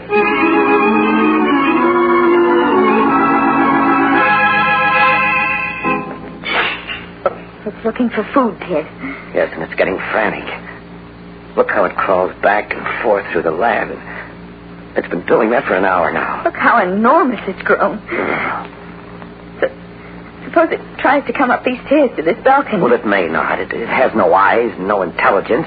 It's just protoplasm, blindly seeking food. But suppose it does try to come up the stairs. Well, then we'll stop it. I have the gun here that I found in your father's desk. I'll use that on it. I don't think it would even feel a bullet. Well, we'll see. There. It's on the other side of the lab now in plain sight.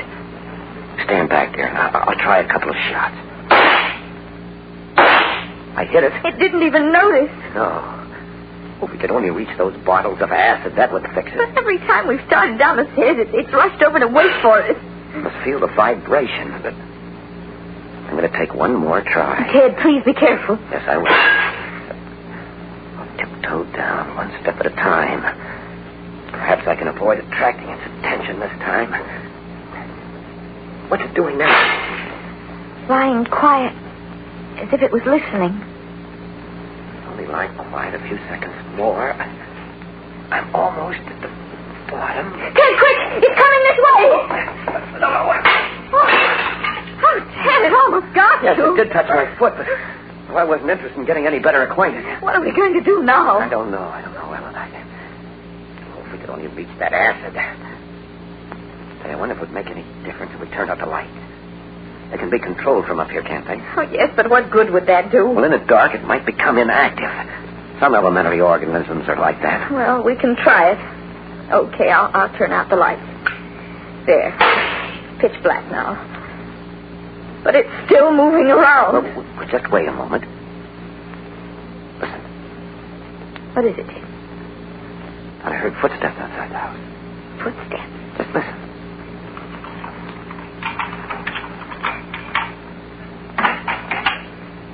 Someone coming in the front door. Yeah, there's someone in the lab. But who? Good heavens, Duncan, is that you, Dan? Dan, answer me. Is that you? Get out, quick. Okay, kid, keep your shirt on. I'm going as soon as I get a picture of this joint. But, Dan, you don't understand. It's loose. Get away, quick. Ellen, turn on that light. Yes, Ted. You can't scare me, kid. I came to get a picture, and I'm going to get it. Run, Dan, run. Ellen, don't look. We have to save him. Quicker on the ass. Hurry. Here, you take this bottle. I'll take one. We'll break them over, understand? Yes, Ted. Well, come on, then.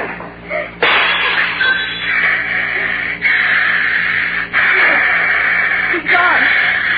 Duncan's gone. It's covering it. Eating it. Ellen, throw your bottle now. You're that force with enough to kill anything.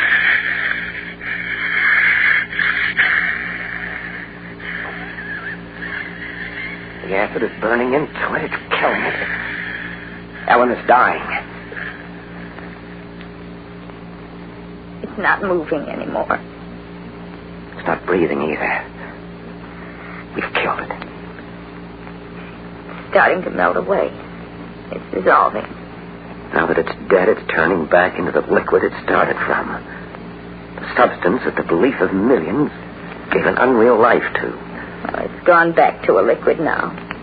There's nothing left of it. It's gone as if it had never existed. Except for Dan Duncan. Oh, dear. There's nothing we can do for him, Ellen. He's dead. He created the monster, and it's killed him.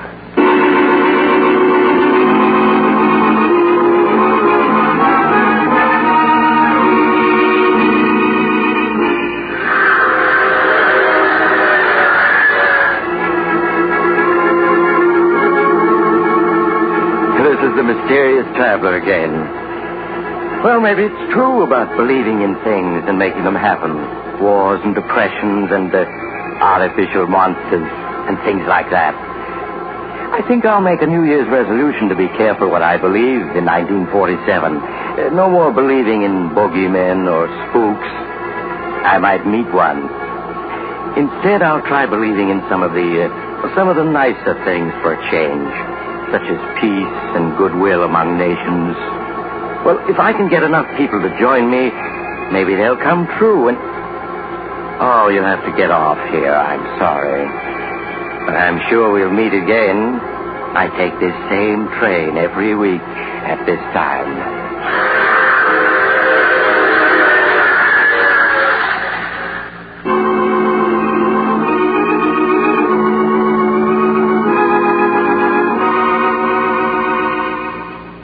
have just heard The Mysterious Traveler, a series of dramas of the strange and terrifying. In today's cast were Maurice Toplin, Chuck Webster, Louise Fitch, Wendell Holmes, Edgar Staley, and Bill Smith. Original music was played by Doc Whipple. The Mysterious Traveler is written, produced, and directed by Bob Arthur and David Kogan.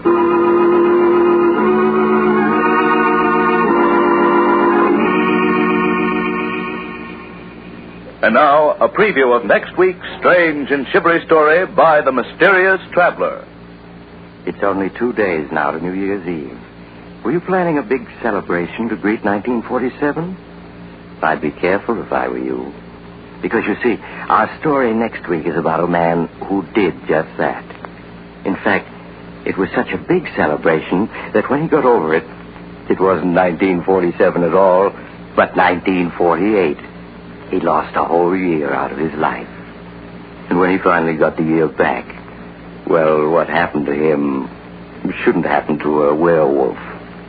So take it easy, New Year's Eve, so you'll be sure to be on hand next week for the strange and terrifying tale I call New Year's Nightmare.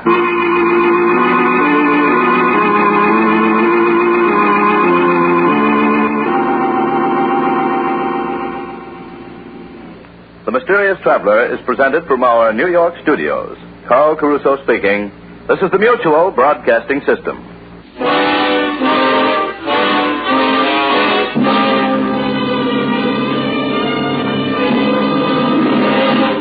For a behind-the-scenes glimpse into the workshops of the nation's top mystery writers, be sure to hear Mr. Mystery every week. The famous creators of your favorite fiction battlers will be guests of Mr. Mystery. You'll hear short mystery dramatizations as well. Don't miss your chance for plus mystery entertainment and hear Mr. Mystery and a well-known guest expert every week over most of these stations. This is the Mutual Broadcasting System.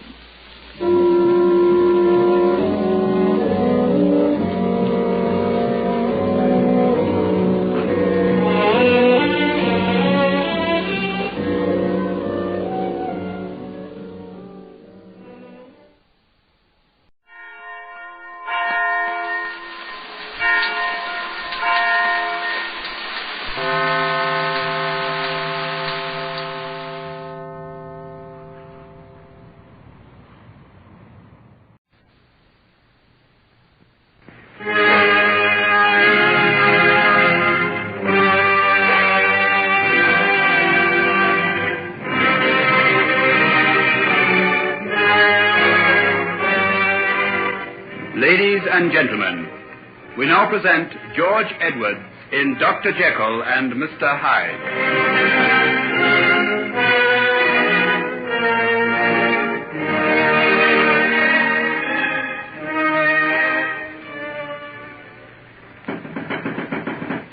Who's there? It's Hugh. Hugh Lanyon. Oh, come out of there and act like a human being, you blithering idiot. Anybody else but you infernal. Yes, I know. That's what I told Pooh. Oh, did he let you in? I'll sack him for that. Splendid. We've anticipated that. I've already engaged him to come to me. Oh, come in. Well, what do you want now you've got me to open the door?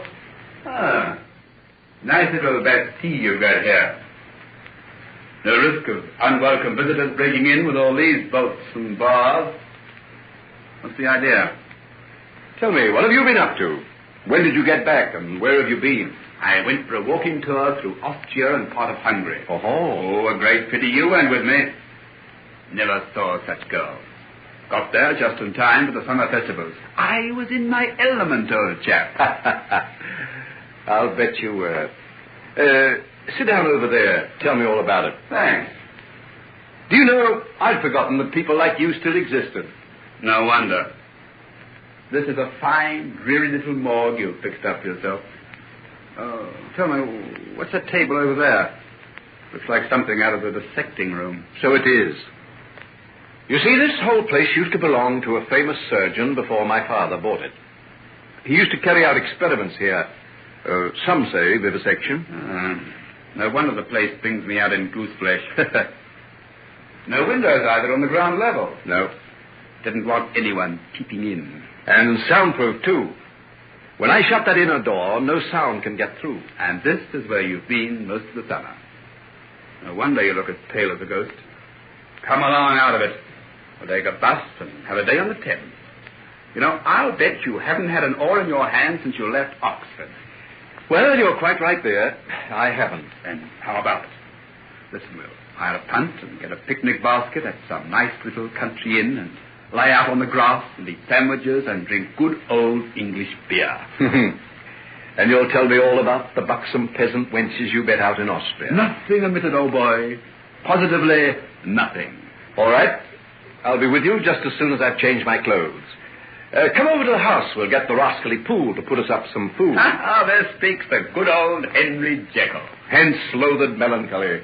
From Cerberus and Blackus, midnight born. In Stygian cave forlorn, amongst horrid shapes and shrieks and sights unholy. Stop it.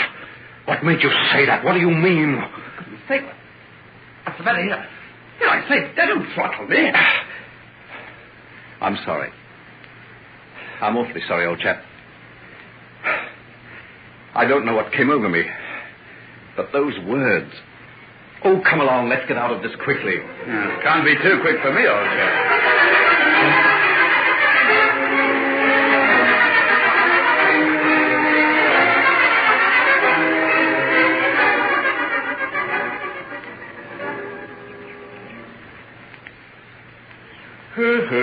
Oh, dear. Well, how about a little more of your father's excellent ale? Which glass? Beside that tuft of grass. Oh, yes, that's it. Oh, dear. It's good to lie here with the sun in your face and the smell of warm earth in your nostrils. You don't know what sunlight is, or how the earth can smell, till you've lain out in the sun at midday in those Austrian valleys. And at midnight under the moon. How I envy you, Hugh. You can take your pleasures so simply.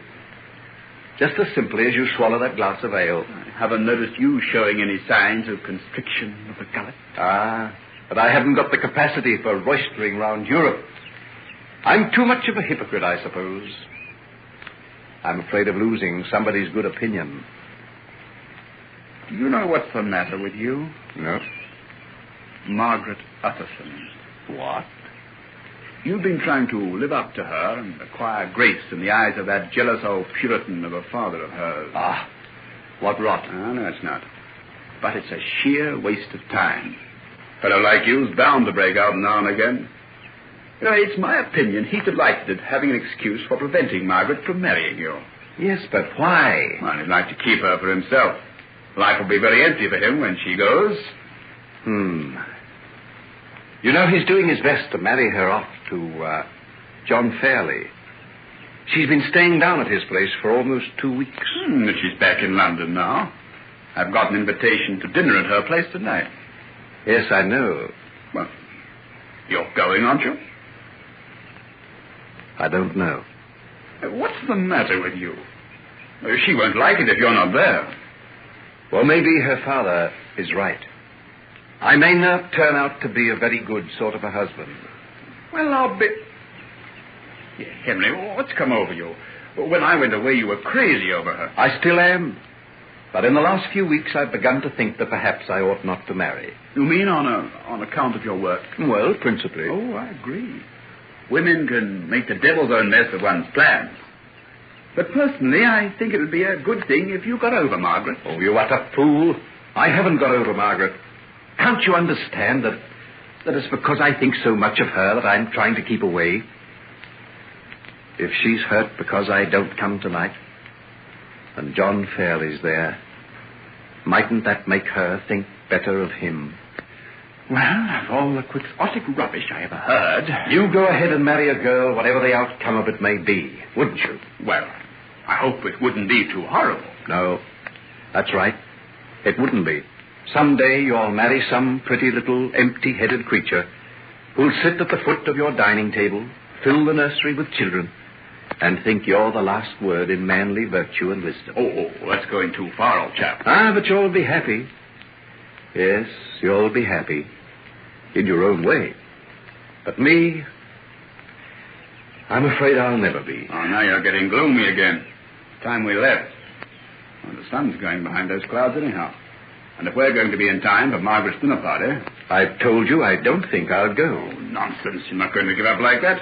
Come along and give John Fairley a run for his money. Anyhow, I'd love to see you do Addison in the eye. I never could stand it. Hello? What's all that about? Comes from that building over there. Have you got any idea what it is? Oh, well, some sort of reformatory, isn't it? That's right, so it is. By Jove, one of the prisoners must have escaped. Yes. Look at the warders rushing out through the gates. I say, is that guns they've got? Hope they don't shoot this way. Well, come along. Let's move off.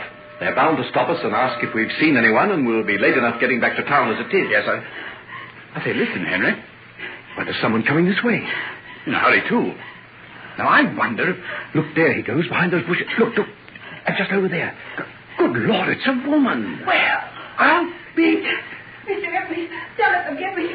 I'll be somewhere. Yeah, what's the matter with you? I say... Hetty Wilson. Oh, wait. Oh, Henry. You. I say, what? Good Lord. It's the girl from the music hall. I'll be in a minute. And I have to go back into that place. I'll kill myself. Here, quick. Into the boat.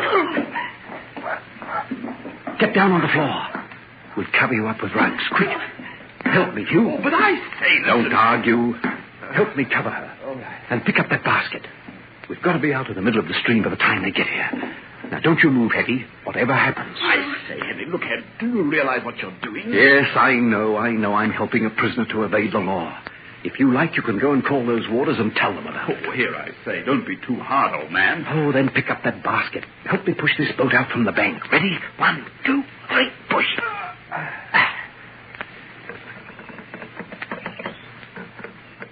Now, Hetty, you lie down against those cushions. Pull your hat over your eyes and pretend to be asleep. I'll do any talking that may be necessary. A nice, quiet afternoon in the country.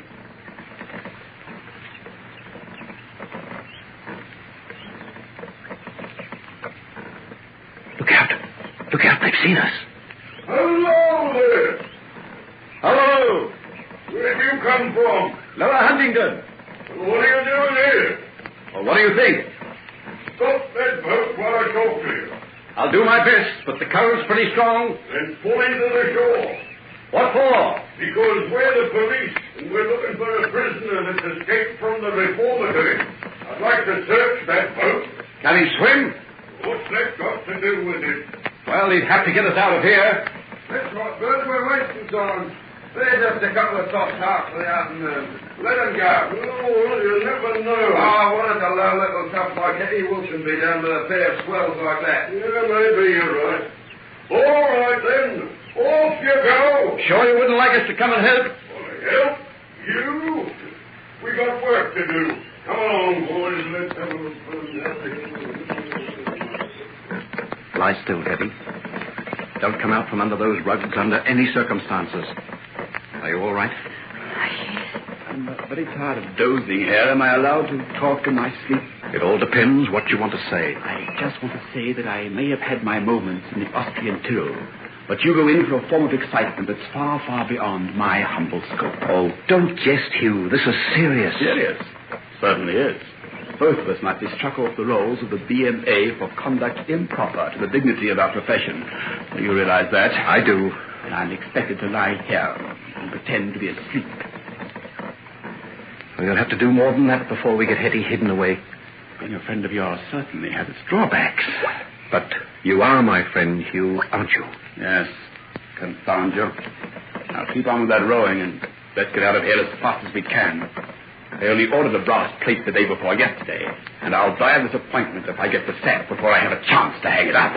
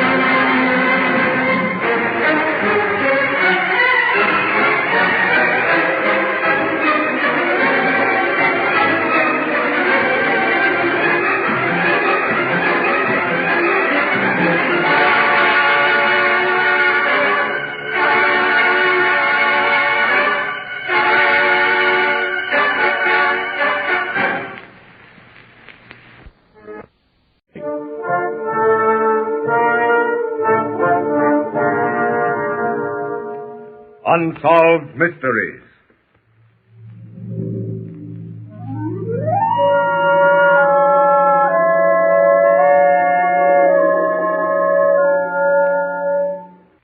To sleep, perchance to dream. Aye, there's the rub. For in that sleep of death, what dreams may come when we have shuffled off this mortal coil. What dreams indeed. Well may one wonder what happens afterward when one knows of the safari of the dead. The scene is Durban, South Africa, the home of Nancy Bruce. A group of friends just out from England are rising from the dinner table while the cafe boys carry the glasses of iced coffee to the long, screened-in veranda. I never realized before, Nancy, what a delightful place Durban really is. Oh, I wouldn't dream of leaving. Durban is as much my home as Portsmouth ever was. By Jove, what the... Why, this is nonsense. Do you mind explaining what you're talking about? Oh, I'm sorry. I just happened to glance at the paper here. It mentions something about the safari of the dead. Oh, I say. I'm sorry, Nancy. Did I say something to upset you? well, it's all right, Jack. I suppose I should get used to it. Will someone please explain just what a safari is, and then what a safari of the dead is? Well, a safari is the African word for a party of men, or possibly of women. A group of hunters, for instance, or ivory traders. Really a trekking or traveling party. Oh, a purely local word, then. More or less. You know, there's something intriguing about a safari. A grouped natives, perhaps carrying ivory, making their way through a jungle with the gun bearers on either flank. The boss by a head, shouting orders while the whole group chants some tribal chant. Then a safari can be of any size. Oh, yes, anywhere from 10 to a couple of hundred. You said something about getting used to it, Nancy. Yes, but I was talking about getting used to the safari of the dead. Oh, good grief, girl, you don't believe in that stuff. The safari of the dead? I do. Oh, I say, really? You see, I've seen the safari of the dead. You're joking. Come now, my dear. The safari of the dead is anything but a joking matter. I've seen it 3 times now. Then you mean that anyone can see it? Oh, no. Only those who have... Well, it's rather difficult to explain. But about 3 years ago, when he was still alive, he decided to go into the back country. I remember the afternoon he came home. It was early, and I was in the back of the house sewing. What's wrong, Harry? Nothing, dear. I've got to go up country, so I came home early to get things in order. Well, where are you going? Coloma. I've got to check up on the plantations. Bill is arranging the safari, and I'll leave tomorrow morning at dawn. How long are you going to be gone? It'll take about 8 weeks. Wana. Yes, Togo. You no go, Kalomo. Another man go. You stay here. Well, Togo, it's nice to know that you don't want me to go. No laugh, Wana. Suppose you go, me think you no come back. Now, Togo, don't put foolish ideas into Missy's head.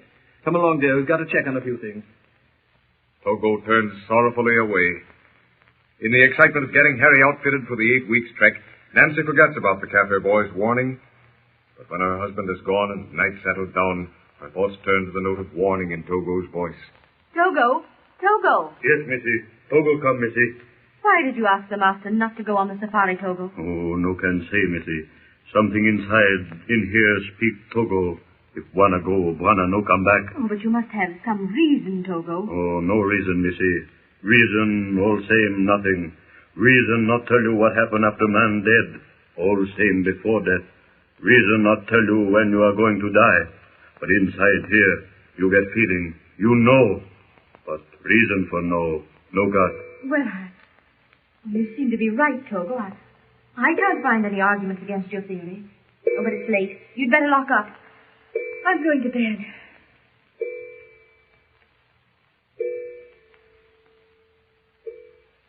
Eight weeks pass. Every runner from the interior has brought word of the safari's progress. The last message to the effect that Harry Bruce had completed his inspection and was already on his way home.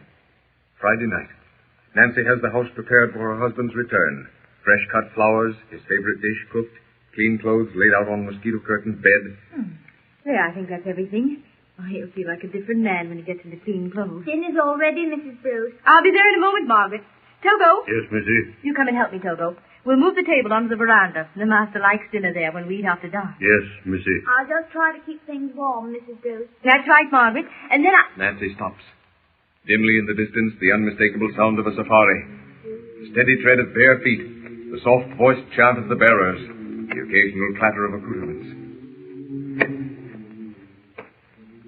He's here. Harry's home. Come, Togo. Why, Togo, what's wrong? Togo, no hear anything. Please, missy, no go. Not go? Why, of course I'm going. Oh, come along. You know what the master will say if I tell him you refuse to go out with me. Suppose you go, Togo go too. But Togo speak. More better you no go. But Nancy has already turned and disappeared in the darkness. Down to the government road she runs, and as she steps out from the line of hedge, she sees the safari swinging down the road. This is Unsolved Mystery, and we'll be right back after this short break. And now let's return to this Unsolved Mystery on When Radio Was. Now the safari is close enough for her to recognize her husband. There he is, and behind him his bearer. Harry! Welcome home, Harry. But Harry glances neither to right nor left. Fixed, unseeing eyes stare ahead into nothing as the safari passes the house. And then, like fingers of ice gripping her heart, Nancy realizes she can see right through the bodies of the marching men, can see the outline of trees, the outline of the hedge, the house. She's looking for the first time on the safari of the dead. Ghastly. Horrible.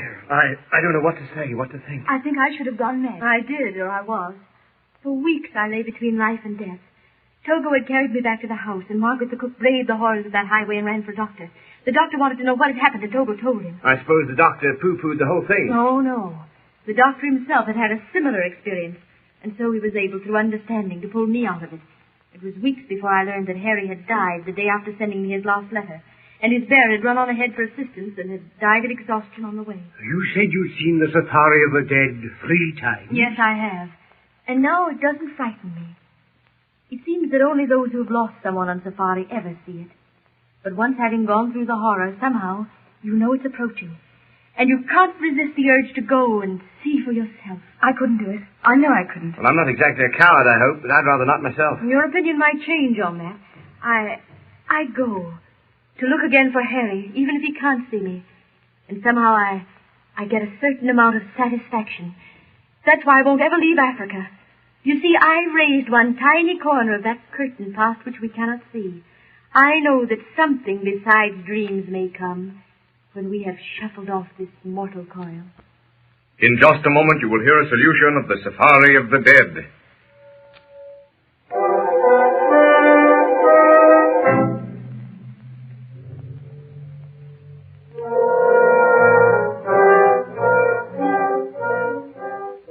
Ladies and gentlemen, inasmuch as any solution must of necessity be supposition, liberties of time, place, and character have been taken in the solution for which you have been waiting. The scene is once again the veranda of Nancy Bruce's home in Durban, South Africa. Oh, but surely, Nancy, you haven't merely accepted this safari of the dead without investigating. Isn't there some explanation of your, whatever you call such a sight? I've done quite a bit of investigating. In the first place, I know over a dozen people who've all seen the safari.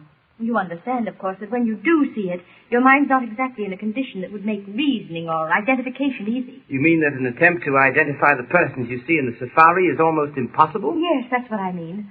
I know Harry's there because I see him. As to the other people, they're shadowy, only half real. Almost like a case of a group of ghostly figures instead of one. Yes. And if one ghost is possible, then a group of ghosts is equally possible.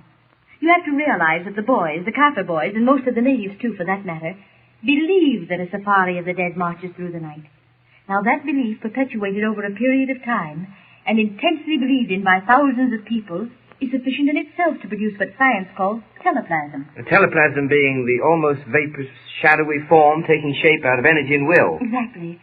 And the will of the natives, the wish-thinking and belief with sufficient energy behind it, produces a teleplasm in the shape of the safari of the dead. And your recognition of Harry in that safari is brought about by some telepathic force informing you of his death? Yes. You've heard of people waking up in the middle of the night and seeing someone standing in the room, and next day or later they learn that that person had died at the very moment they'd been seen in what is erroneously called their spirit form? Not unusual at all. I heard of that. Very well, then.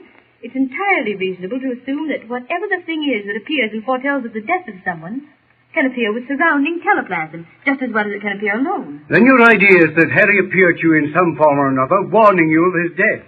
But instead of appearing alone, he appeared surrounded by the teleplasm of the safari of the dead. Yes. And whether or not my explanation is correct, one thing I do know. I've seen the safari 3 times, and each time Harry's in it.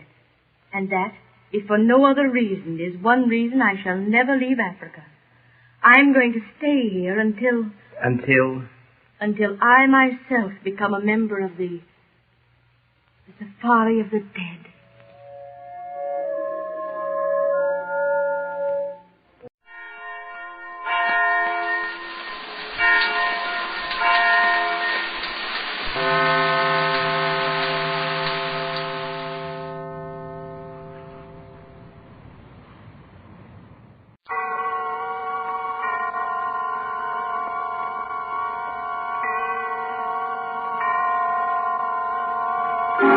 Suspense.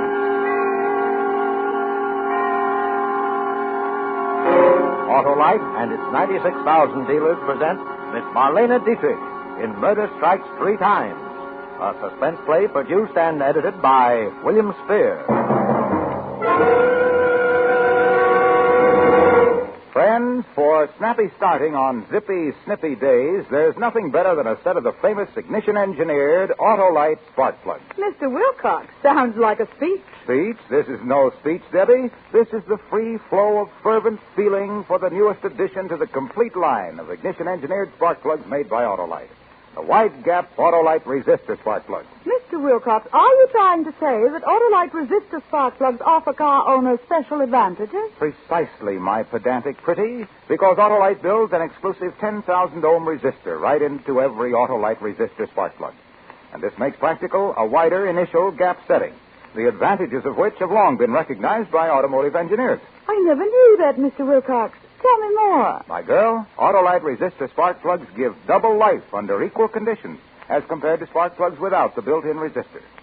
Yes, sirree, this newest addition to the complete Autolite ignition-engineered spark plug line is the only spark plug that will give you smoother performance on leaner gas mixtures and greater gas savings. So, see your Autolite spark plug dealer tomorrow for a set of the famous ignition-engineered Autolite spark plugs. And remember, whether you choose the regular type or the resistor type, you'll be right, because you're always right with Autolite. And now, with Murder Strikes 3 Times and the performance of Marlene Dietrich, Autolite hopes once again to keep you in suspense. And so, John L. Lewis and the soft coal mine operators will be getting down to specific cases soon. And now, the exclusive that I promised you earlier in the program. A report so sensational that I am going to devote all of my remaining time to it. I have before me a copy of a document delivered in person today to the district attorney's office by one Fredonia Bell. Fredonia Bell was the trusted personal maid of Laura Starling Morton, whom you will remember from the widely publicized murder trial of 2 years ago. This document is a statement written by Laura Starling Morton in her own hand, and it begins as follows, quote, "I only regret that it will be impossible for me to be present when this is read aloud. What I shall relate here concerns 3 men. Of these 3 men, it is not on behalf of my husband, Robert, that I write, nor on behalf of my husband, Charles. This is for Elmer. But I do not think that Elmer will ever see it. For Elmer, too, is going to die."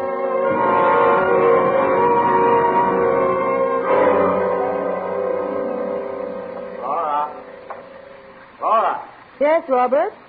Where's my electric razor? In the medicine cabinet where it always is. Oh. Well, Robert, I wish you wouldn't shave while you're in the bathtub that way. What's the difference where I shave? I like to shave in the bathtub. I just don't like to see you meddling with electricity while you're in there.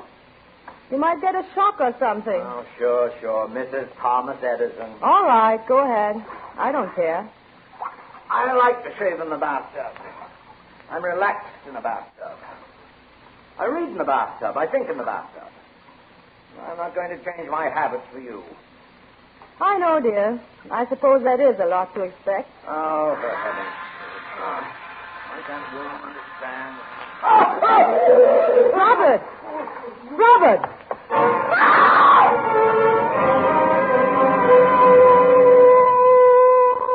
It was a good loud scream. Then I stood in the door of the bathroom and looked. A good long look. Then I called a doctor.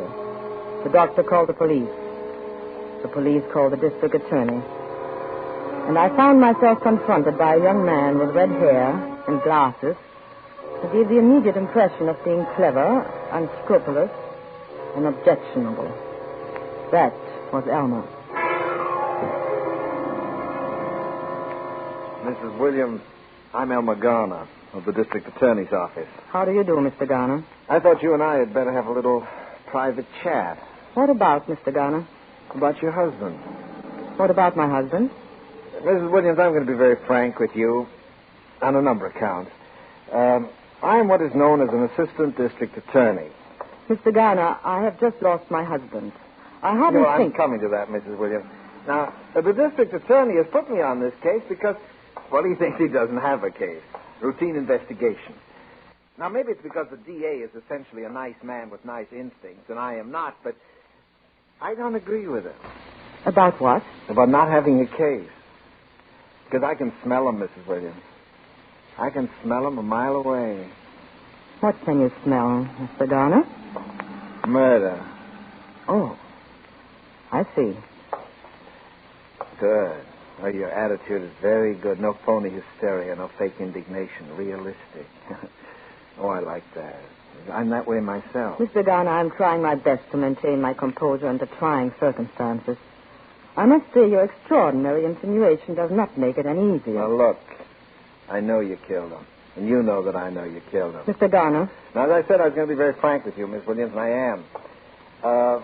On your side of the story is the fact that although I know you killed him, it may be a little difficult to prove that you killed him. Not too difficult, but a little.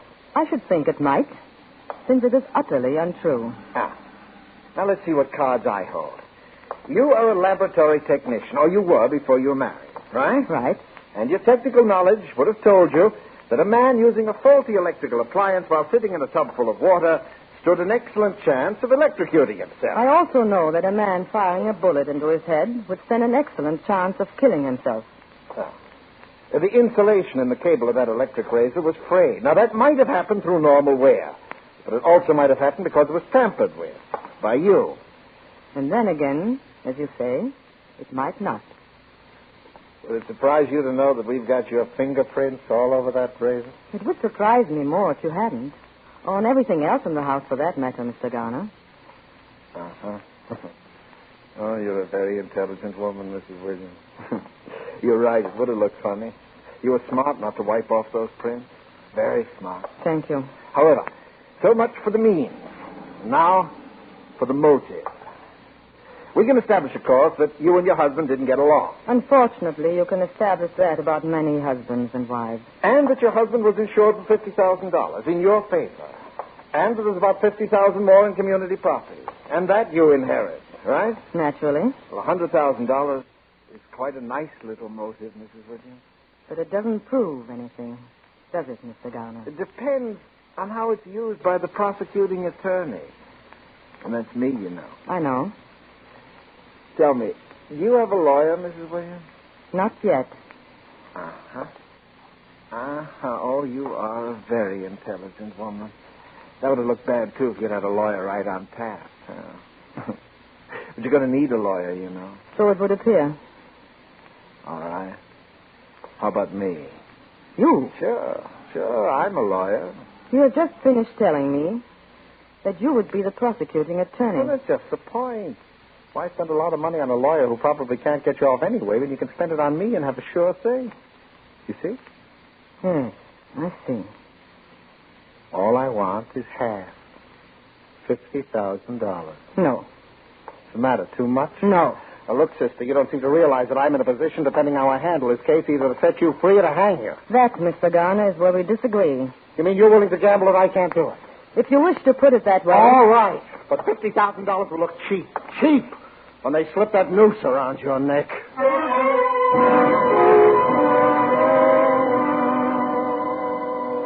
There she sits, ladies and gentlemen of the jury.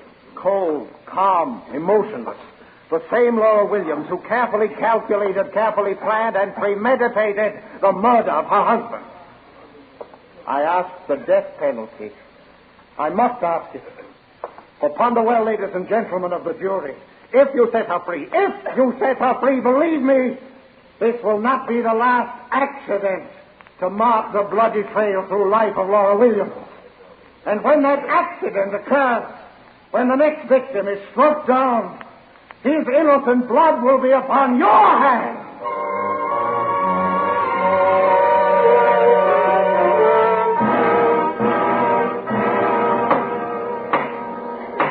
Ladies and gentlemen of the jury, have you reached a verdict? We have. What is your verdict? On the grounds of insufficient evidence, we find the defendant not guilty. Well,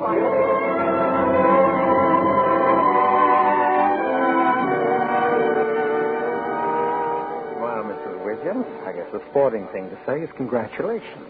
Congratulations. Thank you, Mr. Garner. Say one thing, you've got what it takes. The jury was evenly divided that whole first stage. Did you know that? Yes, I knew it. Yes, I wasn't too far wrong at that, was I? Just far enough, Mr. Garner. So listen again, just as a sporting proposition, tell me. Did you... Did I what? Oh, come on, we're alone here anyway. It doesn't matter because you can't be tried twice for the same thing. You know that, don't you? Yes, I know it. Well, did you? Yes. You cheap, contemptible blackmailer, yes. I killed him. How do you like that? I killed him.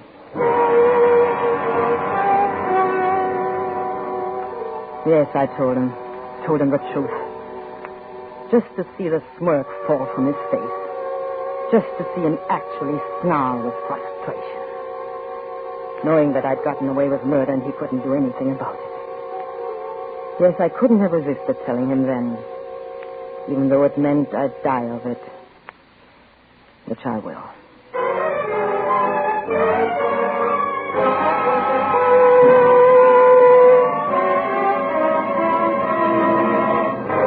Autolite is bringing you Marlene Dietrich in Murder Strikes 3 Times. Tonight's production in radio's outstanding theater of thrills, Suspense.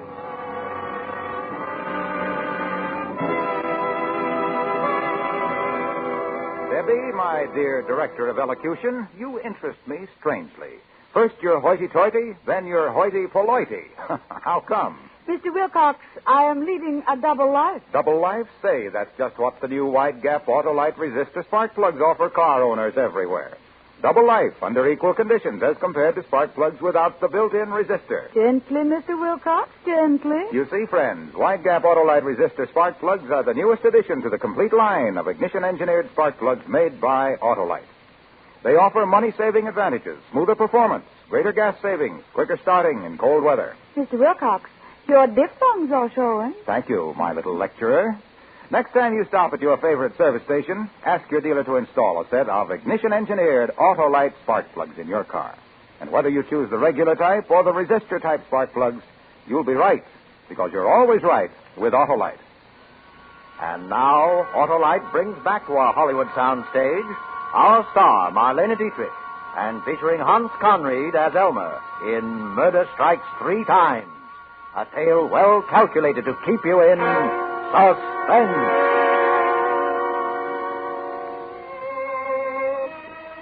Perhaps I gambled too recklessly with Elmer. I since had cause to wonder. But there were things I could not foresee, as well as Elmer. Suffice it to say that after my acquittal, with $100,000 from Robert's estate, I moved to another city and took up my life again under another name. But there, as Laura Starling, I met and married Charles Morton, a charming and eccentric man whose genius as a research chemist accounted not only for those qualities which endeared him to me, but for a very considerable personal fortune as well. I was quite happy and completely in love. And as the years went by, I had seen, I thought, the last of Elmer.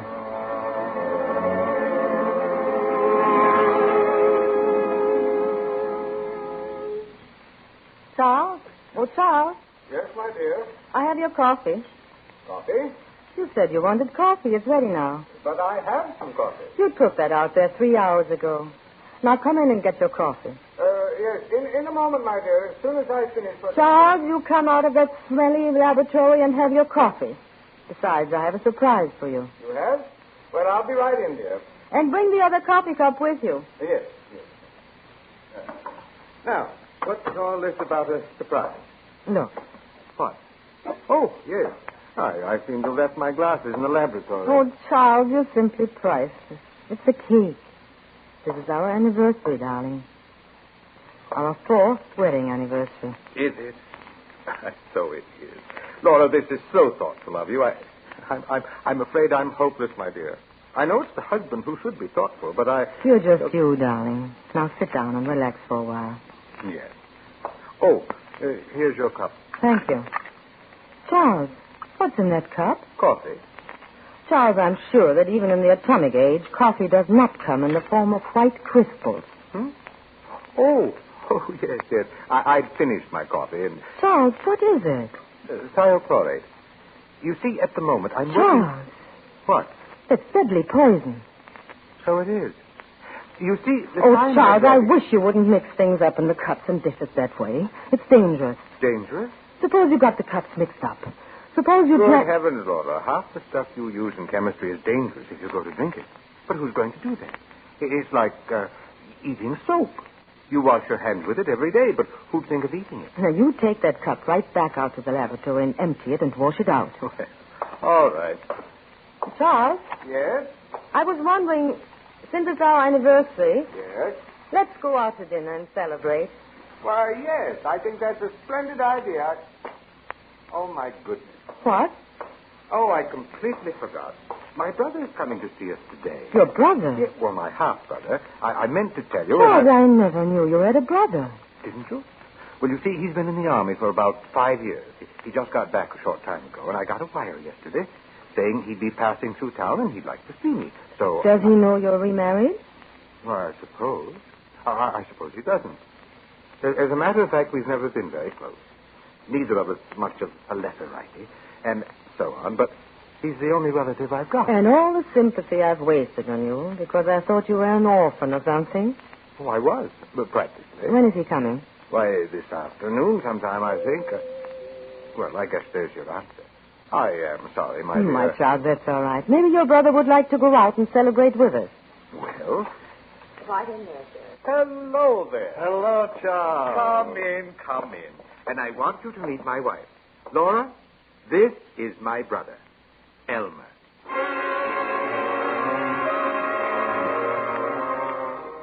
There was no doubt that it was Elmer. There was no doubt that he recognized me. And there was no doubt in my mind as to how he intended to play his hand this time either. For he gave no public sign of recognition, but simply looked straight at me and smiled. And smiled and smiled. So you've gone into private practice, eh, Elmer? Criminal law, I suppose. Mm-hmm. Yeah, there's no appreciation in this country of men who hold public office, financially at least. Oh, Elmer, you always did have your eye on the dollar, didn't you? What about your racket, Charlie? What have you been up to? Oh, just puttering around here in my laboratory. You mean right here at home? Of course. Oh, I guess that's new since you were here last. Well, there's a lot that's new since I was here last. It's right in there, right through those doors. Isn't that sort of a nuisance for a wife? Or isn't it? Not in the least. Why should it be? Now, Laura, don't try to cover up my failings. Just before you came, she was scolding me for carrying thiochlorate around in a family coffee cup. Isn't that interesting? Isn't that a coincidence? Why? Now, I was just thinking, what a fine setup for a murder. Now, somebody poisons a chemist in his own laboratory, and it looks just like an accident. Neat, huh? You will find that Elmer has a morbid mind, my dear. he used to try people for murder back in Illinois. And I tried some beauties, too. Oh, I've got to get going. I'm sorry I can't accept your invitation for tonight. But you are staying over a few days, are you? Oh, yes. I'll see you again. Good. Soon. Good. Now, don't bother to come to the door with me, Charles. I know you want to get back to your work. Well... Perhaps Laura will, huh? Give us a little chance to get acquainted. Why, yes, of course. Call us, Elmer. Well, you can depend on it, Charlie. Good. Well.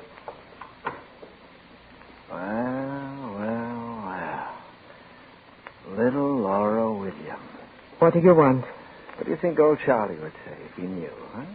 I asked you a question. I suppose he'd go on loving you in his own peculiar fashion, but never be quite the same, would it? There'd always be that little gnawing doubt. Another accident, maybe, huh? Oh, no, I'm afraid things will be kind of under strain around here, Laura. You do have a price, I suppose. I might. By the way, why are you so eager to pay it? I'm happy here. I'm at peace with myself and the world. I don't want anything to change. No other reason? What other reason would there be? I suppose all this property would go to you in the event of another little accident. Huh? You don't really believe that. No, the motive and the means. Money and poison. How much, Elmer? No. No, you got me wrong, Laura. I don't want money. When did that happen? Or did it ever occur to you that I might simply be interested in my brother's welfare? No. All that has occurred to me so far is to wonder why I had to pick the one man in the world who was related to you. You want to hear my proposition? I'm waiting. Yeah. The motive and the means. Now, there's always the means for an intelligent person like you. But if we took away the motive... The motive? The money, the will. No motive, no temptation, you see? I see. Yeah, in a way, it's for your own protection, too. Because if Charlie so much as slipped on a banana peel and you inherited that money, there's no jury in the world that wouldn't convict you, simply on your past record. You realize that, don't you? Yes. So, no motive, no case either, you see? What do you want me to do? Get him to change his will. In favor of his only living relative, I presume? Uh-huh. That's me. And then? That's all. And you're in the clear. Because after that, Charlie couldn't suspect you even if I told him. Probably wouldn't believe it. Throw me out of the house for persecuting his little bride. Maybe even change his will right back again, you see? All right. You can do it, can't you? I suppose so. Oh, I know you can. I know you'd better.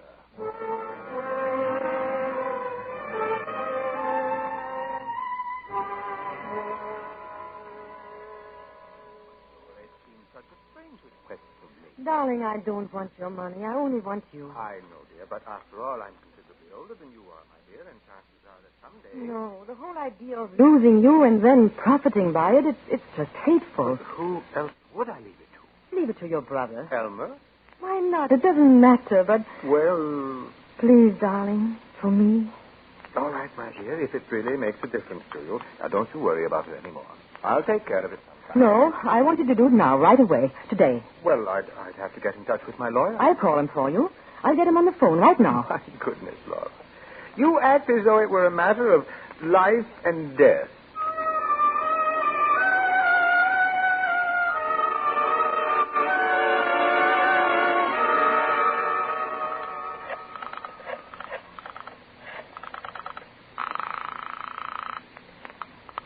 Ambassador Hotel.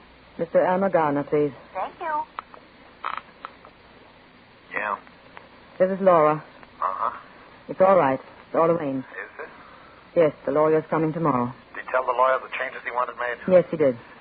Not that I think you'd ever tell a lie, Laura, but how do I know all this? Hasn't he told you? No. Then perhaps it's better drop in this evening. That's more like it. I'll expect you after dinner. I'll be there.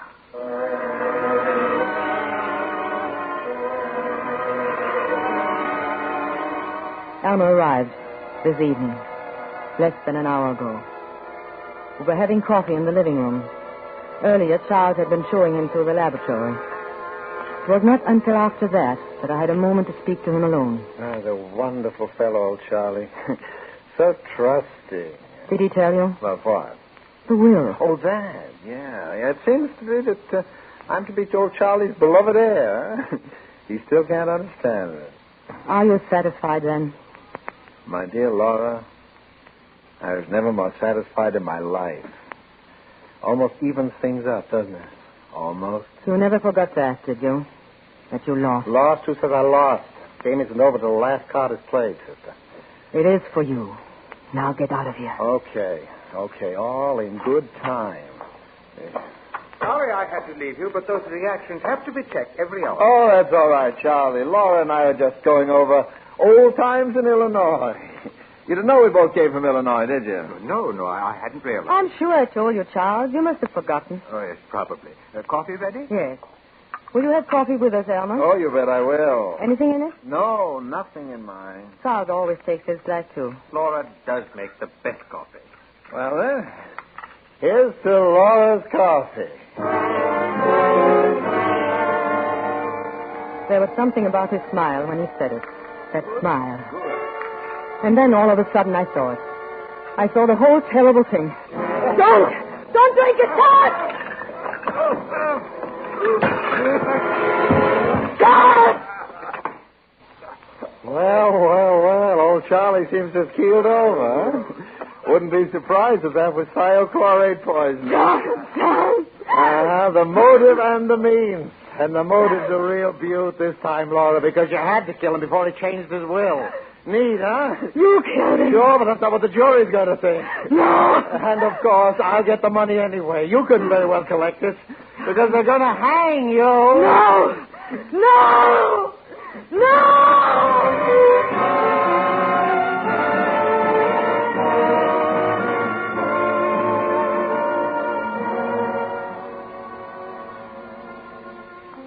Elmer's downstairs in the living room. I'm in my study.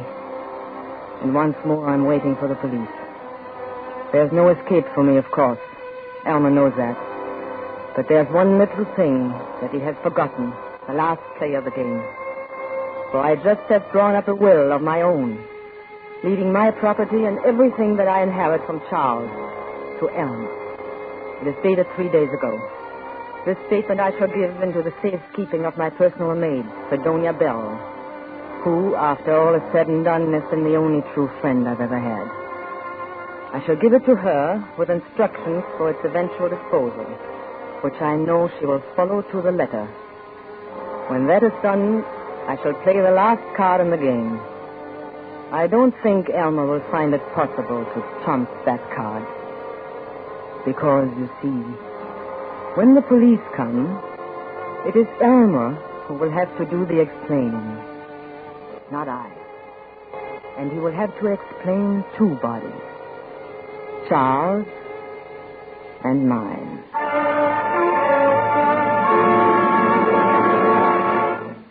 Charles and mine, unquote. And as the world knows, Laura Morton was found dead by the same means which caused her husband's death in that double tragedy 2 years ago. And now we have this document. And the irony of the document, ladies and gentlemen, the terrible irony, is that it was delivered to the district attorney's office by Fredonia Bell this evening at 8 o'clock, 2 years later. And why did the good Fredonia wait until tonight? Because she was thus following explicitly the instructions of her mistress, Laura Starling Morton, who specified that the envelope be handed to the police exactly 24 hours after the execution of Elmer Garner. Good night.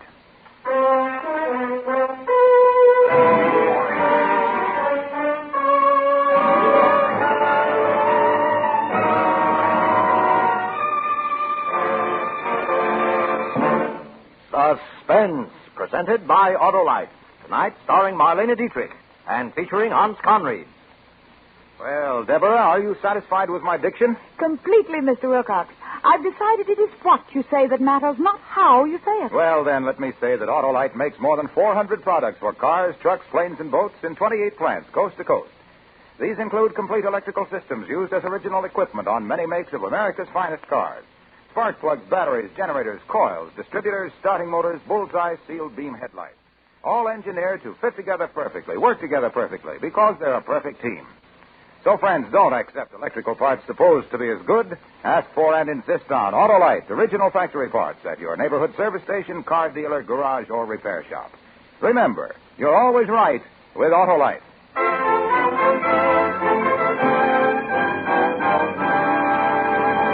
Next Thursday for Suspense, Dick Powell will be our star. The play is called Slow Burn.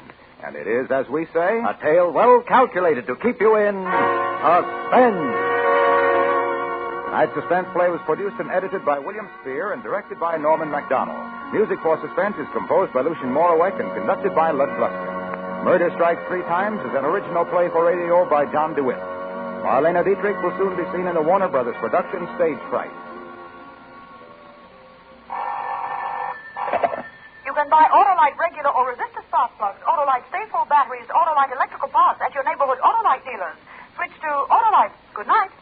There is still a tremendous job to be done in gaining new knowledge about the causes, prevention, treatment, and cure of heart diseases. Give to this worthy cause. Send your contribution to HEART, H-E-A-R-T, care of your local post office. This is CBS, the Columbia Broadcasting System.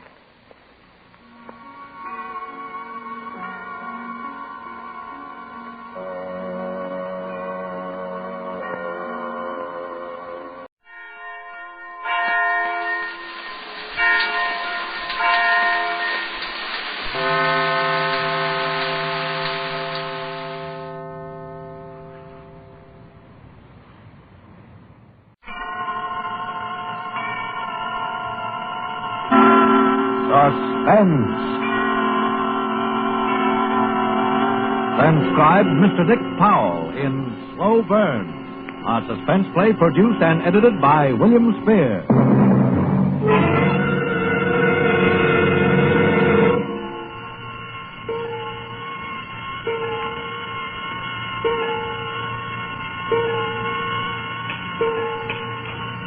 I'm standing here staring at a clock on a dresser in a crummy hotel room.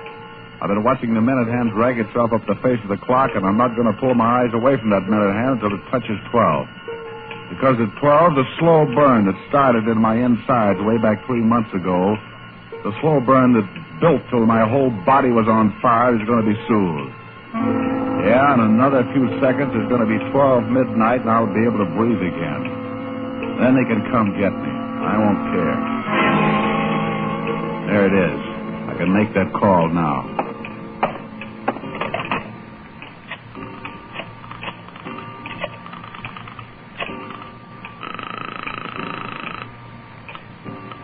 Morning Herald. Let me speak to Todd Sloan. Sports Department, Todd Sloan speaking. This is Johnny Wilson. Johnny? Don't interrupt. This call is a stench to be traced. I got a lot to say. The cops have a tight circle around this town, and I know I got no exit. But before they get me, I want to clear a few things up. Now listen to me. I did it. I'm not denying it. I'm telling you why I did it, and you're going to print it because you're a right guy. Look, Johnny, Shut up. I don't have much time. It all started the day I fought in Duville, Pennsylvania. Danya, my wife, didn't want me to fight, but to me it was the fastest way to make a buck. I was just beginning then, right after the war. And the cold town was the best I could do. I was fighting Tony Tadro, a good boxer and a puncher. In the second round, we just squared off, and the crowd pulled to its feet, roaring the guy's name. Not mine, not Tony. Me, it didn't throw, but Tony, it did. He dropped his guard just long enough.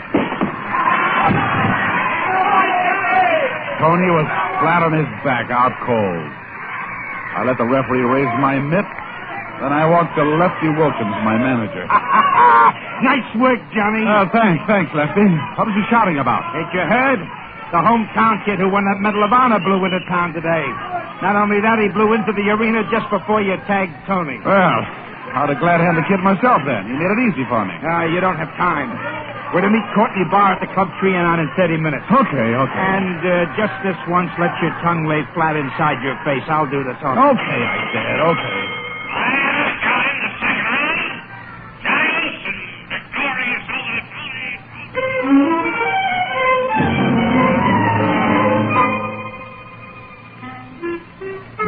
You saw Johnny fight tonight, Mr. Barr. He's good.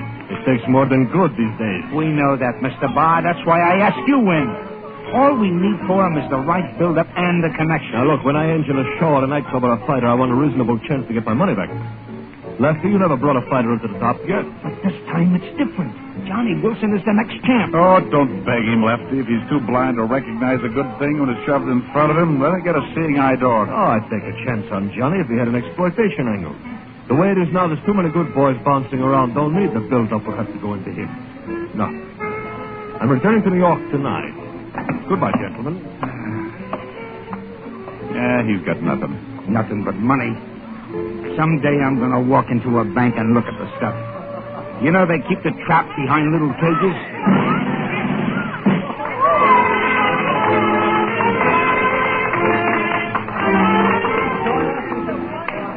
There's that kid again. The metal boy. Name's Chuck Masters. They say he got 30 japs. 30 japs? Oh, I'd like to meet the hero. Well, it looks like maybe you will. He's coming right at us. Pardon me, but aren't you Johnny Wilson? Yeah, that's right. Oh, I got to the stadium just in time for the knockout. Sure like to congratulate you. Oh, thanks. 30 japs, huh? You've been pretty busy. Me, I was in the medical corps, Walter Reed Hospital. Have a drink, Chuck? Oh, no, thanks. I can't stop. My family's waiting. I really have a favor to ask, Mr. Wilson. I am chairman of the Juvenile Delinquency Committee. Oh, let me offer my congratulations. Thanks. Now, if you'll offer just one more thing, Your services in an exhibition bout. You mean a benefit? Yeah. Look, Sonny, you're a nice, clean-cut American boy, and I like your style, but the only benefits I fight are for the Johnny Wilson fight. No, wait a minute, Johnny, wait a minute. After all, we don't want to see no kids go wrong, do we? Who are you figuring on Johnny fighting? Well, nobody yet. I just got the idea. Do you box, Chuck? Me? Well, I did a little boxing in the 39th Infantry, strictly amateur. Then it's a natural. You box, Johnny. Oh, now, wait a minute. I couldn't. Sure you could. And you look like a welter, too. If you get into the ring with Johnny, it's a deal. Good idea. Good publicity. You don't understand. You can't ask a guy to fight unless you're willing yourself. Especially for nothing. You do, we do. You don't, we don't. Well, okay, it's a deal. Thursday night at the stadium. Yeah. All right, Lefty. What's the setup? In the ring Thursday, I want you to make him look good. I want the kid to think he's a wonder boy. I want to sign him. And then? Then I take him to Bar as my new fighter. Medal of Honor and all. Oh, Bar like that. Endorsed by Congress. Keep talking. We've got some of the exploitation angle he's talking about. And with the dough we make on Chucky Boy, we'll finance you to the title.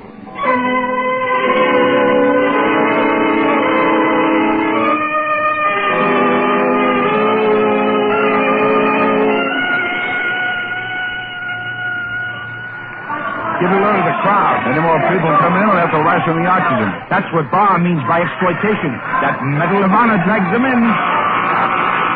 There it is. Remember, Johnny, don't win. You don't have to lose, but don't win.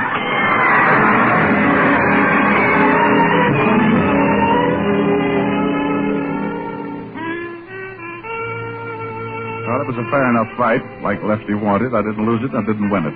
The kid was a cinch to sign, and Lefty wired Barr to find out if he was interested. He was, and now we were in New York in the Copa Club, signing the contracts. There's one thing, Lefty.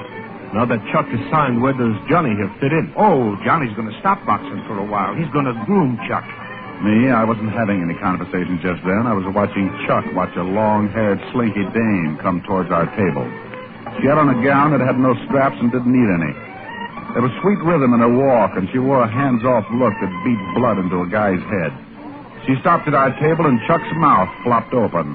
I said, "Well, gentlemen, this is my wife." Hello. Danya, this is Chuck Masters. Sit down, baby. So you're the new fighter. Yeah. I hate fighters. Oh, you're frightened the boy. And I hate the parasites who live on them. Oh, have a drink, baby. Why do you take that, Johnny? Shut up. Hey, new fighter. Why don't you duck out before they knock that gentle look out of your eyes? I don't want to fight Mrs. Wilson, but I need money. Johnny looked like you when he first started. And after only 4,000 push-ups a day, look at me now. Childhood sweetheart. Sweetness and light. Now he's not happy unless I wear gowns like this. There's nothing wrong with that dress. Hey, baby, have you heard? I'm going to stay out of the ring for a bit. What? Going to teach Chuck here a thing or two. Who can tell? With me behind him, he may get to be our next champ. You've given it up, Johnny. What happened? He's just taking a rest, Danya. That make you sore? Not me. It just sounds like Johnny's using his head. And that sounds so strange it makes me suspicious. Ah, great little kidder, ain't she, Chuck? Hey, Mr. Barr. Come on, baby, let's dance.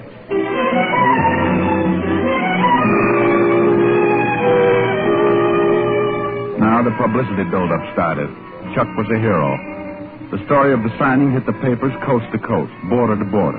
The Fighting Marines. They traced his medals to every beachhead. I even came in for some publicity as Chuck's best friend, the guy who was sidetracking his own career to train him. And on the day Chuck signed for his first fight, with Whitey Carnes in the Bronx Coliseum it was, who should come in to give him his medical but my old CO from the Med Corps, Doc Peterson. Hey, Corporal Johnny Wilson. Well, don't make me say what are you doing here. Tell me. Well, I'm a fighter, Captain. Well. That's a far cry from Walter Reed Hospital, huh, Johnny? How you doing? So far, the Army paid off better. No, Doc, this is Chuck Masters. Oh, hiya, Chuck. Say, according to all the publicity I hear, you're going to be the next welter champ. Yeah.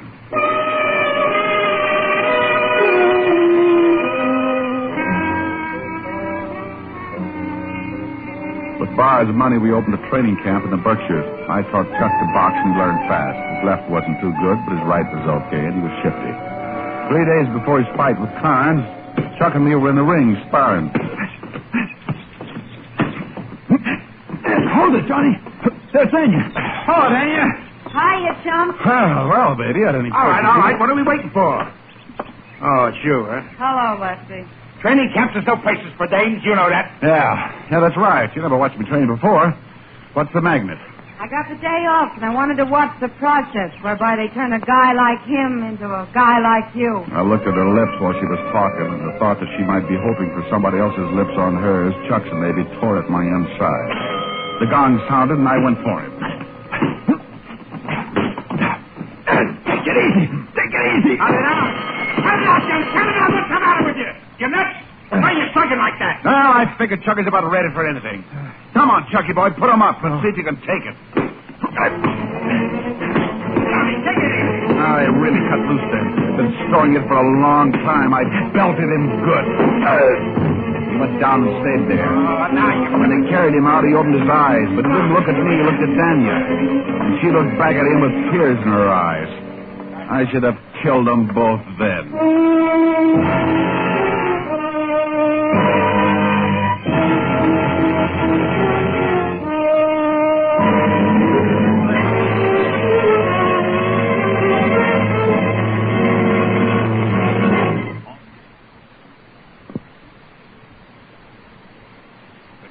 In large numbers, Todd, but they won't find me for a while, and I only need a little more time to finish.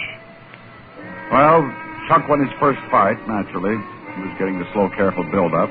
He won a second fight over in Jersey. So then Lefty began to book him. He said Courtney Barr wanted Chuck to go out and make a tour, get a list of knockouts so he'd have a record. So I sat on my mitts. The day Chuck got back from his tour, he called, and Daniel invited him to dinner. How was the tour, Chuck? Oh, fine. I had a couple of fights that were terrific. In Denver, I fought Willie Myers. What a boxer. But I found his weakness. See, when he was getting set to throw his right, he always flipped his elbow just a bit. From then on, he was my meat. You're beginning to enjoy fighting, Chuck. Well, why shouldn't he enjoy it? There's money in it. Sure. 50% of the purse and a bonus. Don't forget the bonus. Scrambled brains, cauliflower ears, and a nose smattered all over your face. A good fighter keeps his nose straight. Johnny was just like Chuck when he first started. Fighting kills a man's better instinct. I'll get the dessert. Yeah, I'll help you.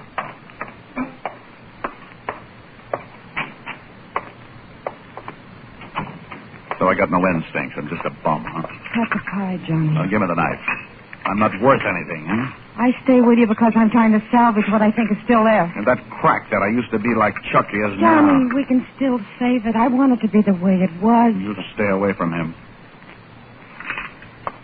What's the use? Come in and finish your dinner. You heard me. Stay away from Chuck or I'll finish him.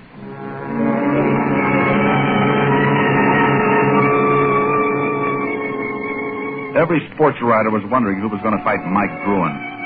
Nobody got a crack at the champ unless he fought Gruen first. I knew who it was going to be. Me. And with the money left he got out of Chuck's fights, that was the deal we'd made. But, well, I was getting itchy about it. All this time, I wasn't getting any particular build-up. We were on the lake cruising around relaxing after 2 weeks of hard training. Barr and Chuck were watching a kid horsing around doing handstands in a canoe. I took Lefty to the other end of the launch. Yeah? Yeah, look, Lefty. I know, Johnny, I know. Now, don't worry about the Gruen bout. Maybe it would be smarter, Lefty, if you gave up my contract on the surface.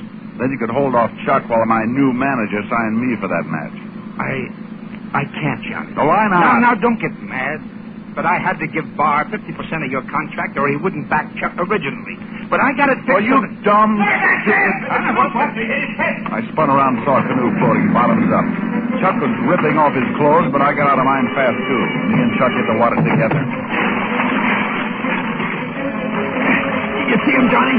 Huh? No. I saw the kid, but I wasn't telling Chuck. He'd come up about 20 yards away, and he went down in the same spot. This was going to be publicity for me. I dove for the kid, grabbed his hair, and pulled him up. When the boat came up alongside, Lefty hauled him in. When they pulled me into the boat, I saw Lefty point to the landing. Oh, look at that carload of reporters that just drove up. Chuck, you and Johnny get out of those wet clothes. I'll take care of the reporters. Reporters? Well, send them along, boys. Photographers? Bring them on.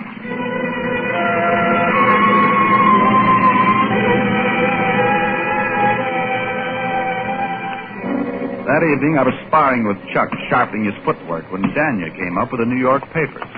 Don't you two ever get out of that ring? Oh, and by the way, congratulations. Huh? Oh, you hear all about the hero stuff on the lake? Yeah, congratulations. But she wasn't looking at me. She was looking at Chuck. I hopped out of the ring, grabbed the newspapers out of her hand. The story was there, all right, in big block headlines. Chuck Masters saves boy from drowning. Medal of Honor winner does it again. Me? I wasn't even in the comic section. Oh, this is all wrong, Danya. Johnny saved that kid. Yeah, Johnny saved that kid. Now Johnny's going to save himself.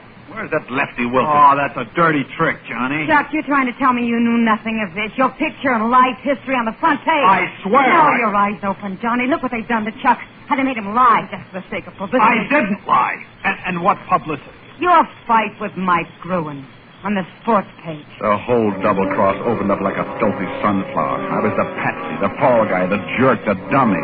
I was going to be the next champ. Yeah, the next champ under the dunce cap. I wanted to pound someone, something, anything. My eyes focused on Daniel. I'm glad this has happened. Maybe, Johnny, now you'll give up. We'll have a chance to live decent, normal lives. I'm glad this has happened. I spark-plugged this whole thing so I could get that Gruen bout. I fixed it. Stupid. Shut up! You hit me. You miserable skunk.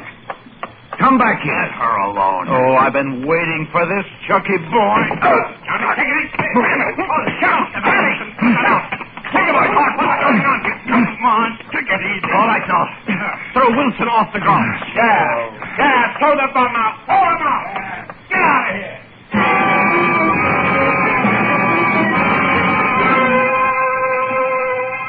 They threw me out all right, and while they were doing it, I was thinking I was going to kill Lefty Wilkins. That was definite. And I remembered that all Daniel worried about was Chuck. Chuck's character. Chuck's gentle look. Yeah, I was going to kill Lefty. And for Chucky boy, I was going to think up something special. Very special.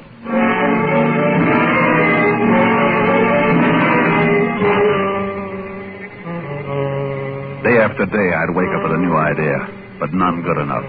Then one night I walked into a bar and saw someone. Someone who was going to give me the answer. It was my old CO, Doc Peterson. Corporal Johnny Wilson. Come on over. Bring a drink with you. Thanks, Captain. Still medicing for the boxing commission? Yeah. Still fighting? Yeah, off and on. Glad to see you, Johnny. Hey, you're the second guy I've seen from our old outfit recently. Yeah? You remember that lieutenant in the chemical corps who nearly lost his eyes? I saw him. I met his new wife. A real mess. I guess we didn't do such a good job on his eyes. Eyes? What do you mean, Captain? You remember the fool got bichloride of mercury in him. Severe corneal laceration. Lucky thing we caught him when we did, or he'd have gone permanently blind. It's a terrible thing when a man loses his eyesight. Yep. Suppose it was a man in your profession, huh, Johnny? Huh? Yeah. Good thing a guy can tell when that stuff gets in his eyes. And a guy can always tell. Burns like mad. Yeah, I guess it would. Well, I gotta be on my way, Johnny. Captain, how long would that stuff have to be in a guy's eyes to blind him permanently? 26 hours about, if he's in top condition. The captain left, and me, I walked the streets all night, most of the next morning until the 42nd Street Library opened. I went through 5 medical books before I found what I wanted. Eye anesthesia. Ponticate. Causes loss of sensation in the eye without affecting the eyesight. I went up to the training camp. The Gruen bout was in 3 days. I had to get back in favor. I piled it on good. I played it with hearts and flowers, everything. Poor Johnny. I'm sincerely sorry. That's the way it is, Chuck. I'm sorry for the hassle I caused. I'd sure like to be with you for the night of the fight. Well, okay, Johnny. It'd be funny fighting a local match without you in my corner. Sounds fishy to me. You ain't the kind to forgive. Well, it ain't fishy, Lefty. Since Daniel left, things have been lousy with me. I'm out of dough. I gotta eat. I need the job. He gets the job, Lefty. He rates it. He taught me everything I know. I want him in my corner.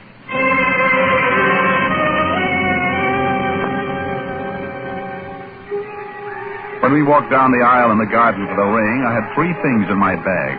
A long, sharp knife for Lefty Wilkins and the Ponticane and bichloride of mercury for Chucky Boy.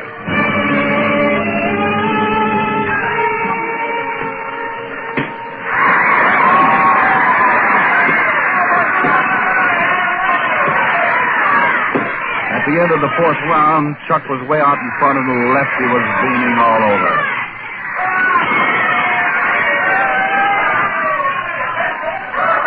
Well, nice going, Chuck. Hey, he's a cinch. Then I reached for the Vaseline that every fighter has smeared over his eyebrows to keep his eyes from getting cut. I had the Vaseline loaded with Ponticane. I smeared it all around those eyes of his. Now all I had to do was wait until the Ponticane took effect.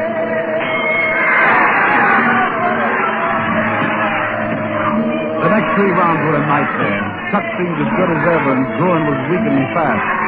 Suppose he got knocked out before I got the bichloride in Chuck's eyes. Well, everything's still okay, Chuck? Hey, sure must be proof, Johnny. He hit me in the eye 3 times that round. I didn't even feel it. Yeah?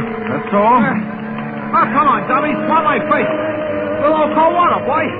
Next round, I'll kill him. He leaned back. I picked up a sopping sponge from the outer bucket, the one with the bichloride, and I swabbed his face and kept swabbing it while the liquid ran over his forehead and down in his eyes. And this is it. He didn't even wince as the poison drained under his lids, into his eyes and over his eyeballs. He started the 8th round strong and cocky, pushed Gruen all over that ring, and then all of a sudden it happened. He stopped and put his gloves to his eyes, trying to rub away the creeping blindness. Gruen played it cagey. He thought it was a trick. But as Chuck desperately hunted for him, Gruen caught wise and he piled into Chuck. Gruen tore his head off. He hit Chuck with everything but the ring post. Chuck kept going down and coming up for more. Oh, it was beautiful. I picked up my bag and left the corner. On the way out, I stopped for a moment where Lefty Wilkins bent forward, agonizing in his seat as he watched the championship go out the window. He didn't even move when I shoved a knife into his back. The crowd was screaming for the kill as I walked out.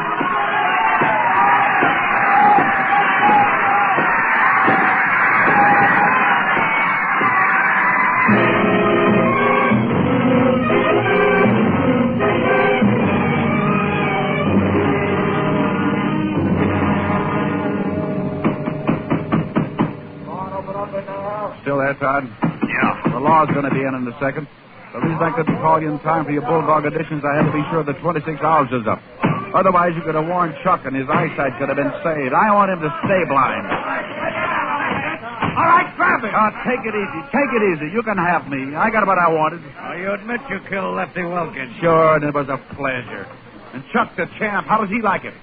Got any jobs for fighters who can't see? Why don't you ask him? What? Hello, Johnny. Chuck. Well, what do you... Yes, Johnny, he can see. He's not blind. But you can't see. I don't believe it. You can't. Your old CO was at the ringside, Johnny. Doc Peterson. He knew what it was the minute it happened. He fixed up my eyes. You can't see. You can't see. You can't see. You're the one who's blind, Johnny.